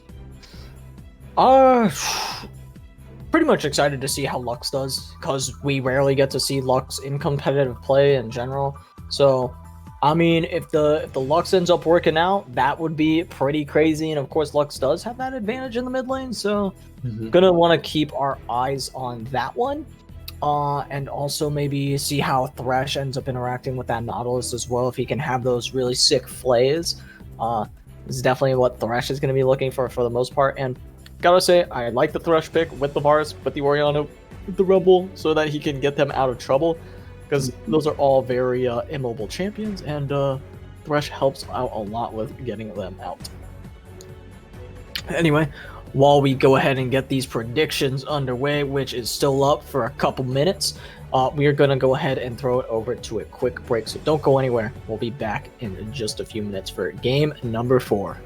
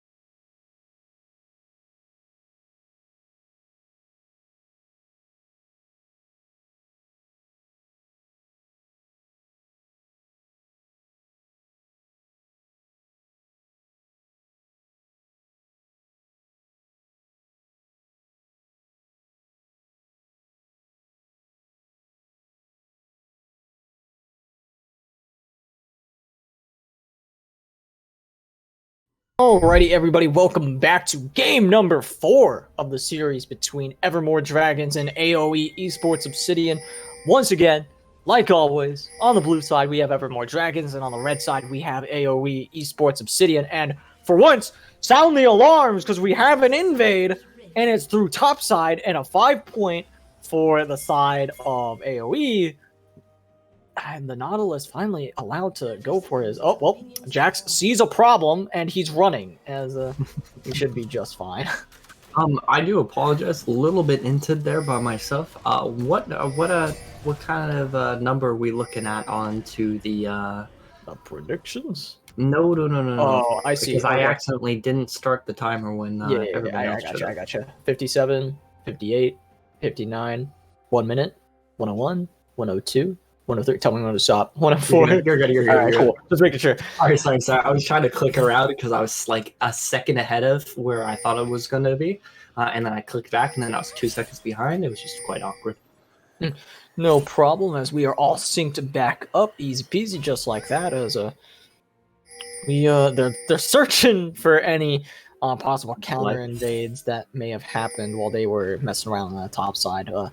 Varus and Thresh did not go for anything like that. It looks like they're going to do exactly the same thing that they did last time and fake the leash and walk through the river. There they go. They actually went into the tri-brush. I still get this off.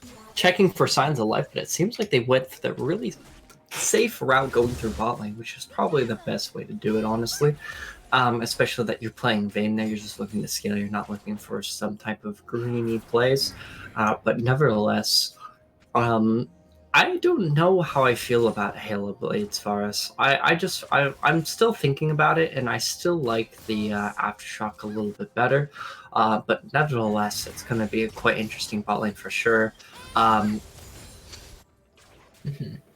As everyone's knocking on the Lux, but like, hear me out. Would you rather have the, I don't know what the mastery points on Xerath, we're gonna say like 100,000 mastery points on Xerath, or like the 444,000 mastery point Lux? Sheesh. Like that's I think everyone is mastery 7 on the side of EMD. So everyone actually knows how to play the champions, which is really good. I think all of them have over 100k mastery points on their champions. So we'll see how they end up doing the oh wait, they land a hook onto Thresh, doing what they can to get some more damage back onto Nautilus. Can't be doing what you were doing last game at all. So we'll see how they are, if Nautilus is able to get a better hook off, maybe get some more damage. It's just that Varus is going to do a lot more damage than the ADCs that they've been facing before. At least a little bit early. Once Vayne is allowed to buy some items, like I think her Mythic is when it's going to be scary for Varus, but until then it's going to be rough. I do want to say that Rumble has 5 camp and the Lee Sin has 4 camp. And the Rumble kept was still faster than Lee Sin there. And I'm interested in what this gank is going to be entailing there. As I really is trying to bait out Canatin to not see this Lee Sin here. A very interesting gank path. But I don't think this is going to work unless the Lee Sin is more than willing to dive here. But it looks like they are starting a little... They could get him. He does flash away. He is very low. Irelia tanking as long as she can. Does have to flash away from the Jax. So now Lee Sin is tanking. A lot of tower shots. Might go down. Gets the first blood, though. And gets traded back over to Jax. But that is still an extra 100 gold over to the side of EMD. As okay, so in terms of how I'm feeling about my points and about EMD winning, the plus side is that was first blood for EMD. The downside is that was messy. That was very messy, and I don't think anyone needed to die. So, I definitely agree. If you saw the Lee Sin did auto attack a minion once or twice, which is quite unfortunate. But I mean, it happens. If you're not using target champions only, it's going to be a little bit more difficult to be able to click properly, which is no problem. But this in lanes looks like a little scary. Oh, look at Lux go! If she hits that Q, that's actually a kill. That is so upsetting. 100% there. It was quite unfortunate, but also I'm interested why the Orianna didn't pop any pots with the top lane. Oh, Jax is looking to try to break this freeze. Is doing a good job of doing it. Might even find himself a kill as well on top of that. But Irelia does a good job of getting her health back in. Why? My. Why, God? Why is she like full health? What is this? Wasn't she 20% a minute ago? I don't know. I don't know. I think my eyes deceived me there. Was she damaged at all? I don't think so. No, I don't think she really took damage to Jax that entire time. Huh? What didn't just see that? happened? I was gonna say they were all dragon, but I was just having shooting my shot up to playing that the Aurelius full HP at the moment. Looks like it's gonna be another fight though. Yeah, I don't think Irelia really cares about what's happening to her at all. If she hits that E, that could have been a lot more damage going for the side of the Irelia. She's going back in. She could find the kill. If she Qs again, that could be it, but she doesn't have the mana, it looks like. Does have her ult available. Oh, if she was only not that would be a kill for sure onto the Jax. I think Leeson's gonna be looking for this gank. Lux is looking for it too. Oh my god. And she has ult available. He's dead. He has to juke it. Oh, this poor man. Is he going to be able to? He is. Oh, Lux misses it point blank. What? She misses it! 444,000, baby! Woo! Okay. That's rude. I'm sorry. That was uncalled for. Yeah, a little bit. I respect that though. The hype was there, and I respect the hell out of it. I think she was smurfing a little bit too much in Freelo for those beautiful plays there. But besides that, I mean, I did leave the Jax in a little bit of a sour spot. If you look at the CS difference, it's still going to be massive, even if there was no kill involved there.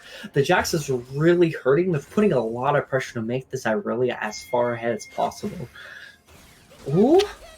A great Q from the Lux manages to get Orianna so low. They're actually maybe baiting the Rumble. But Lux knows, yeah, I'm not going to step up. That was it. That's all I had. That's all my damage. She has zero reason to step up, and I respect that she knows that. That's actually pretty big. Beautiful, and it seems like Rumble's going to be looking to see it for an invade here. Pretty cheeky. The Lee Sin sees that he's going to go on the red buff and maybe see the Rumble here.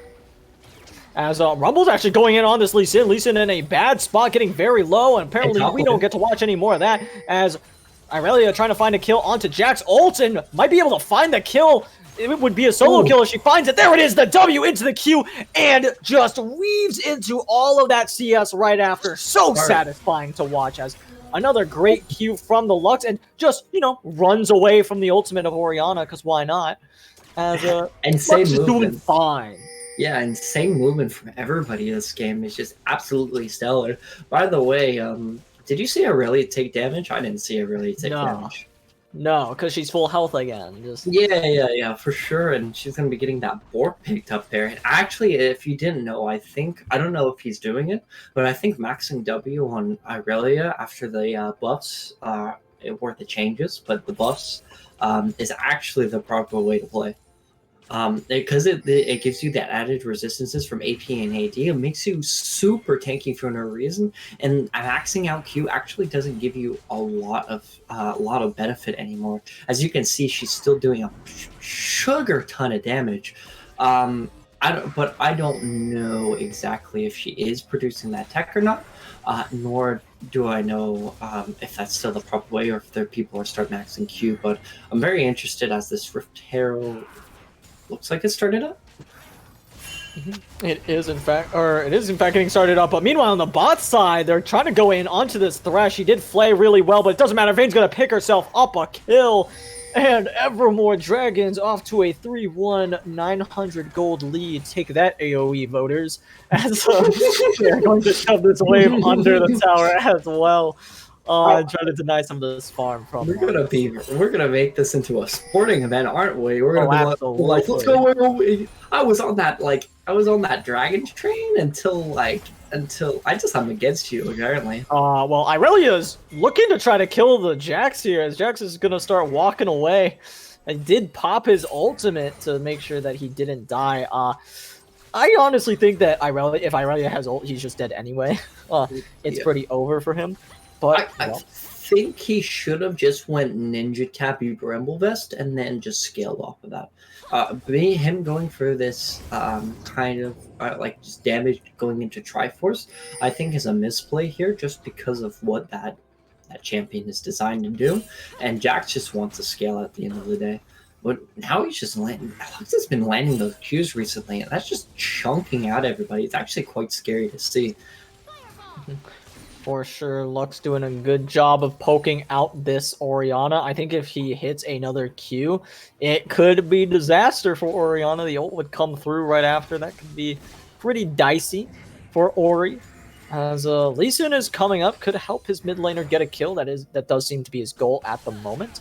If this Q hits, it does not. They do manage to get the flash out of him, though.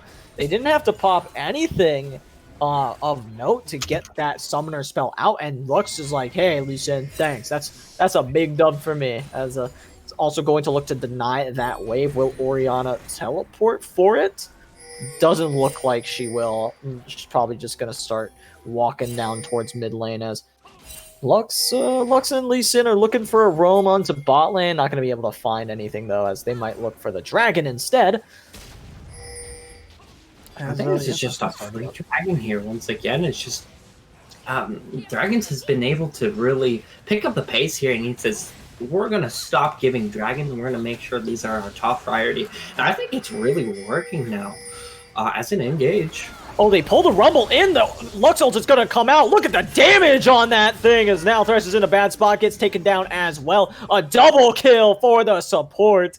Not exactly what you want to see, but nevertheless, you will take it. That is still some assist gold for everybody else. And who's dissing the Lux pick? Lux is going off. Lux is doing so much damage right now. It's insane. It's crazy.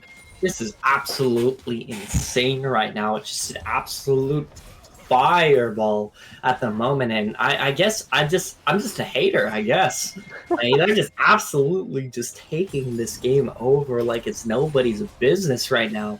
Being able to just collect that like it was no tomorrow, and the Rumble didn't even have the time to ultimate during that fight. He just got locked down real fast, and That's a great hook from Thresh to bring the Nautilus under tower, but it doesn't matter because Vayne is still there autoing. The teleport's coming through, which means they have to give up on the play. Actually, Orianna is here as well. Another teleport coming as they committed 2, and a great Q from Lux to keep Orianna there. And Irelia, if she flashes, she will. Oh, but the Q follows her through, even through the lantern, and Irelia finds the kill. The ult is going to come out and force I believe that is Rumble to flash away. And, you know, Lux may have missed a point-blank Q, but is making up for it now with the Qs that she has been hitting onto everybody else, as character's taking towers. He's chilling. I'd definitely say it's too soon to early call this, but you're giving the run for my money for sure, as Hamilton's getting hurt. Oh no, he flashed into the Q! Jackson's flashed into the Q, and now he's trying to get out of there. He might be able to with that Q, and if Lee Sin flash, the flash Q into the second half of the Sonic Wave manages to find the kill onto Jax. Lee Sin, you're crazy! Oh my goodness. I don't know, man. They're just absolutely cracked in this game right now. Just taking over, slaughtering them one by one here. Just taking out dragons by dragons. They're gonna take care of this Rumble, I think, right now. I think he's actually overextending with this. Lee Sin and Nautilus is just getting set up at this point. Gotta be careful. They do seal this though. This is definitely, I'm not gonna lie, I did not expect Nate 2. I was like thinking, looking back on it, I just voted for Evermore because I thought it would be funny if they won. Mm-hmm. That's content for me. Content. That's content and free points. It's great. But they're actually playing really well. Even though their draft is a little strange, it doesn't matter if you're clean with it. True. Like, as they manage to find a nice hook onto Nautilus, this could be bad for Evermore now, as a nice ult from Lux to get some damage down onto the Rumble, as the Shockwave's gonna hit too! The Rumble gets a shutdown, and now Nautilus has to run away for his life. The snipe from the Varus finds a kill as well. Irelia is here to try to get something done, but will not be able to do so, as Orion's gonna stick around for that pink ward, as we're starting to see... Oh, the E does not hit onto the Varus, unfortunately. As we're going to see the rest of AOE start coming into the mid lane, pushing out these waves, farming up, as they managed to find a play, but there's no objective for them to take, but it's still gold in their pockets, and they are not going to shy away from that. Definitely. Honestly, excuse me. I'm dying here. I was eating a chip and I guess didn't go down the right pipe. It's that chip of defeat. Nah, I'm just kidding. I definitely think Esmond picking up the kill there was really beneficial, especially that he's going to be able to start doing a lot of damage and matching this Lux in the side of the poke. As you've been seeing, Lux landing 1Q takes like 70% of anybody's HP at the moment, and it's quite scary to walk up, especially if you're side of AOE at the moment, because you're very short range besides the Varus. But I definitely think, just due to the fact that they have some type of area AOE control, it's going to be difficult for the side of Dragons to be able to walk forward once there's a couple items on the board. For right now, it's actually very scary for AOE to get caught up into any type of team fight or reaction, especially if this Dragons be coming up. It is only a Cloud Dragon, so they kind of can get away with not taking it here, but Irelia, no, Irelia, that wasn't good. As Irelia ulted the air, which is not what we want to see. Jack's going in. He's going to get pulled on back in. The shockwave is only going to hit Nautilus, which could be really bad. So many ults flying wide. That Varus ultimate has been wasted as well, as now they have pretty solid control over the Dragon Pit, and they're going to go ahead and give over the third Drake of the game, third Drake over to Evermore Dragons. And I actually think being on Soul Point is more than one tower. I think you're very happy with this trade if you're Evermore Dragons. I agree with you. There's a lot of XP sharing, and you're getting like maybe 30 gold per each player for giving yourself into that position, because there's so many people mid lane there and a lot of XP getting wasted on the side lanes. But it's very unfortunate that there was a lot of ultis going wide there for the side of any AOE fans or predictors out there. I do want to ask though, what is the Gale Force going on for the Vayne for? I'm very interested. Maybe they're thinking to dodge like the Varus ulti, the Varus ulti and the Thresh hook.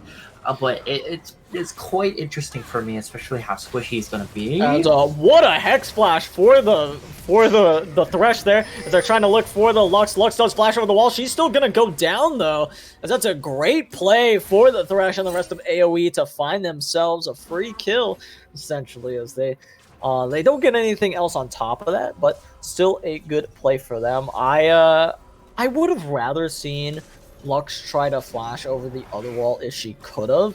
I just don't think she had enough time to get there. But I don't know if there was enough CC that could have stopped her. Maybe Orianna could have stopped her. I think that's the only thing. Maybe Varus as well could have also helped. But trying to pop a like an ultimate of the enemy team and maybe not even burn your flash either would be a little smarter of an idea than flashing towards where the enemy already is, because I'm pretty sure there was somebody in that little that area between red and like the mid lane. It was definitely a reactionary play. I mean, if he just had Korean ping, he would just flash the Thresh hook. Yeah, true. But game frogs are jungle. The enemy, the Lee Sid's getting jungle ganked by the router disappearing. Maybe he's on Spectrum or something, man. But definitely we're going to send this game to break while we're waiting for the pause, because it's probably going to be taking a little bit.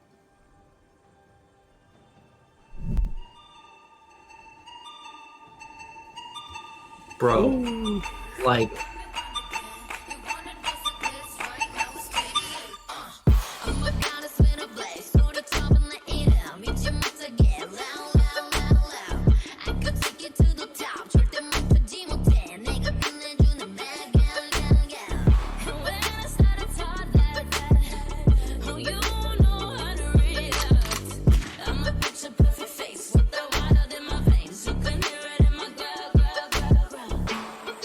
Keep your eyes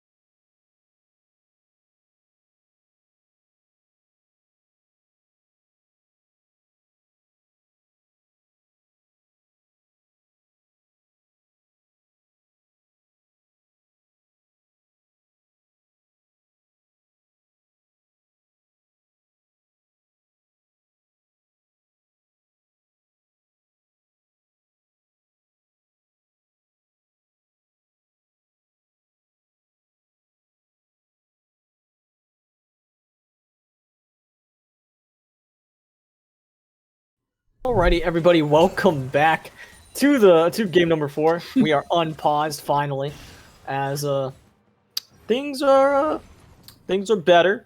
I forgot exactly what had happened when we had left off. A little bit. Are you having a spectator bug as well? Yeah. The spectator bug always Okay. happens after Pause. the pause, unfortunately. So what happened was they collected a mid tower for Cloud Soul, for Cloud Point, or Cloud Point for the Soul for the sides of Dragon here, and after that there was a really obscure fight that led to nothing, and then now we're here, if I remember correctly, and they're going to be kind of looking for some type of area play. And it looks like Nutter's going to be cleaning up the top side here, getting some solo kills, while Jax is slowly scaling up, finally getting that Bramble Vest and Ninja Tabby so that he can actually fight the really sum up, but he's just so far behind in gold right now. Now, really, it seems like he did pick up the correct, in my opinion, I think it's probably the best mythic on her at the moment, which is going to be that Mortal Shield Bow. And getting a Mortal Shield Bow would have also been good for Vayne. Would have preferred to see that one. I feel like this game would have been a little bit stronger than the Gale Force, in my opinion. What do you mean? He's Uzi, baby. He's gonna 1v9. You know, when he does, when he does, again, we will have to call him a genius too. True. I mean, you're clearly popping right now as the Rift Herald is getting popped into the mid turret. Probably not going to do anything more than take 70% of the HP. It's still scary, but or 50, excuse me. It's still a nice chunk of damage, but the Rift Herald didn't really do as much as people were probably hoping to. Looking at items here, well, okay, so that was a TP into the bot lane. I disagree. He just wants minions, bro. We're at the stage of the game. We don't care. We just need that gold. This is a really early setup for Dragon, no? Lux can back and probably get there in time. Lee Sin, okay. I actually think that this is a late back for them. So generally what you want to do, I actually don't think this is too early of a setup. You want to back at 1 minute 30 seconds, and then you walk back to Dragon so you can have enough time to like realistically set everything up around the Dragon. They might go for Baron. I like it, honestly. Or not. I think I'm trying to think if that's worth or not, because all you're giving up is Soul, which we were kind of going over. It's really only great for Vayne. It's okay for the others. But you're not getting up too much. Probably a close second. Yeah. And then we were saying Irelia, but Irelia kind of moves around the fights with Q anyway. And we'll see if they're able to pick up this Dragon. They're willing to fight for it. They feel strong enough to do so. They're not too wrong. They actually have a good bit of items on them. And before this fight just absolutely breaks out, this is going to be, I think, game. A great Q has been hit onto the Orianna, and she gets erased. That is all Lux, baby, and that's a double knock up for the Nautilus ultimate as they are going in. A great kick from the Lee Sin to get Varus back over the wall, and this is just an absolute slaughter for the side of Evermore Dragons as they're gonna pick themselves up the Soul, and I bet you they're gonna march right over to the Baron after this as well. What a disgusting setup that was. That was a disgusting setup on the Ori coming in from that max range Lux Q, just barely clipping the robot, binding her up and getting one popped, and then that Lee Sin getting that Q, catching the flash from the Varus and kick flashing him back over the wall he flashed at, just absolutely eviscerating the side of AOE. They are doing this Dragon a little bit slow because they don't have the Irelia there, but it does have a Vayne. Seems like it's still going to be on the side of Dragons either way, but it is going to be Rumble's move. Rumble could look for the flash. He does, and he's going to deliver himself for a kill, and he goes down. And EMD looking pretty good this game. I don't know, guys. If I'm AOE, I'd be sweating pretty hard right now. That's definitely very scary at this moment. I definitely think this is going to be another elder flip. Like these games has been getting into these elder flights. I say there's a flip, but I just genuinely think that EMD may have this in the bag at the moment, but I gotta say, it's never too early to win, for sure, especially that you still have a serious wombo coming on the side of AOE, stacking up to their name, but it hasn't been delivering. As we see, Irelia going in onto Orianna. Orianna going to use her shockwave to try to get away, and the flash as well should be enough to get Orianna out of there. As a great hook from Nautilus onto the Thresh. Will Thresh go down? The ultimate from the Lux is going to bring him down to 1 HP, so Nautilus can collect that kill. And now Jax on the flank could look for a play, but they do know that he's there, so yeah, that's not going to happen at all. DMD doing a great job of somehow split pushing with Irelia against the Jax of all people, and also managing to find towers in the mid lane as well. They are just playing this to an absolute T. Absolutely insane, honestly. That was a great hook looking onto the leads in there, knowing they have enough damage to absolutely burst them down before they were able to do anything. It seems like they're going to be maybe catching out this Irelia here, but she's doing so much damage. Yeah, she's doing A-okay. She does Q in, does almost take down the Jax, and now Lux is here to help out her friend as Jax is going to be caught on the edge of that Lux ultimate, and Lux, she's doing just fine. She's running right up to the Orianna, who does get bailed out by the Thresh. She's just fine. Meanwhile, on the top side, things are going wrong as well. A great E from Irelia. Oh my god. They are just dismantling AoE. Evermore Dragons are insane right now. I mean, going back to it, we did say we wanted backpack on a backpack style champion, and I'll just say he's performing right now. I'm not just saying that, but just for the entire team, Nautilus is producing some fantastic hooks. Lux has been doing absolutely phenomenal, and Leesman has been doing his part to make sure that none of the carries survive at the end of the day. All of them, it's just really rough for AoE right now to be able to really put their foot into the door, get themselves back into the game. Do I still believe, for my point's sake? Heck yeah! But I mean, it's looking a little rough for sure, and I definitely am. And I'm seeing a light still for AoE, but it's getting rapidly harder for them, especially how fast this Vayne and this Irelia is scaled up to. I'm glad you have hope, because I don't. This game is GG, EMD victory. It's that easy. Give me my points, baby. But realistically, the gold lead is pretty insane on like a team comp that has Vayne, Irelia, and Lee Sin. It's pretty terrifying. AoE, they could come back from this. It would take... It's essentially game 2, but AoE is kind of where... It wasn't nearly as bad for Evermore Dragons, but I mean, hey, if AoE messed up, Evermore Dragons could also mess it up. It's just like, I don't see them messing up that bad at this point, and it would also require, I feel like it requires Esmond to be on a champion that can pop off a lot harder in these team fights in the Varus. Varus kind of has to set up the team fights a little bit more with his poke and his ultimate, so we will see how he ends up performing. Irelia is doing whatever she wants. Okay. So, yeah, she's just enjoying life right now, apparently. They could look to collapse. Oh, Lee Sin hits a Q. He's going to go in. A great play from the Thresh. Thresh is going to flash out of there. He's going to get knocked up by the Nautilus. A great shockwave, but it means nothing as Nautilus is going to get hit with a Q from Lux, and that's going to spell his doom. Vayne going to find the kill. Going to start life-stealing now once again, as now Irelia is in the bot lane getting a tower for herself. Going to try to collect an inhibitor. No one wants to walk up to this Irelia, who, by the way, has a GA and is 7-0-2. So I do not blame them for wanting to keep their distance.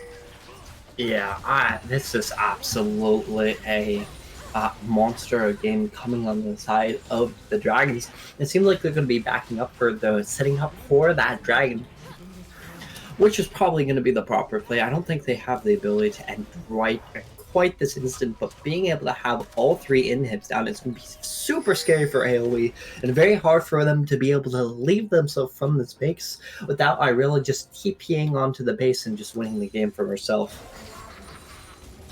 Yeah, it's I mean that 700 gold bounty is it's tempting at the poor Rumble, he's so low. I mean Thresh saved his life with that lantern. If he doesn't get that shield from that, he just dies.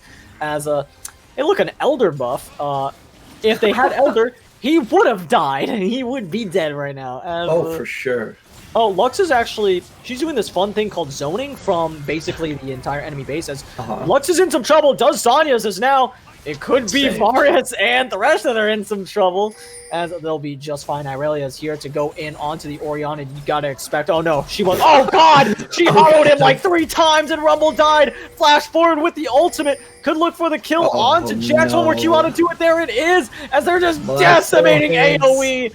The Elder Dragon is too much, and Evermore use the Elder Dragon to close out the game. One more kill for good measure. Maybe able to collect that one. There it is. They do. They get the clean ace, as that is a Game 4 victory for Evermore Dragons. Didn't we say in the beginning of this game that people were being overconfident? Because, man, Dragons is absolutely killed at that game. I cannot say any other words besides that. All of them were absolutely outstanding, and they were playing out of their mind this game. And I can't wait for this Game 5 to see where this game goes, because I think they're going to try to run it back with the same style of comp, and that Aurelia or that Lux is definitely not going to be showing up next game.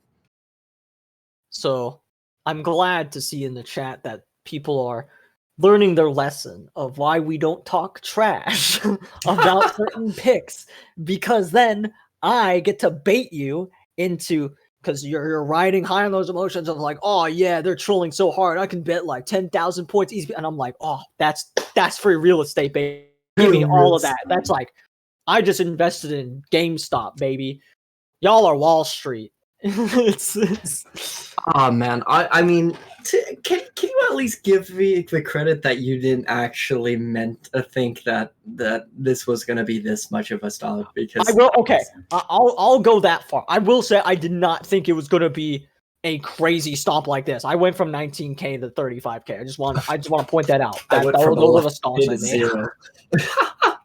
Okay, anyways, I mean, look at the damage graph, man. Like, look at how strong these two were. The Aurelia and the Lux have been killing it this game. They were popping off an unbelievable, it's just absolutely crazy. I couldn't find the words for it because of how crazy they were performing these games. All I'm gonna say is I can't wait for Game 5. This is gonna be exciting, and I think AOE will step it up to make this game a banger. Yeah, I mean, again, the trend in Game 5, AOE would win if it follows trend. It would Maybe go back and forth. So it is very feasible that AOE could take the next one. I will say this was a very uncharacteristic stomp game. And there's a chance that, like, AOE is maybe a little bit tilted that they got beat by Lux. They might have been going into this game confident, but they might be scared of the champ now. If anything, I'd be more scared of Irelia. That's the scary one. Yeah, Lee Sin also has a 100% win rate, but I mean, like, realistically, it was like the Lux Qs, which could be done with the same champion she played last game on the Xerath. Xerath could just use E as well. But also, of course, the Irelia, that one I would just get rid of. I would not want to see Irelia on the enemy or on the enemy team again if I'm AOE. So that's what I'm looking for sure. As a don't forget to vote in for the MVP for this game. And I'm excited for Game 5, and we are ready to send it to a break.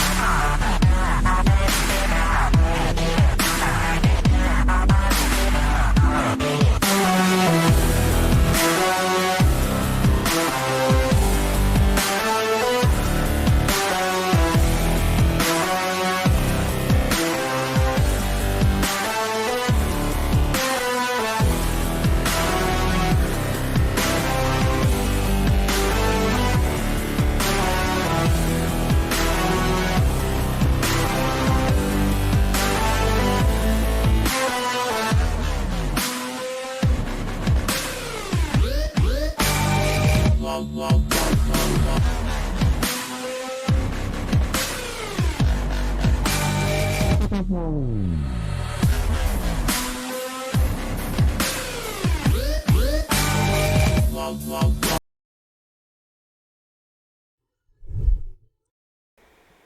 hello and welcome back. And your player of the game is none other than if I pronounce it wrong, I'm so sorry, but I think it's Arthidius, going 4-1-11 on that Lux, proving that Lux mid is actually a good thing.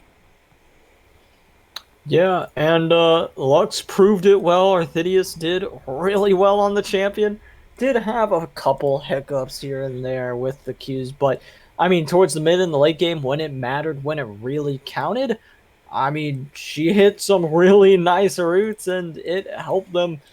I can think of at least like 2 instances in which it was a Lux Q that allowed the fight to be won, or at least started. So great stuff coming out from the Lux. Arthidius, more like Dark Sidious, baby, showing the Lux the dark side of the light and showing how strong it actually can be, as everybody was hyping it up in the chat pregame and after game for sure. I don't need to cut you off real quick, but it looks like both teams are actually ready to get drafting. So I'm going to send you off to drafting. Alrighty, sounds good. Anyway, you can continue that thought while we get into draft. That's the only thing I wanted to think of. Right, I was just like, oh, that's a good meme. I was trying to say it real quick, give myself a pat on the back for giving a good try. I'll be here all week, you know. But nevertheless, I definitely am excited for this game 5. I think that looks, unless they stop cryoing Orianna. See, there's always going to be a sway in League of Legends where control mages like that, who are kind of long range, but really in that mid range area, is just going to get absolutely decimated by stuff like Lux, who are that artillery mage X. Even though they did win game 3, Orianna was still having a hard time against the Xerath, because even Xerath was at like 3-1 at that one point, because he was able to do whatever he wanted and the Orianna could never really touch him. But it's definitely showing with the Lux gameplay that the Orianna really was having a rough time with that matchup. Nevertheless, either they ban it off or they not the Lulu. Maybe they're banning Lulu 3rd or not at all, but it looks like they're getting rid of the Vayne too. Oh my, that's a change of pace. I wonder what they're going to be looking for. I think picking up Lulu first pick is going to be absolutely disgusting. And yep, there it is. That could be pretty detrimental for AOE. I definitely want to pair Lulu up with a hyper carry down in the bot lane. Vayne's not up, which is unfortunate. You could go ahead and I guess pick Kog'Maw with it. Mm-hmm. Kog'Maw, Jinx. Yeah, those would be. Aphelios. If you're confident in it, Draven. I mean, Ezreal's going to be picked up here, which is not a surprise in all honesty. If you're going to first pick Lulu, I think the response to it is going to be Ezreal 100% of the time. If not, it would be, I think, Super Troll. At least in the first 2 picks. I wonder what their second pick's going to be. Maybe it's going to be the jungler again, if they're confident. But really, it should be under a flex pick category for sure. If not, you're just going to be showing your hands a little bit more and allowing the side of Evermore to be able to kind of respond to it. But it looks like it's going to be Graves. Now, Graves, in theory, can be flex picked into jungle mid top. Really, he's a better mid top than jungle. And technically AD carry if you're good enough, professional.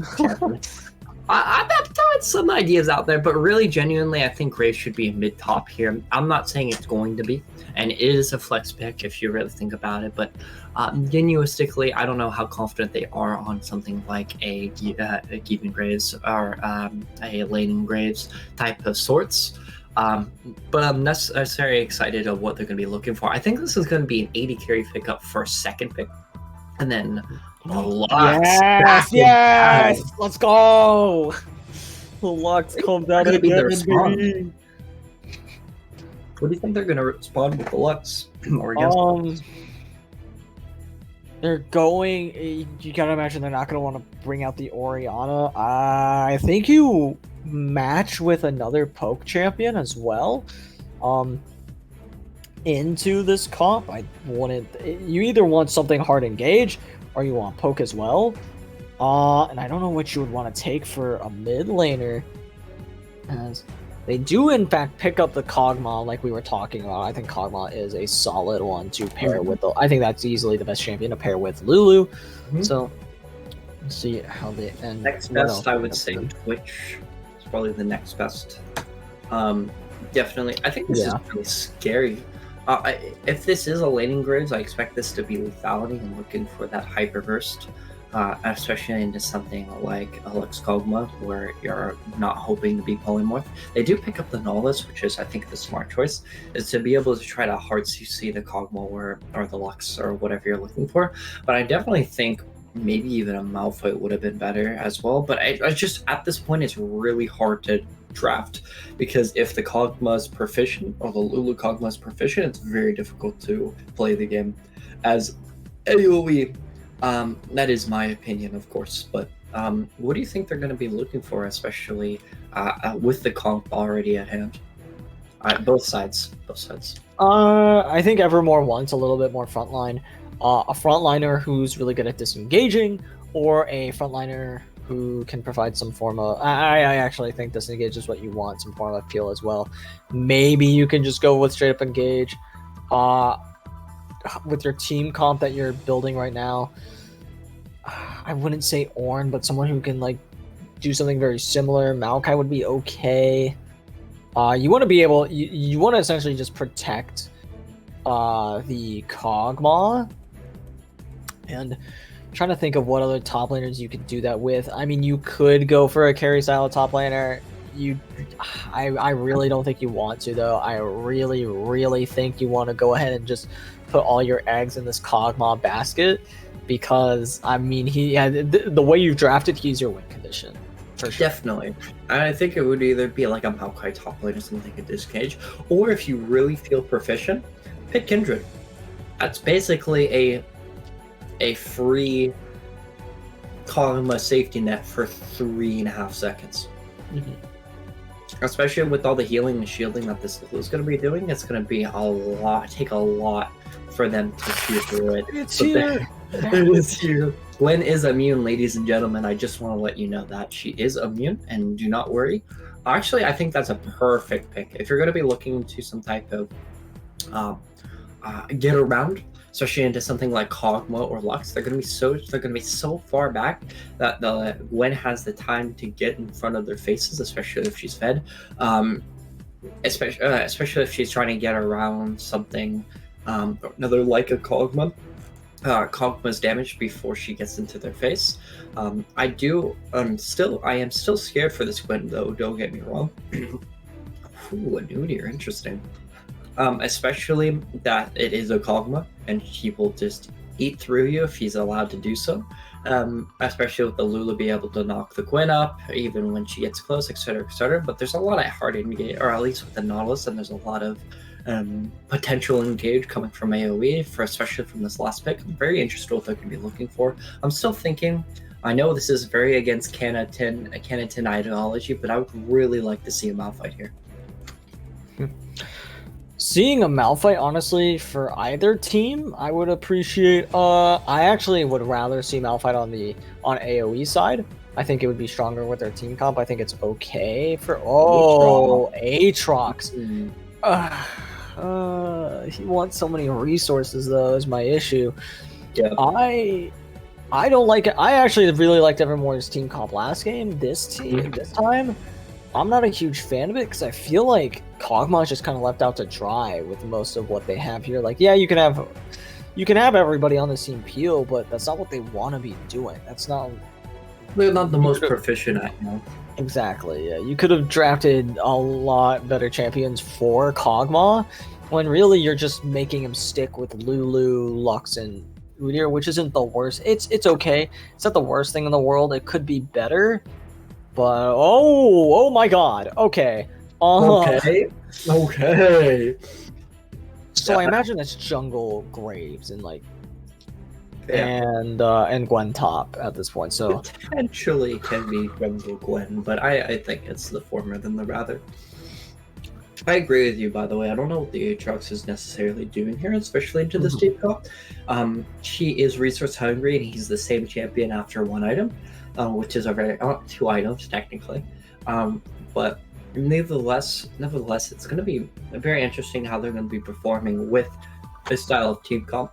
The Udyr is very low resource if you allow him to be. You can just go full tank and just not think about it. And allow the Kog'Maw to start taking like Krugs whenever he has the availability to do.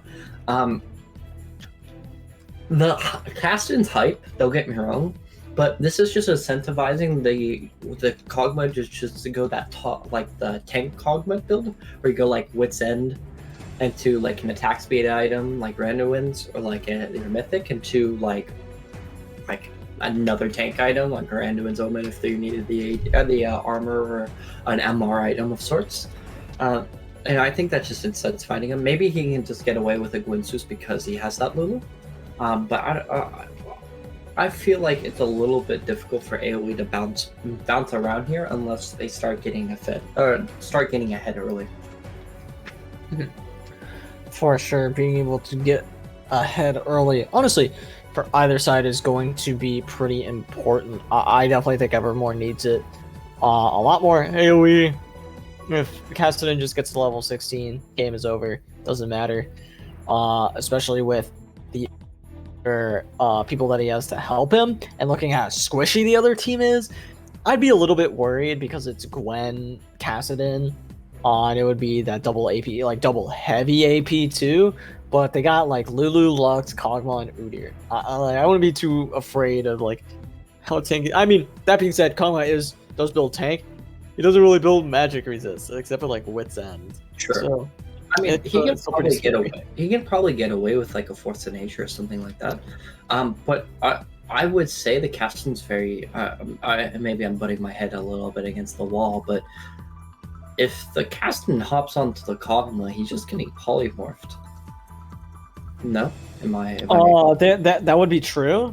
That is a very good point to bring up. But they've also got Gwen to deal with as well on top of that, and that's why Lulu is just so strong, is that she is able to stop that Kassadin from doing too much after that. And so realistically, what they need to do after Kassadin goes in is they need to Q him with the Lux and then stun him up with the Udyr or vice versa, and then just start slapping the Kassadin. So I think they're able to do so. I think a lot of the problems is going to be standing up from this top lane. If the Aatrox can get ahead of the Gwen, it's going to be very nice and happy for the Aatrox, especially going into that mid game where he's going to be at his strongest point, where he gets that 1 to 2 item power spike. But it's going to be, if he falls behind from the Gwen, it's going to be very difficult for him to play the game, especially how strong Gwen can be. And again, I personally I think this Gwen is most likely going to go Bramble Vest, just because it's a Grievous Spoons item, plus the Aatrox can never play the game after that, and you can kind of just go your normal AP route after that, and you don't even have to build tabbies, I don't think. But I could be dead wrong. Nevertheless, I definitely would be ungankable from the Udyr Aatrox side for sure. Even though Udyr is more of an AP champion than an AD, I don't find it matters, especially that he's on such a nerf state. The mid lane matchup is going to be interesting as well. I think it's going to be based around the jungler presence on that one, to see if the Caston's allowed to play the game or not, especially early on. And then the bot lane is just farming, I believe. Nevertheless, I don't know who do you think has the advantage here?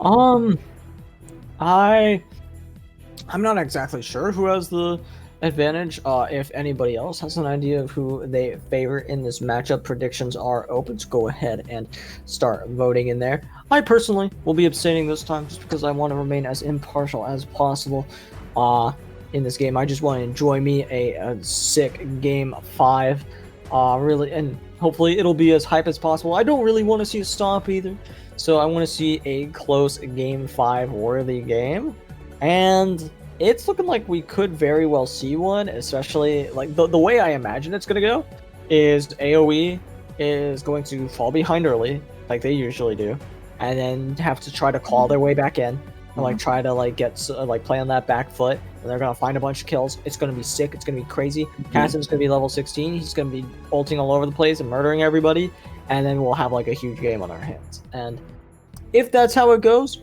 pretty hype. Not gonna lie. I definitely think it's gonna be some sort of the former, like you said. Hopefully, I think that's going to be the type of style where we see a level 16 Casson versus a level 60 Kog'Maw Lulu, practically just duking it out with a Gwen trying to sneak into the back line and snip her way with some true damage. I definitely think this is going to be a hype game for sure. And I can't really say who's going to win or lose. It's really depending on the hyper carries at this point. But I do want to say there is an item called A Theme Has Changed, and that item is just an exhaust permanently on a champion if it hits you. And I think Kog'Maw may want to get that just for the Caston or the Gwen, whoever thinks is more of a problem.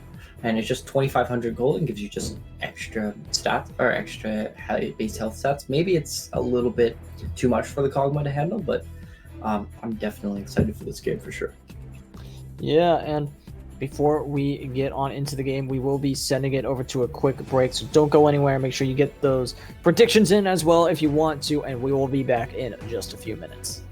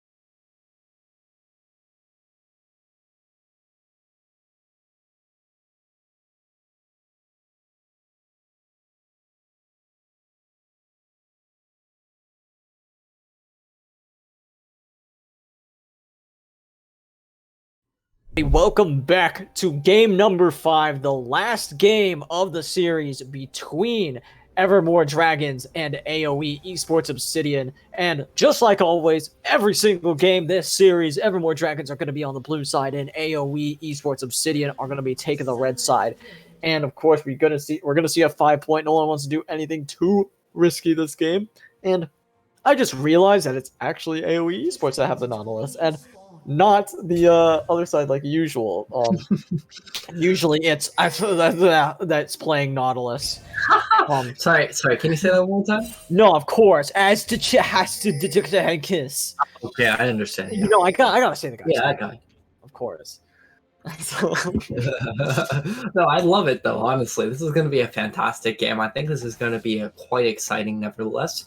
And Kog'Maw Lulu, man, just an absolute outstanding Kog'Maw. Kog'Maw, yeah, combo. As well as just seeing two just absolute terrors in the top mid lane, the Cass and Gwen combo.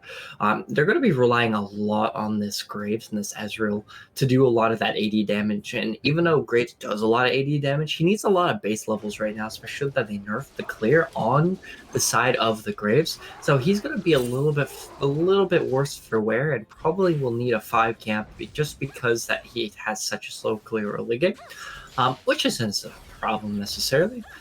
But he's going to go for it. It looks like his standard 6 camp. His Uder's going to probably clear a little bit faster than Graves is, and it looks like they're going to be spawning or going on opposite sides. So the Uder is going to be focusing on that Aatrox, which I think is the proper play, and the Graves is going to be looking onto that bot lane, make sure that Kog'Maw isn't as much as a problem as he might be in the future. Now, why does he have Hail Blades? That's my question. Do you have an idea? Halo Blades better early maybe, except they're not really using it. Better early maybe question mark? Maybe I like lethal tempo. Is that what people go on this champion? Does that sound all right? That makes more sense. Like I don't know. It'd be like going Halo Blades on Jinx. It's like why? Why would you? I mean, yes, but why? Like back when like lethal tempo was like the rune to go on Jinx, which now I think people are going more Conqueror, which is an interesting one for sure. As we'll see. Ezreal was trying to get a minion. That's what that was. Saw a Mystic Shot swing wide as Gwen's not gonna have a great time in the top lane for the time being, but we will go see. Oh, everyone goes Halo Blades. Really? I was thinking I wasn't too like surprised about it. I know like you were a little bit more taken aback, so I was just kind of like, yeah. So that must mean Lethal Tempo is taken on it. Does count? Hey! I'm a play-by-play. Blame him. No. That's completely my fault. But I don't know, man. Like I like Halo Blades on Varus and Halo Blades on Kog'Maw, man. I mean, like, yes, but why type of thing. I don't know. That just doesn't sound just correct to me. I understand that maybe a little bit. It's more in the early game side. You get some quick hits on the 1, 2, 3. I apologize. I laughed at a comment that was just sent to me privately. Nevertheless, though, really interesting start for the Cassian there. I think it is actually correct to go for the Darksteel there, but there's going to be... As, yeah, they're going in onto the Gwen. Gwen is actually probably dead here, getting very low as the second dive in a row. And it is going to find the kill as now Kogma's going to try to get away, and he will be able to, as, yeah, not quite the same effect for AOE on the Diamond bot lane, and I meant the the second first blood dive in a row. So what I meant by that one, as it was also on top side, so... But unlike last game, Can of 10 did not get a return kill, and it instead is just a clean play for Evermore Dragons, which is a... If you're remembering last game, you've got to be scared for AOE. Oh, definitely, for sure. There was absolutely a stomp coming up for Lux being able to just utilize her pressure of being an artillery mage onto that Orianna was absolutely phenomenal. A little bit of a different circumstance, though, as Caston has been farming pretty well comparatively. How much poke that Lux is going to be dishing out, which is very respectful. I think the fleet footwork plus the extra healing from the Darksteel is a huge impact in being able to let him stay in this lane. As the mana is pretty much even at this point, as of course the Doran's Ring is going to help with that just a little bit on the Lux side favor, but the Graves... Yeah, Graves doing what he can to try to kill this Lux. He flashes forward, does not hit the Q exactly as he should. Lux still has flash available, uses her Q to get herself on out of here, and ends up not having to blow her flash. Really great, like, with strength from that Lux to know she does not need to burst her or use her summoner spells there, and instead just uses good old Q, and it gets the job done just fine. A good angle too, as the dragon is slowly being taken. Is most likely going to be going over to the side of AOE. What a good dragon to be picking up for them, especially this early. Not allowing, or just having that a little bit extra tankiness is always going to be nice against the Kog'Maw. As we have Kog'Maw CSing a decent bit here, better than the Ezreal, that is. But that's going to be a huge wave that Ezreal should be able to cash in on. If he's able to get all of that, then it should be just fine. If he can't cash in on all... Oh, wait, this could be really bad for the Kog'Maw and the Lulu. Udyr is here to try to turn it around. Kog'Maw getting very low. Kog'Maw is exploded, as we'll see if they're able to get any more kills for themselves as well, but it doesn't look like either side is willing to step forward after that. Both sides retreat back to their tower, or in Lulu's case, she's just trying to get some vision, and she might overstep real quick as Gwen was doing something a little dicey there. does get out of the way of the Umbral Chains though. She'll be fine. As the Lulu 1v2, will it happen? Nah, they're just chilling here. Wait a second. They're actually getting Nautilus very low. Udyr's here. He might try to find the kill. He stuns up the Nautilus. The Phoenix stance gets himself a kill, as now he might look for a kill onto Ezreal, but he's not going to be able to find it. Doesn't have the Bear stance available. So, but Kazan wants to go in for some damage onto Lux. Might look for the 1v1. Is not able to find the kill, though, but does manage to get Lux low enough. So he does start backing off, and he's going to be fine. He's got himself a good bit of space in this lane now. In all honesty, I think that was the improper play coming from the Udyr there. Even though it feels nice to pick up that kill, giving that kill over the Kog'Maw was probably the better option. Just giving him that flat 300 to propel himself into that point where he can start doing whatever he wants is probably the proper play here, especially that Udyr isn't a scaling monster as much as Kog'Maw is.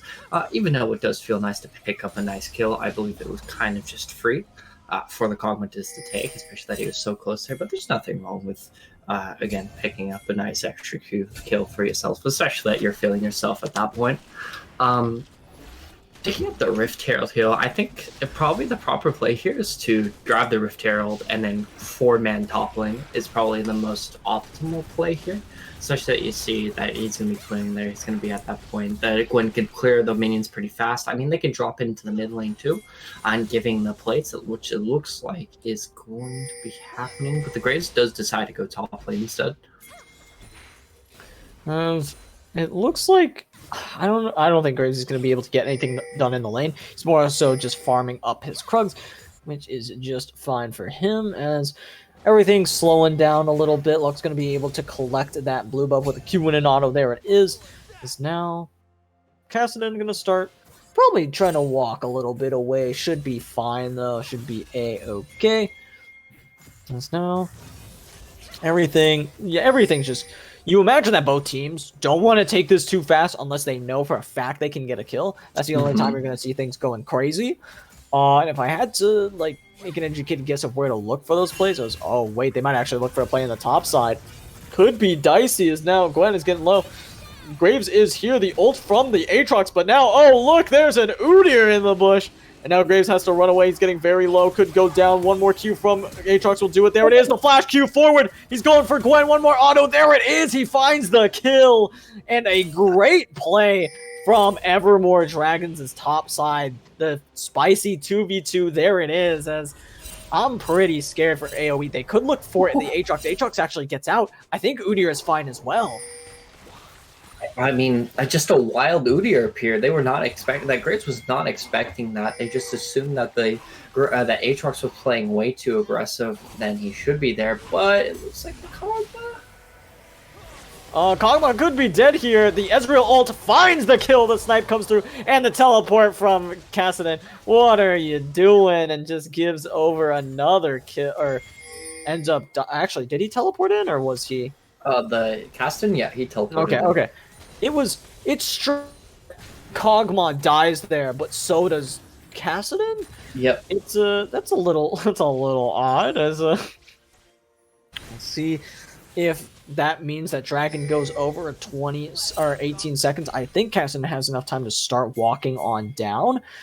And they could end up contesting this. We'll see if that's the case, though. He might just want to return to mid to start farming back up. But Lux is a level up, probably about half a level, if I had to guess. We'll see. Looks like they're just going to be taking this Infernal Dragon with no contention. It looks like they want to, but that Lux is just providing so much range. They're going to go for it, though. Yeah, they do get the Lux, but Lux has been ulted by the Lulu, doing what they can as the Lux is going to ult, find the Cassidy, kill him as Ezreal's doing as much damage as he can for his team, but they are just getting shredded. Udyr's over the wall as well. Double kill for him. Looking like it's going to be a triple pretty soon as Gwen is fighting for her life. Maybe able to find the kill. A lot of lifesteal for her as Ezreal's trying to find the kill onto Udyr now. Going to be able to dodge the Q from the Lux. Is taking so much damage though, and the EQ combo from the Aatrox is going to find the kill. Ezreal going to miss his ult. No one's going to die. He could be in some trouble as everyone is converging on him, but that just means that it's going to be an even messier situation. Lulu's actually taking for a team, gonna be hit by the Ezreal Q, finds the kill, a great decision from Ezreal, and he finds a shutdown onto the Udyr. He just got so much money. That's 800 gold from Udyr alone, and 300, I believe, from Lulu. I don't think she had any bounty gold, so he just got like a 1.1k gold. That's pretty solid for him. Oh yeah, that's 100% solid for him. I would take that any day of the week if I was playing Ezreal there. The Lux, Lulu was being a little bit too greedy, not allowing the Kog'Maw to actually be able to walk up and finish the minions to be touching the tower. She could have waited a little bit longer to see that Ezreal not actually hopping onto the Kog'Maw there, so she didn't have to be that greedy with it. But I kind of understand, but getting that much gold, I would say, is definitely worth it. Traveling, I don't even know what I'm saying right now. Let me come back to the game real quick. I would definitely say this Aatrox is feeling himself, though, for sure. He's very far ahead in this Gwen. He's not going to be having a good time. Not relying on the tech of what it's supposed to be going for, which is supposed to be the Nashor's Tooth before the Riftmaker. It just gives her a stronger power spike, and being able to duel will allow him to duel the Aatrox. But I'm super surprised he isn't going for the Bramble Vest. He opts in for the Nirjutabi instead, which allows the Aatrox to continue to heal and be oppressive towards this Gwen. Even now Gwen's base stats is super strong. Udyr trying to look for the Gwen. And this Kog'Maw's been pretty happy overall. The Lulu, though. Lulu could be in some trouble. Does have to flash away, though, and will get away as a result. as Kassadin just laning against a Kog'Maw, which is actually Kog'Maw for once gets to exist in the side lane. I will say, I think at level 11, Kog'Maw gets to start deleting, or not Kog'Maw, sorry, Kassadin gets to start fighting Kog'Maw and coming out on top of that situation. The first item, Wit's End, is that normal?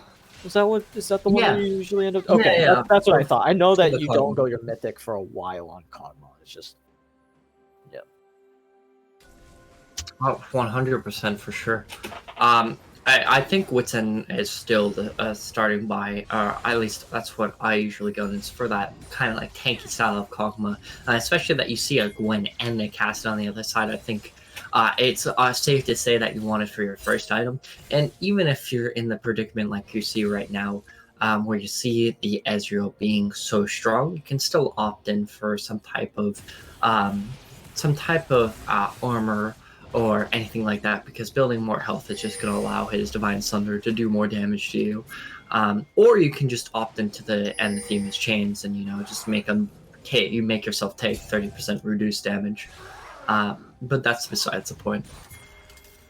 For sure, the Emerald Chains are going to hit onto Gwen. Gwen does ult, and so does Aatrox, and Graves is here as well. Teleport coming through from the Lux, trying to find the kill, trying to at least get her top laner out of that sticky situation. Meanwhile, of course, they're also dropping the Rift Herald in mid lane to try to get this tower down. And I don't think Kassadin and Ezreal can really hold off, or actually, no, with the Nautilus they could, and they do. They keep the tower from falling. Good job from AOE to try to stem the bleeding as much as they can, and they need to. Oh, and for sure. Being able to actually stem the bleeding is going to be the best best case in point for this type of game. Anyways, 1 second. Oh, good. There was a little bit of a hiccup on the, because I think someone DC'd for like a second, and then they came back, so everything's fine now, though, as you see Gwen trying to take down this top lane tower. Will go ahead and get the first tower of the game. A little bit of extra gold in everybody's pockets. Oh, everyone's going to be very happy about that one. I was just checking the rule list and confirming, because one of the players did DM me and asking how much, or if the, or what's the, for how long it would be for the pause timer. It's going to be 10 minutes for the whole series, so that Lux DC in there, I believe. They just have to sit there. But she is back, luckily. But that's besides the fact. Back in the game, like you said, stopping the bleeding is the number one source, especially that most of the gold is going to be on that Aatrox and Udyr, who isn't going to be scaling out of the mines. They're still going to be annoying and oppressive, especially during this point of the game. But it's not going to be, I would say, entirely the end of the world. The best countermeasure and the best counterplay is to make sure you maybe even give up this next dragon, especially that's going to be Cloud Soul. I mean, Coglin's going to really enjoy this, especially Udyr is going to enjoy this, that Aatrox is going to enjoy it, and Lulu is going to really enjoy it. So I think Cloud Soul's a really big bonus. Maybe not the best. Like Mountain Soul would be huge, or Infernal Soul would be huge, but either way, there's going to be a nice little poke battle back into the top lane. Do you think the next fight's going to be at the dragon, or do you think you're going to follow my train of thoughts where he's going to kind of give up that next Cloud Dragon and fight for soul? I mean, for this one, it would be absolutely massive if you're able to get that. You've already given yourself a buffer by getting that Mountain Drake. I don't remember if that was the first or the second one of the game, but that alone is pretty solid for you, as Gwen is trying to win a 1v1, as it has quickly turned into a 3v1. Aatrox, you are just dead, and that might as well have been a 1v1, honestly, the way that ended up going. As now, Kassadin trying to look for a kill onto Lux, and pops her flash, and he is absolutely okay with that one, and will walk away as... Oh, it's actually per game for is 10 minutes for the pause rules. So they were actually fine to go ahead and do that for Lux. So everything is a-okay. No rules were broken if anyone was a little bit worried about that. But either way, We do see Kog'Maw trying to get some damage down, and look at him go. He's doing... Oh, wait, but they pull Kog'Maw back in. The ult's going to come out from Lulu to try to keep him alive for as long as possible. He's trying to kill the Nautilus. Nautilus is getting low. He will finally go down, as now Aatrox trying to find a kill onto Graves, perhaps, as they actually might be able to kill Aatrox. Aatrox in a bad position, has the flashback over the wall. Kog'Maw doing a lot of damage still, though, with his W. And... Udyr's gonna flash forward and try to get something done as Kassadin has joined the battle. They get the Kog'Maw, they get the Lulu, and they're looking for the Aatrox now as well. Will they be able to or the Udyr is who they were chasing right now, as he's gonna have to start going up. He's trying to avoid the Ezreal, perhaps. He's trying to do what he can to stun up this Graves, and I think that's gonna be the Udyr getting out of this one. He is just too... Oh, wait, maybe Kassadin will give him a run for his money, though. Does have the ult available. The slow comes in. The W, the auto. One more ult on it. Do it. There it is! And there you go. Like you said, stop the bleeding. A lot of the gold was on to the Udyr and to the Aatrox. And now, all that gold's going straight over to the carries of Gwen and Kassadin. And that's really scary. And that Ezreal's already been... enjoying himself, feasting onto that 800 plus gold from that Udyr already, has tapped into that type of money well. But nevertheless, man, I definitely think this is still going to be a scary matchup, as you saw the Aatrox and the Udyr just hyper overextended, leaving his Kog'Maw left to die practically, which is not going to be the proper way to play into a Lulu Kog'Maw matchup. You're going to be trying to make sure that Kog'Maw is the happiest little guy you can ever be. But nevertheless, it looks like they are slowly setting themselves up for this next dragon fight, making sure that Baron isn't taken care of, as there is no wars actually on the Baron at the moment. They know where the Kog'Maw is, which is at the end of the day what matters, because that's when you know that's when you know all their DPS is in the mid lane and not on that Baron. Nevertheless, Udyr is speeding on up. I'm gonna try to find something. Will not be able to do so, though. He's just chilling. He just kind of ran circles around and went, no one wants to vibe. As they start going back towards over to the Dragon, which is coming up in 20 seconds. And I actually think we talked about this earlier. Would AOE be able to contest this? Before I was like on the fence. Now I think they could very easily contest this. A 5v5 might be a little bit messy. They do have a teleport on Kassadin, though.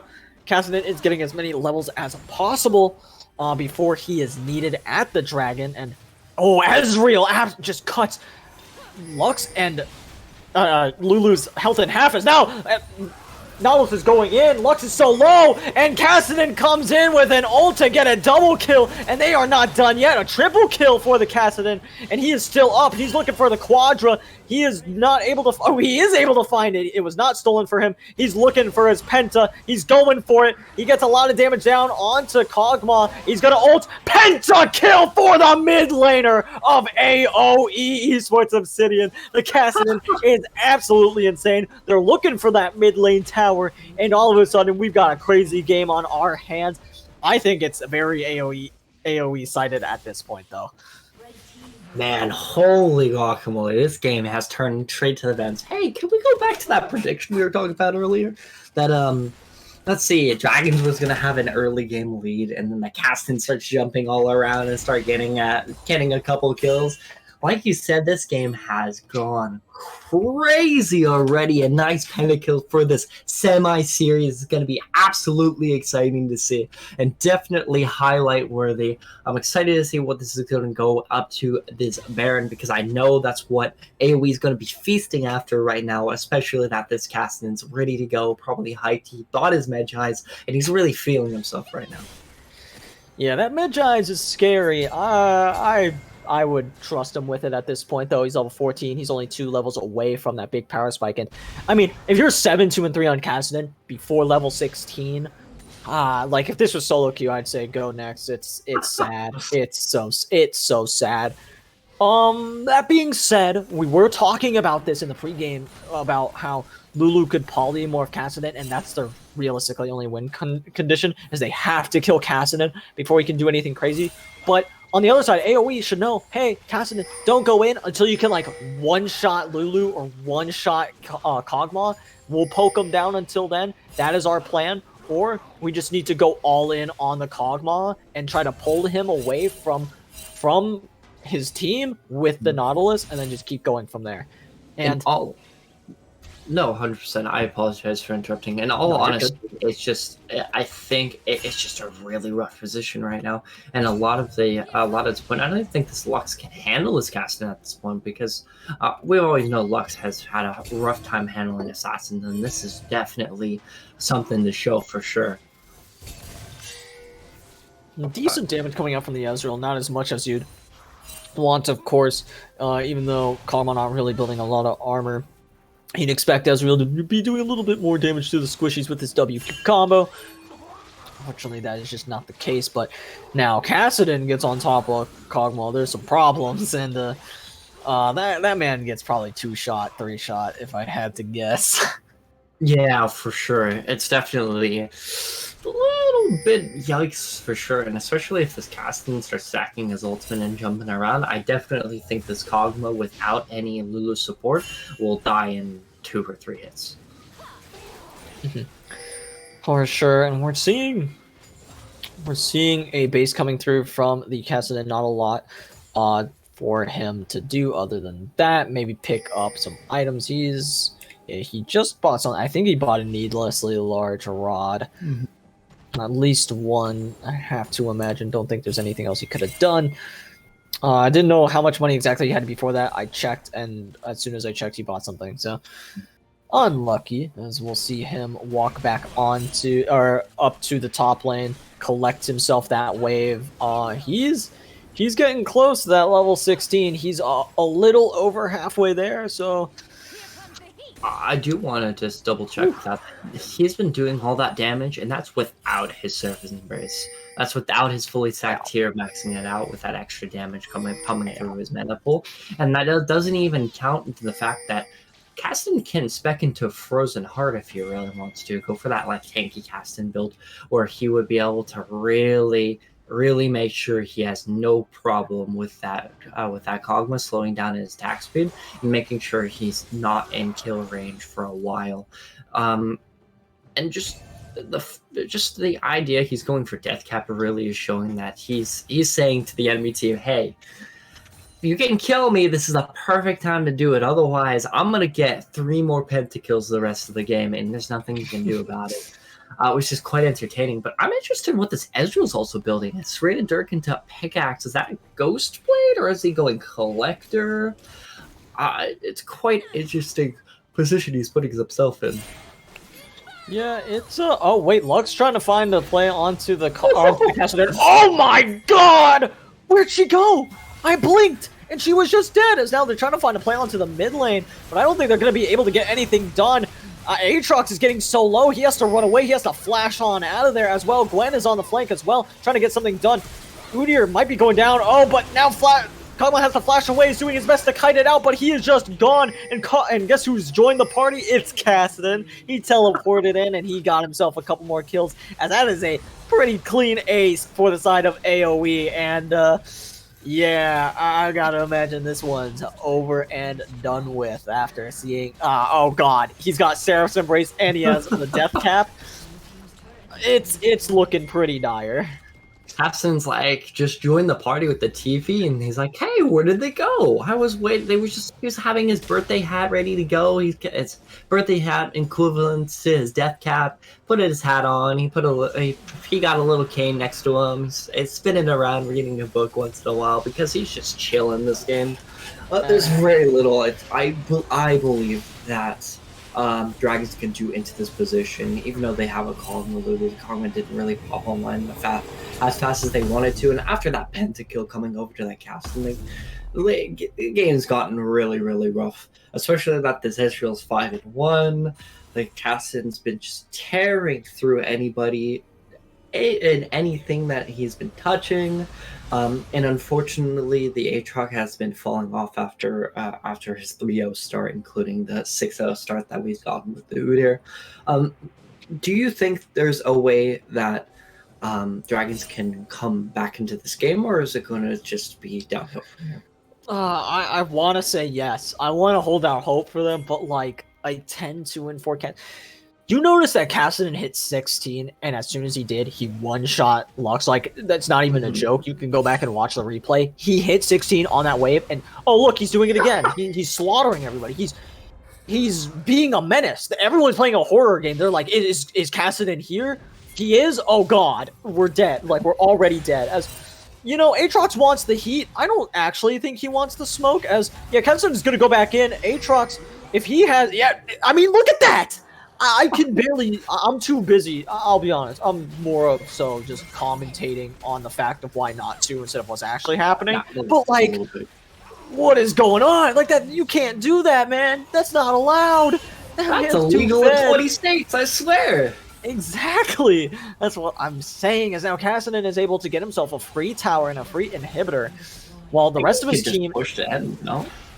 Cassidy can do what he wants. He could start waltzing on up to the top lane while his team converges, and he can like one shot somebody. Like he could go one shot that Lux right now if he wanted to. He has flash to get out if he really needs it, which I don't think he does. As look, there she goes. There it was. He flashed on her. She's just dead. She's just gone.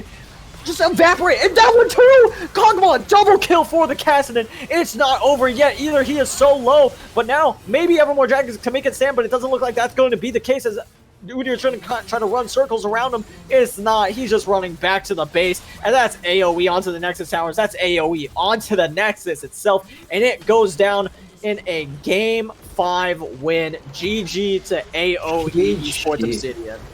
Honestly, both teams played extraordinarily well. Both of them had their swings back and forth.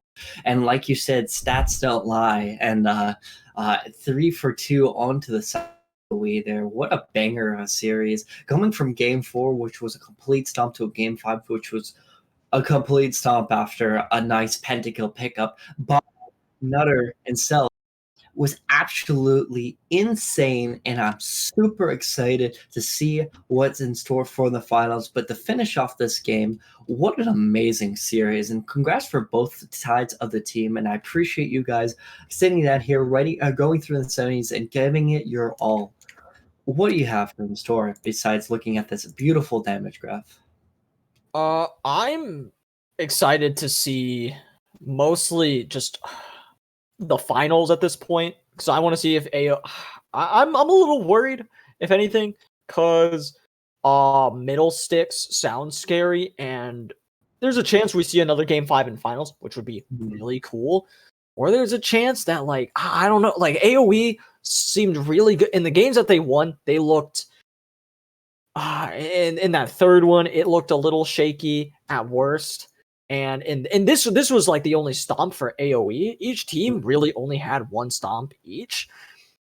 And even this one was like, as I predicted, going into game number 5, we had Evermore Dragons looking pretty solid early. And then at a certain point, something's flipped. And then all of a sudden, we got AOE starting popping off, bringing it back. There's Cassidy with like 7 kills before he's level 16, and the game is over at that point. I'm not gonna say anything, but did you realize that you predicted every single game in this series? I did, didn't I? I mean, like I'm the prophet. Yeah, I mean, I think you gotta. I think this man needs to be in the finals or what? Because he just like hard predicted this game. I'm like, I can see the other way, and then it was just completely over, and I'm like, huh? The only thing I think I predicted correct was the Vayne game for game 2. But yeah, you were just absolutely crazy. I don't know if you voted for I think you might have actually did not vote correctly on game 2, but I could be wrong. But we have to check the VODs. There were that many points up for. There were 107,000 points voted for EMD. Yeah, I would have voted for EMD too. I think everybody just made like 20,000 points, like a piece. Like some of them made like probably a lot more, depending on like how that spread out. But like, if someone bet like 10K, they just made bank. Like they made like probably 40,000 points off that. That's someone's getting a huge payday. And honestly, going back to the game a little bit, I just got to give so much credit to both Esmond and Nutter. I think they were the ones that were like the biggest driving forces of winning this game. And we'll talk about this a little bit more. We'll let you guys vote on your MVP of this game. And while you guys do that, we're going to go ahead and send it over to a quick break.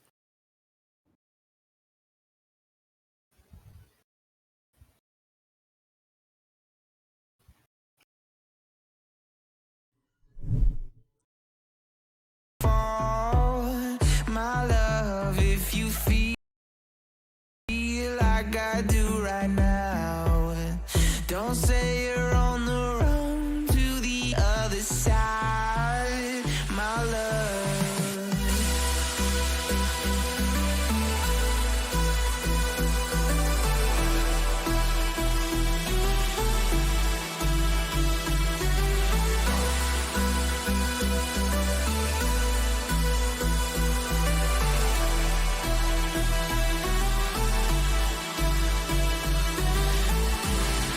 You say you wanna try, but you never do. Sugar, there's a reason why we lose.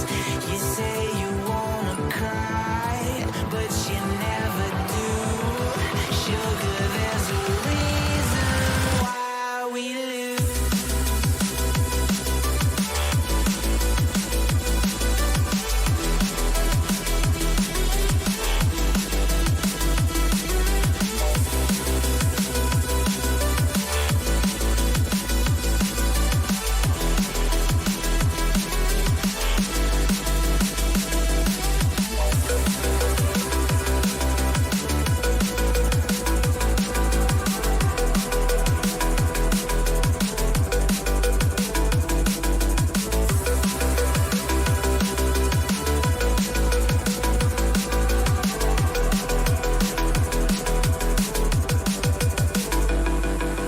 I don't know what you want.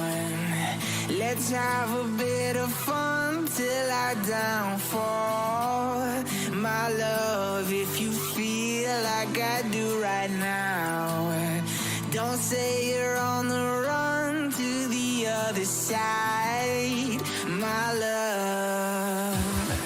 You say you wanna try, but you never do.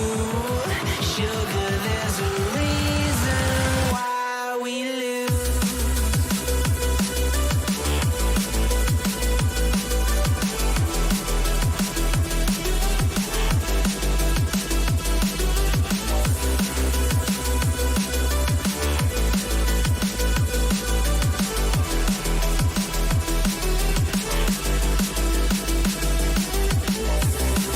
You say you wanna try, but you never do.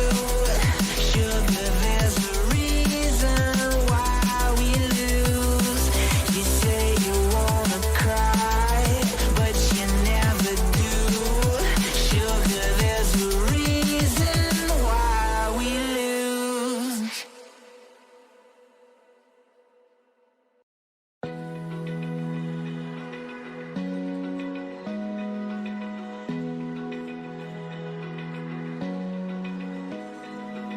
Open eye, feel the waves cut through me. Hypnotized by the sounds I'm breathing in. Hold tight, chemicals collide.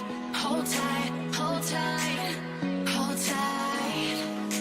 Dripping lights paint the skies, all because of you. Dripping lights paint the skies, only you can make me move. You can make me move. Can make me move.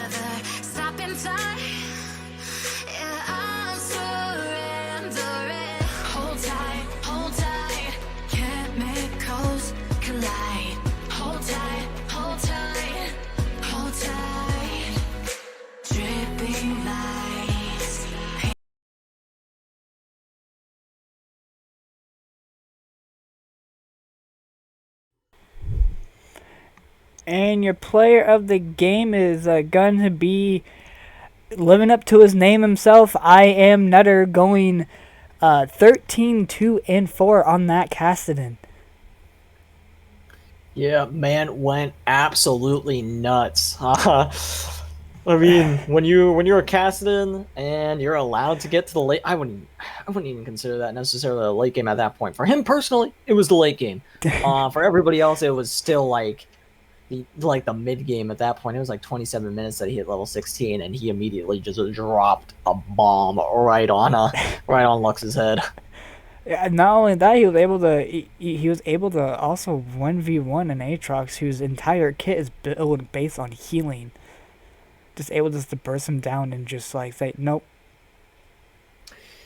Yeah, it was pretty nuts. It was pretty bad for everybody on the Dragons. Unfortunately, they still put up a really good fight in the rest of the series. I have to say, I mean, even game 4 there was that huge stop, and every other game was pretty dang close. It was just that this game eventually Cassin made it seem like they didn't stand a chance. Yeah, I have a policy, and when I play solo queue, if I see a Cassidy, I immediately dodge. I don't care if the Cassidy is good. I don't care. Like if it could be the worst Cassidy in the world. The Cassidy can be 0 and 10. Once he hits his power spike, no matter what he has, he's gonna one shot. Yeah, and it's satisfying, just scary. Mm-hmm. I do agree. But other than that, don't forget to tune in to the LTS tomorrow. Going to be streamed by Salt Spreader himself, so he is returning. And I don't know who's playing tomorrow. Is it semifinals as well for LTS? I believe so. Someone in chat probably knows better than I do. I imagine everything's in semifinals at the moment. That's what. And I think next week is finals for everything, but yeah. I can check right now real quick. Yeah. So, quarters tomorrow. Quarters. Oh, okay. For LTS. Yep. Okay. Okay. Yeah, awesome. So yeah, quarters tomorrow is going to be for the LTS. So don't forget to tune in to check it out. It is actually going to be, according to this, we don't know who's being streamed, but it's no, actually we do know who's being. It's UGP versus MGT. So that'll hopefully be pretty banger series. I'm also just really excited for the finals next week with Return of the Middle Six or Revenge of the Middle Six. I can't remember which one it usually is against. Of course, AOE. No, so far, I think like only one game this week has not been a best of 5 series. I'm hoping finals is going to be nothing but best of 5s. I'm expecting that. With the way how these teams are playing, I'm expecting finals. I'm expecting semifinals and finals, because if you didn't know, next week is the LRS drafts finals, and then you have the LRS Premade finals. I'm expecting them both to have a 5-game series just by the way these teams have been playing. That's the entire split. For sure. And yeah, as everybody's saying, hopefully we do get that 5 games tomorrow. I will say, I prefer the 5 games to be on a series that doesn't get pushed to 8:30 because I am tired. I do agree. So with that, I'm gonna end the stream here. But I hope you guys all enjoy the great games we had today. Evermore, they put up a great fight. They tried their best. They brought it to game 5, but in the end, AOE won because of Cassidy. Cassidy wins games. Absolutely.